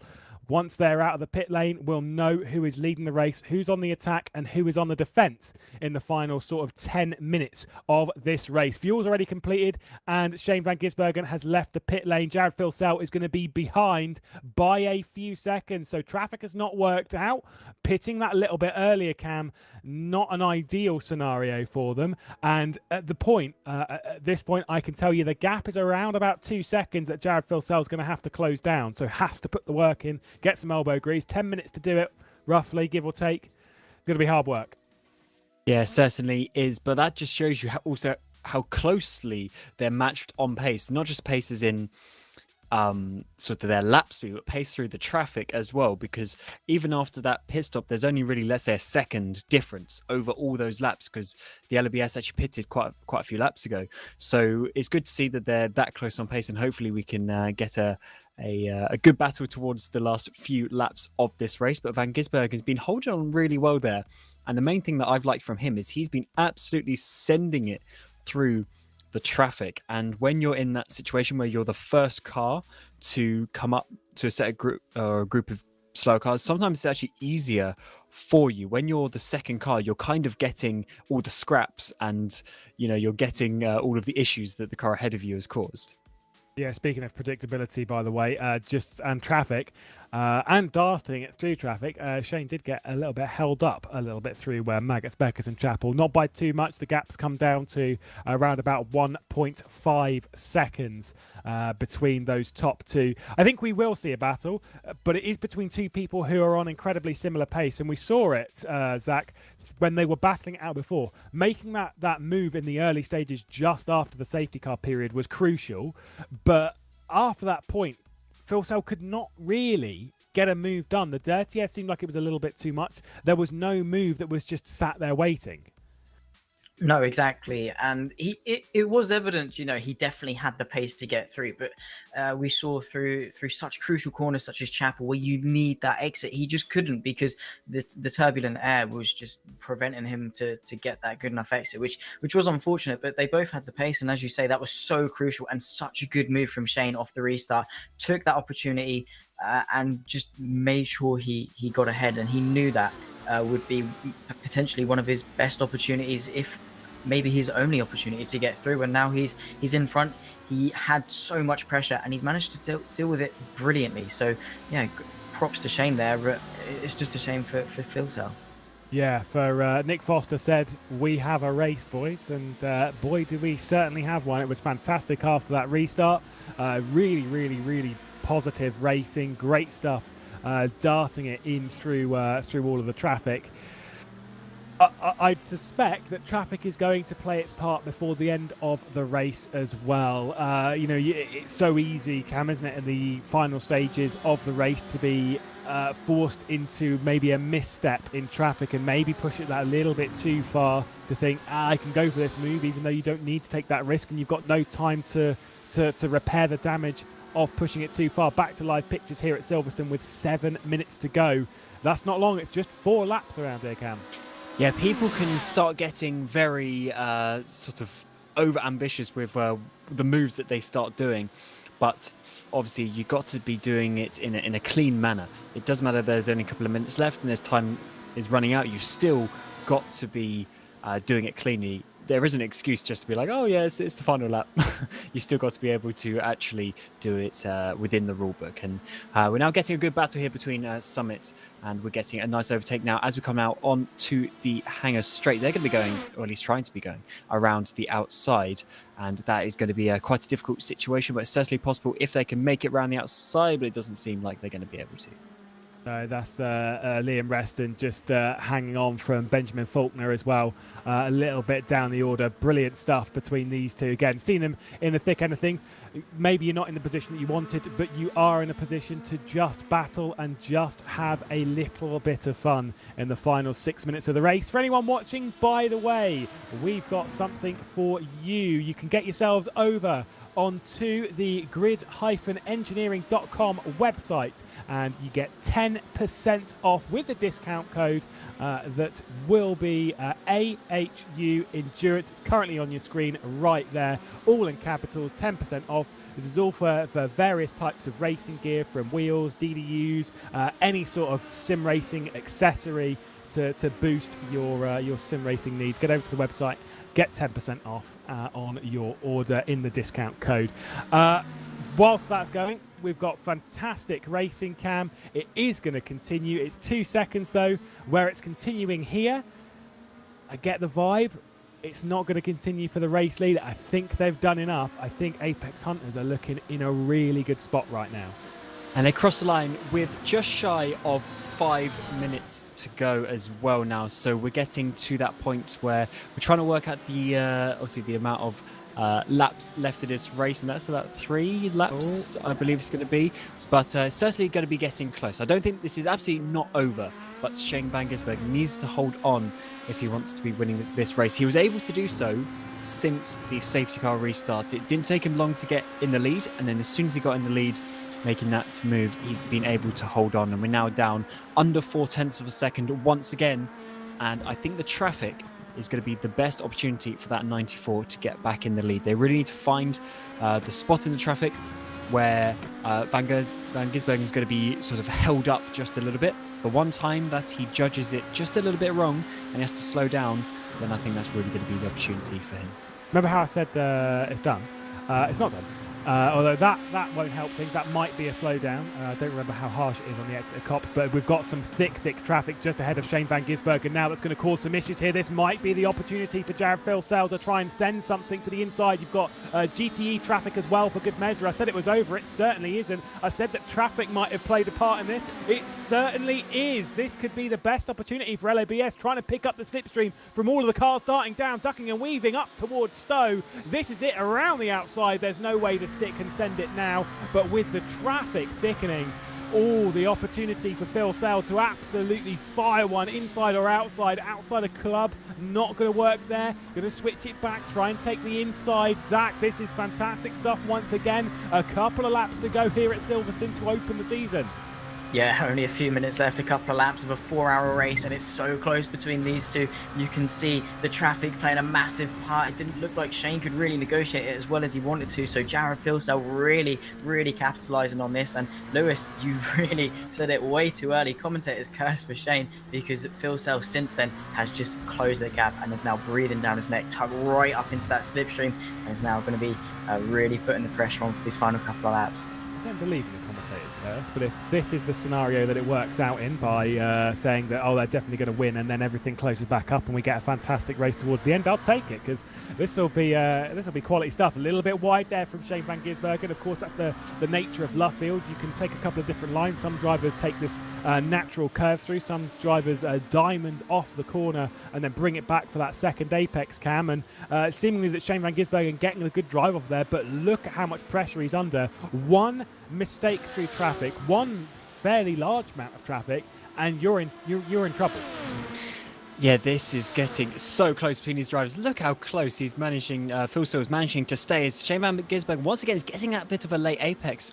And is this going to be enough to hold on as we get down towards Stowe? Looks like he's actually got a little bit of a gap, but is it going to be enough to hold on? He's looking defensive already. He's going to the inside. Now can Filsell send it around the outside? He's going to have to go really late on the brakes. Send it around the outside, but no, he can't do that. And the 222 is going to hold him up just a little bit there. This is going to be a good opportunity now, but it's going to be around the outside. We've seen what the apex curve can do if you smash it as well. But Van Gisbergen just squeezes him out there. A bit of contact between the two and now the inside. Now Filsell is going to get the lead on the final lap of the race, coming to start the final lap of the race, I should say. And that is going to be a bit awkward for Shane van Gisbergen, because to get back now is going to be such a difficult task.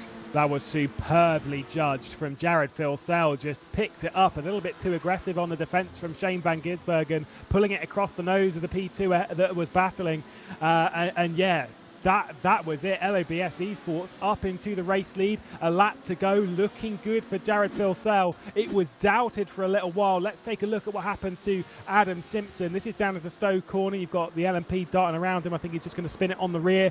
Easy to do. Just picked up the bump a little bit wrong and maybe picked up a little bit on traffic as well. Okay, well, now it seems to have swung very much. What a move. Thoughts on that one, Zach? Yeah, as we alluded to earlier, it is all about momentum here, and Jared Filsell took it very nicely there, because he knew Shane was compromised, really set up a nice cutback coming into the final corner, used his backwards momentum, and now it's showing that he had some great pace and he's opened the gap up now. And what a time to do it when it's literally the final lap. Certainly is. Last time then through Maggots, Beckett and Chapel. What a time to take the lead straight onto the final lap of a 4-hour race. We've had a thrilling fight, a safety car to spice things up. Who knows what way the strategy would have gone without it, but we've had recovery drives left, right and centre. But the first round of the Boost Mobile Apex Hunters United Endurance Series by OSR, with support of Grid Engineering, does seem to be going the way of this driver outfit. A fantastic race from them. Section perfection at the final part of the race as they're going to cross the line. The 94 is on top here at Silverstone. Brody Kostecki and Jared Filsell are victorious in the first round of the season, taking it from Nick Foster and Shane van Gisbergen. But what a battle we had. If that is how the season's going to continue, yes please, thank you very much. I'll take some more of that, Cam. Yeah, what a race to start the season, and I think that is just going to be opening the door to the way that this season's going to go. Obviously, got quite a few more races over the next couple of months. As we're getting very close there, the number 48, which looks actually to be fairly strong as well. So do not count the 48 out actually as we get towards the races later on in the season. Didn't quite go for them today, but they certainly have some potential to be battling up the front there. But we also have other battles and other series. Categories, I should say, to look for.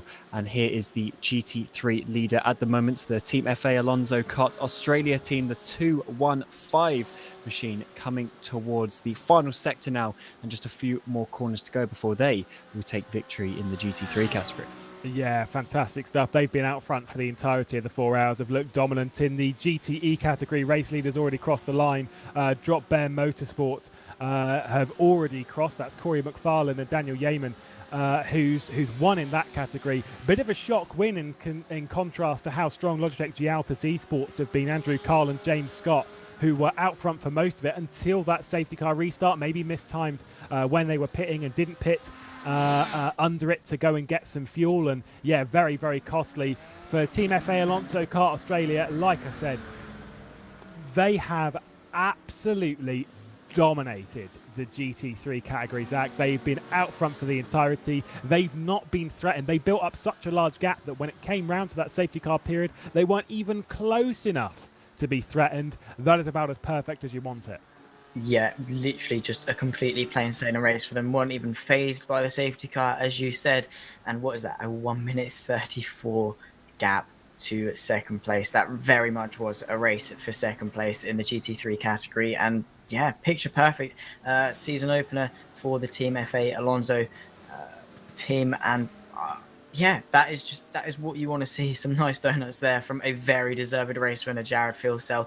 Played that last lap to perfection, and yeah, some very opportunistic moves. Breathed down his neck. Did not let Shane breathe at all for the entirety of that final sort of 45 minutes or so. And going back actually to the GTE class, that is a shock. Logitech with nearly a 50-second lead before the safety car, just couldn't get their way through the traffic after that.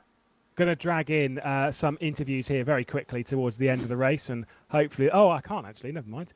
I don't have the power or the command to do so. We're going to drag in Nick Foster and Shane van Gisbergen, but they'll be jumping in for an interview as well. We've got Brody Kostecki and Jared Filsell as well to jump in for a quick interview at the final point of this race. And it was a fantastic battle between them, and hopefully we are going to see more from them, Cam, because like I say, that's how it's going to be. I want to see more tight battling for it. This is how we make rivalries and stuff. We see things unfold. You've got the finishers currently on your screen at the moment. Got some people in for an interview. Let's jump straight in to our race winners. I'll go to Jared at the moment. Final battle of the race with Shane van Gisbergen. How was that for you? Oh, I'm not muted. That's it. Fantastic. I am muted on the wrong place. That's excellent. Right, now I'm actually unmuted in the right place. Fantastic stuff. I'll go straight to our race winners. The number 94, Jared Filsell. Talk us through that final battle, Jared, and how things unplayed between you and Shane van Gisbergen. Looked like it was pretty tense and testy out there. Yeah, definitely. It was very, very intense. I think the traffic helped me a little bit there. Shane obviously had the jump through our pit cycle sequence, but that was awesome. I haven't had a good race like that in a long time, so it was awesome. It looks like an incredible battle, particularly after the restart to the race from that safety car. You really got sort of jumped a little bit in the early stages by Van Gisbergen, but you seemed to just sort of bounce back as the stint went on. Yeah, I was in two minds whether to fuel save to the end. It just wasn't feasible. I did try it for 2 laps, but yeah, it just wasn't going to be an option. So then we went flat out again, and managed to hang on to the back of Shane and save a little bit of extra fuel. Actually overfilled the car by 2 laps as well, so I didn't have the correct fuel numbers on board for the last stop, but it doesn't really matter now, does it? No, absolutely not. I mean, victorious anyway. Brody Kostecki was in the car in the early stages of the race. We did see you come in for a couple of drive-throughs, I do believe anyway, at that point. What happened there? I was just practicing pit entry. That's all that was. And I got it nailed towards the end, so I was pretty happy about that. But no, it was great to see Jared do so well at the end, and to take out the first round on the Boost Mobile Dallara was pretty cool. I was going to say, fantastic to see the Boost Mobile car winning in the Boost Mobile AHU Endurance Series. So, I mean, everything's kind of fitting, seeing both of those cars also on the podium. Any highlights from the race in the early stages, Brody? It looked like you were right in the thick end of things battle-wise, but pace looked so good. Yeah, we were actually pretty fast. Throughout the race, the track was pretty hot to start off with, so I was trying to make sure I gave Jared some good tyres when we did the driver swap, and I had a pretty good battle there with Blake Purdy at the start there throughout the lap cars, so that was pretty cool as well. And definitely the biggest highlight for me was probably actually at the end when Jared got by Shane. That was a really cool race at the end there. Excellent stuff. Well, go very quickly. Congratulations to the pair of you. Go quickly to the Apex Hunters car, the number 3, Shane van Gisbergen. We're in the car at the final moments of that race in that thrilling battle. Talk us through how that the approach to the final lap happened, how that switch for position. Talk us through that whole scenario. Yeah, hey guys. It was just what an awesome race. There was a lot of admin and effort to get this going, so just stoked it ended up being a pretty crazy race at the end. But congrats to those guys in the Lobs car. They were super fast. We just didn't have enough for them, and I kept making mistakes in traffic. So, but yeah, it was good fun. Nick drove awesome, and yeah, looking forward to the next one. And I just hope everyone enjoyed the series, and we keep having good races. So there's a lot of admin work. Totally worth it, I assume, by the sounds of that.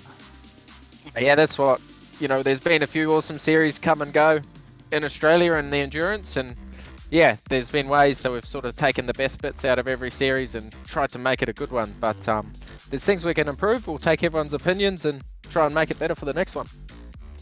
Go over to your teammate Nick Foster. You had that incident at Cops with the GT3. Very unfortunate as it is.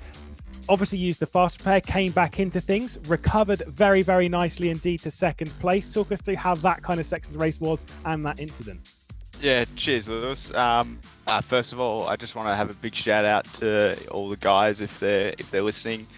First of all, our sponsors: Boost Mobile, Grid, OSR, Simply Race. It's been a pleasure to have everybody on board, and super stoked to get this off the ground. And I think from the inside and outside, the race looked pretty superb. So that's really cool from our side. Personally, from the race, my good mate Richie Staname fired me off at the start, so that was all right. But yeah, managed to fuel save, made a pretty low IQ move around the outside of a GT3 and fenced myself. So apologies to those guys for the contact, and yeah, managed to take the fast repair. I mean, that's what it's there for, and just fuel saved our way back into it. I think we might have had it run there, and the safety car maybe hurt us a little bit, but Shane did an awesome job to bring us out in front.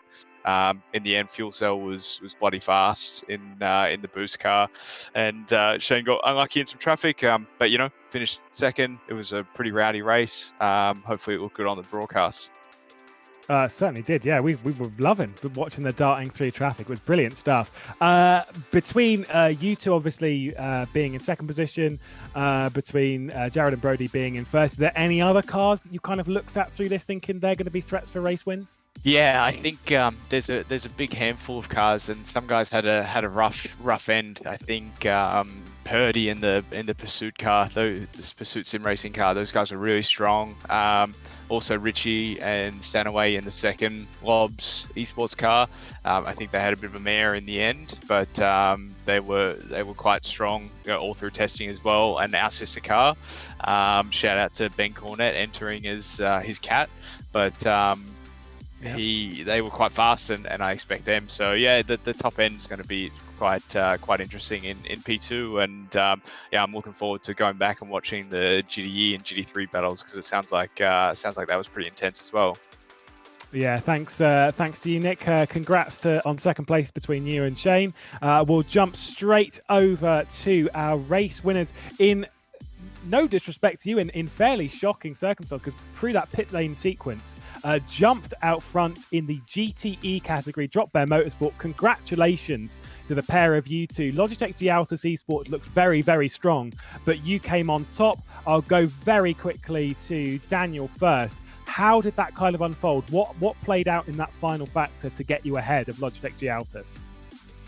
Well, Lewis, unfortunately it was a drive-through penalty issued by Race Control to the 143 Altus machine there after the safety car restart. So whilst we were only about 5 seconds back, but the traffic was there, Andrew and James had mega pace today. It was their race to win, and unfortunately, it looks like a small mistake during the restart period with all the traffic got them a penalty, and we were there to take advantage. So great job by my teammate Corey. He put in his own double stint of solid, clean laps. So yeah, I guess quite a healthy serve of luck today to come away with the class win, but I feel like we did just about everything right that we needed to do, so really super happy for the boys and the team today. Yeah, it really is a fantastic effort. We'll go to Corey and sort of ask that. There's a lot of Porsches out there, of course, in the GT category. It's quite a decent car. It's very comfortable. I like it. I think it's a comfortable car to drive. It's very fast, etc. That's why you pick it. Is there anything that you've learned from sort of like the how Logitech G Altus were driving? Is there anything you kind of picked up on, maybe explanations as to why they were so fast? Just lots of practice in it. I know me and Dan haven't really driven the GT as much. This was my first race in it, and definitely a lot different to a GT3, and seriously a lot more fun. But yeah, just the time you gain under brakes when confident on them is massive, and that's something I think I should work on a bit. But otherwise, yeah, they were just too quick, way too quick for us. Either way, many congratulations to you. Strategy-wise, you came out on top, and let's be honest, it only matters what position you cross the line in, and you did a fantastic job to come out on top against such a very strong team. So hopefully we'll see more of you as the season goes on. We'll jump down into GT3 to our race winners in there, the Team FA Alonso Kart Australia car. I'm going to head to Jake Burton first.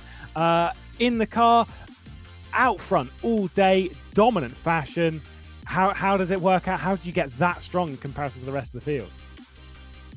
Well, yeah, it was pretty good, but I think it all sort of started with Jackson putting it on pole. Having a nice clean getaway and clear track. All we really needed to do was break the draft, and then we knew it was going to be relatively easy from there because Jackson had such good pace. So that's what he did. It obviously took him a couple laps to shake the lease, but yeah, those guys were quite quick as well. But we knew Jackson had the consistency, and he obviously built quite a massive margin in the first stint, mostly through his pace, but also some misfortune for the other guys. And really from there, it was just a matter of keeping it on the black stuff. It wasn't something that many of the other GT3 guys managed to do today. And as much as I think we could have won it outright on pace, I think staying out of trouble was definitely what made it sort of an easy day for us.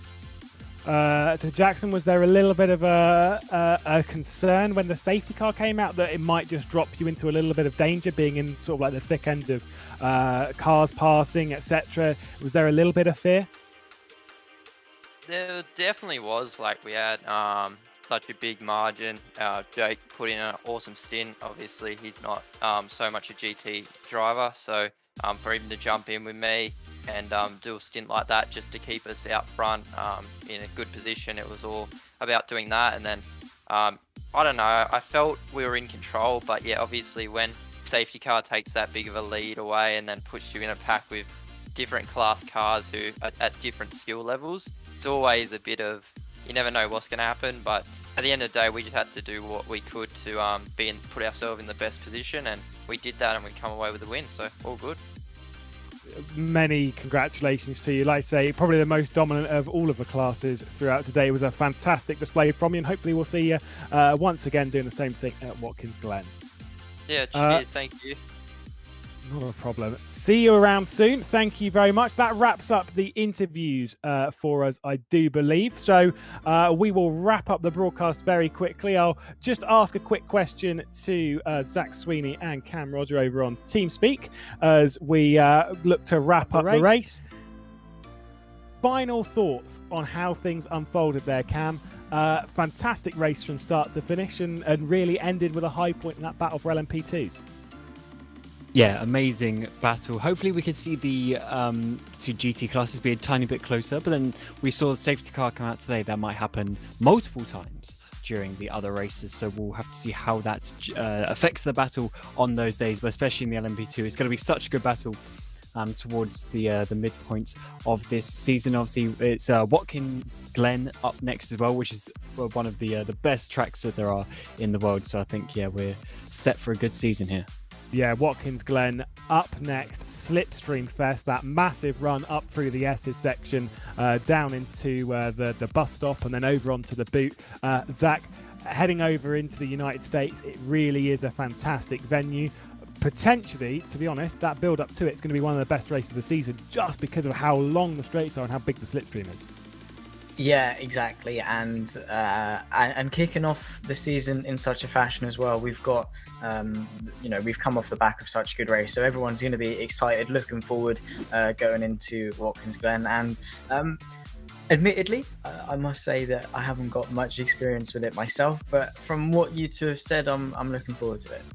It will be a fantastic race. We will return then on the 3rd of July with Watkins Glen, the second round in the Boost Mobile Apex Hunters United Endurance Series by OSR with support of Grid Engineering. And of course, the broadcast will once again be brought to us, I'm assuming, by Mr. Dan Handover, who's been doing cameras for us all day, of course, of Simply Race. So thank you everyone for joining us. We'll see you in a few weeks' time. Until then, bye-bye.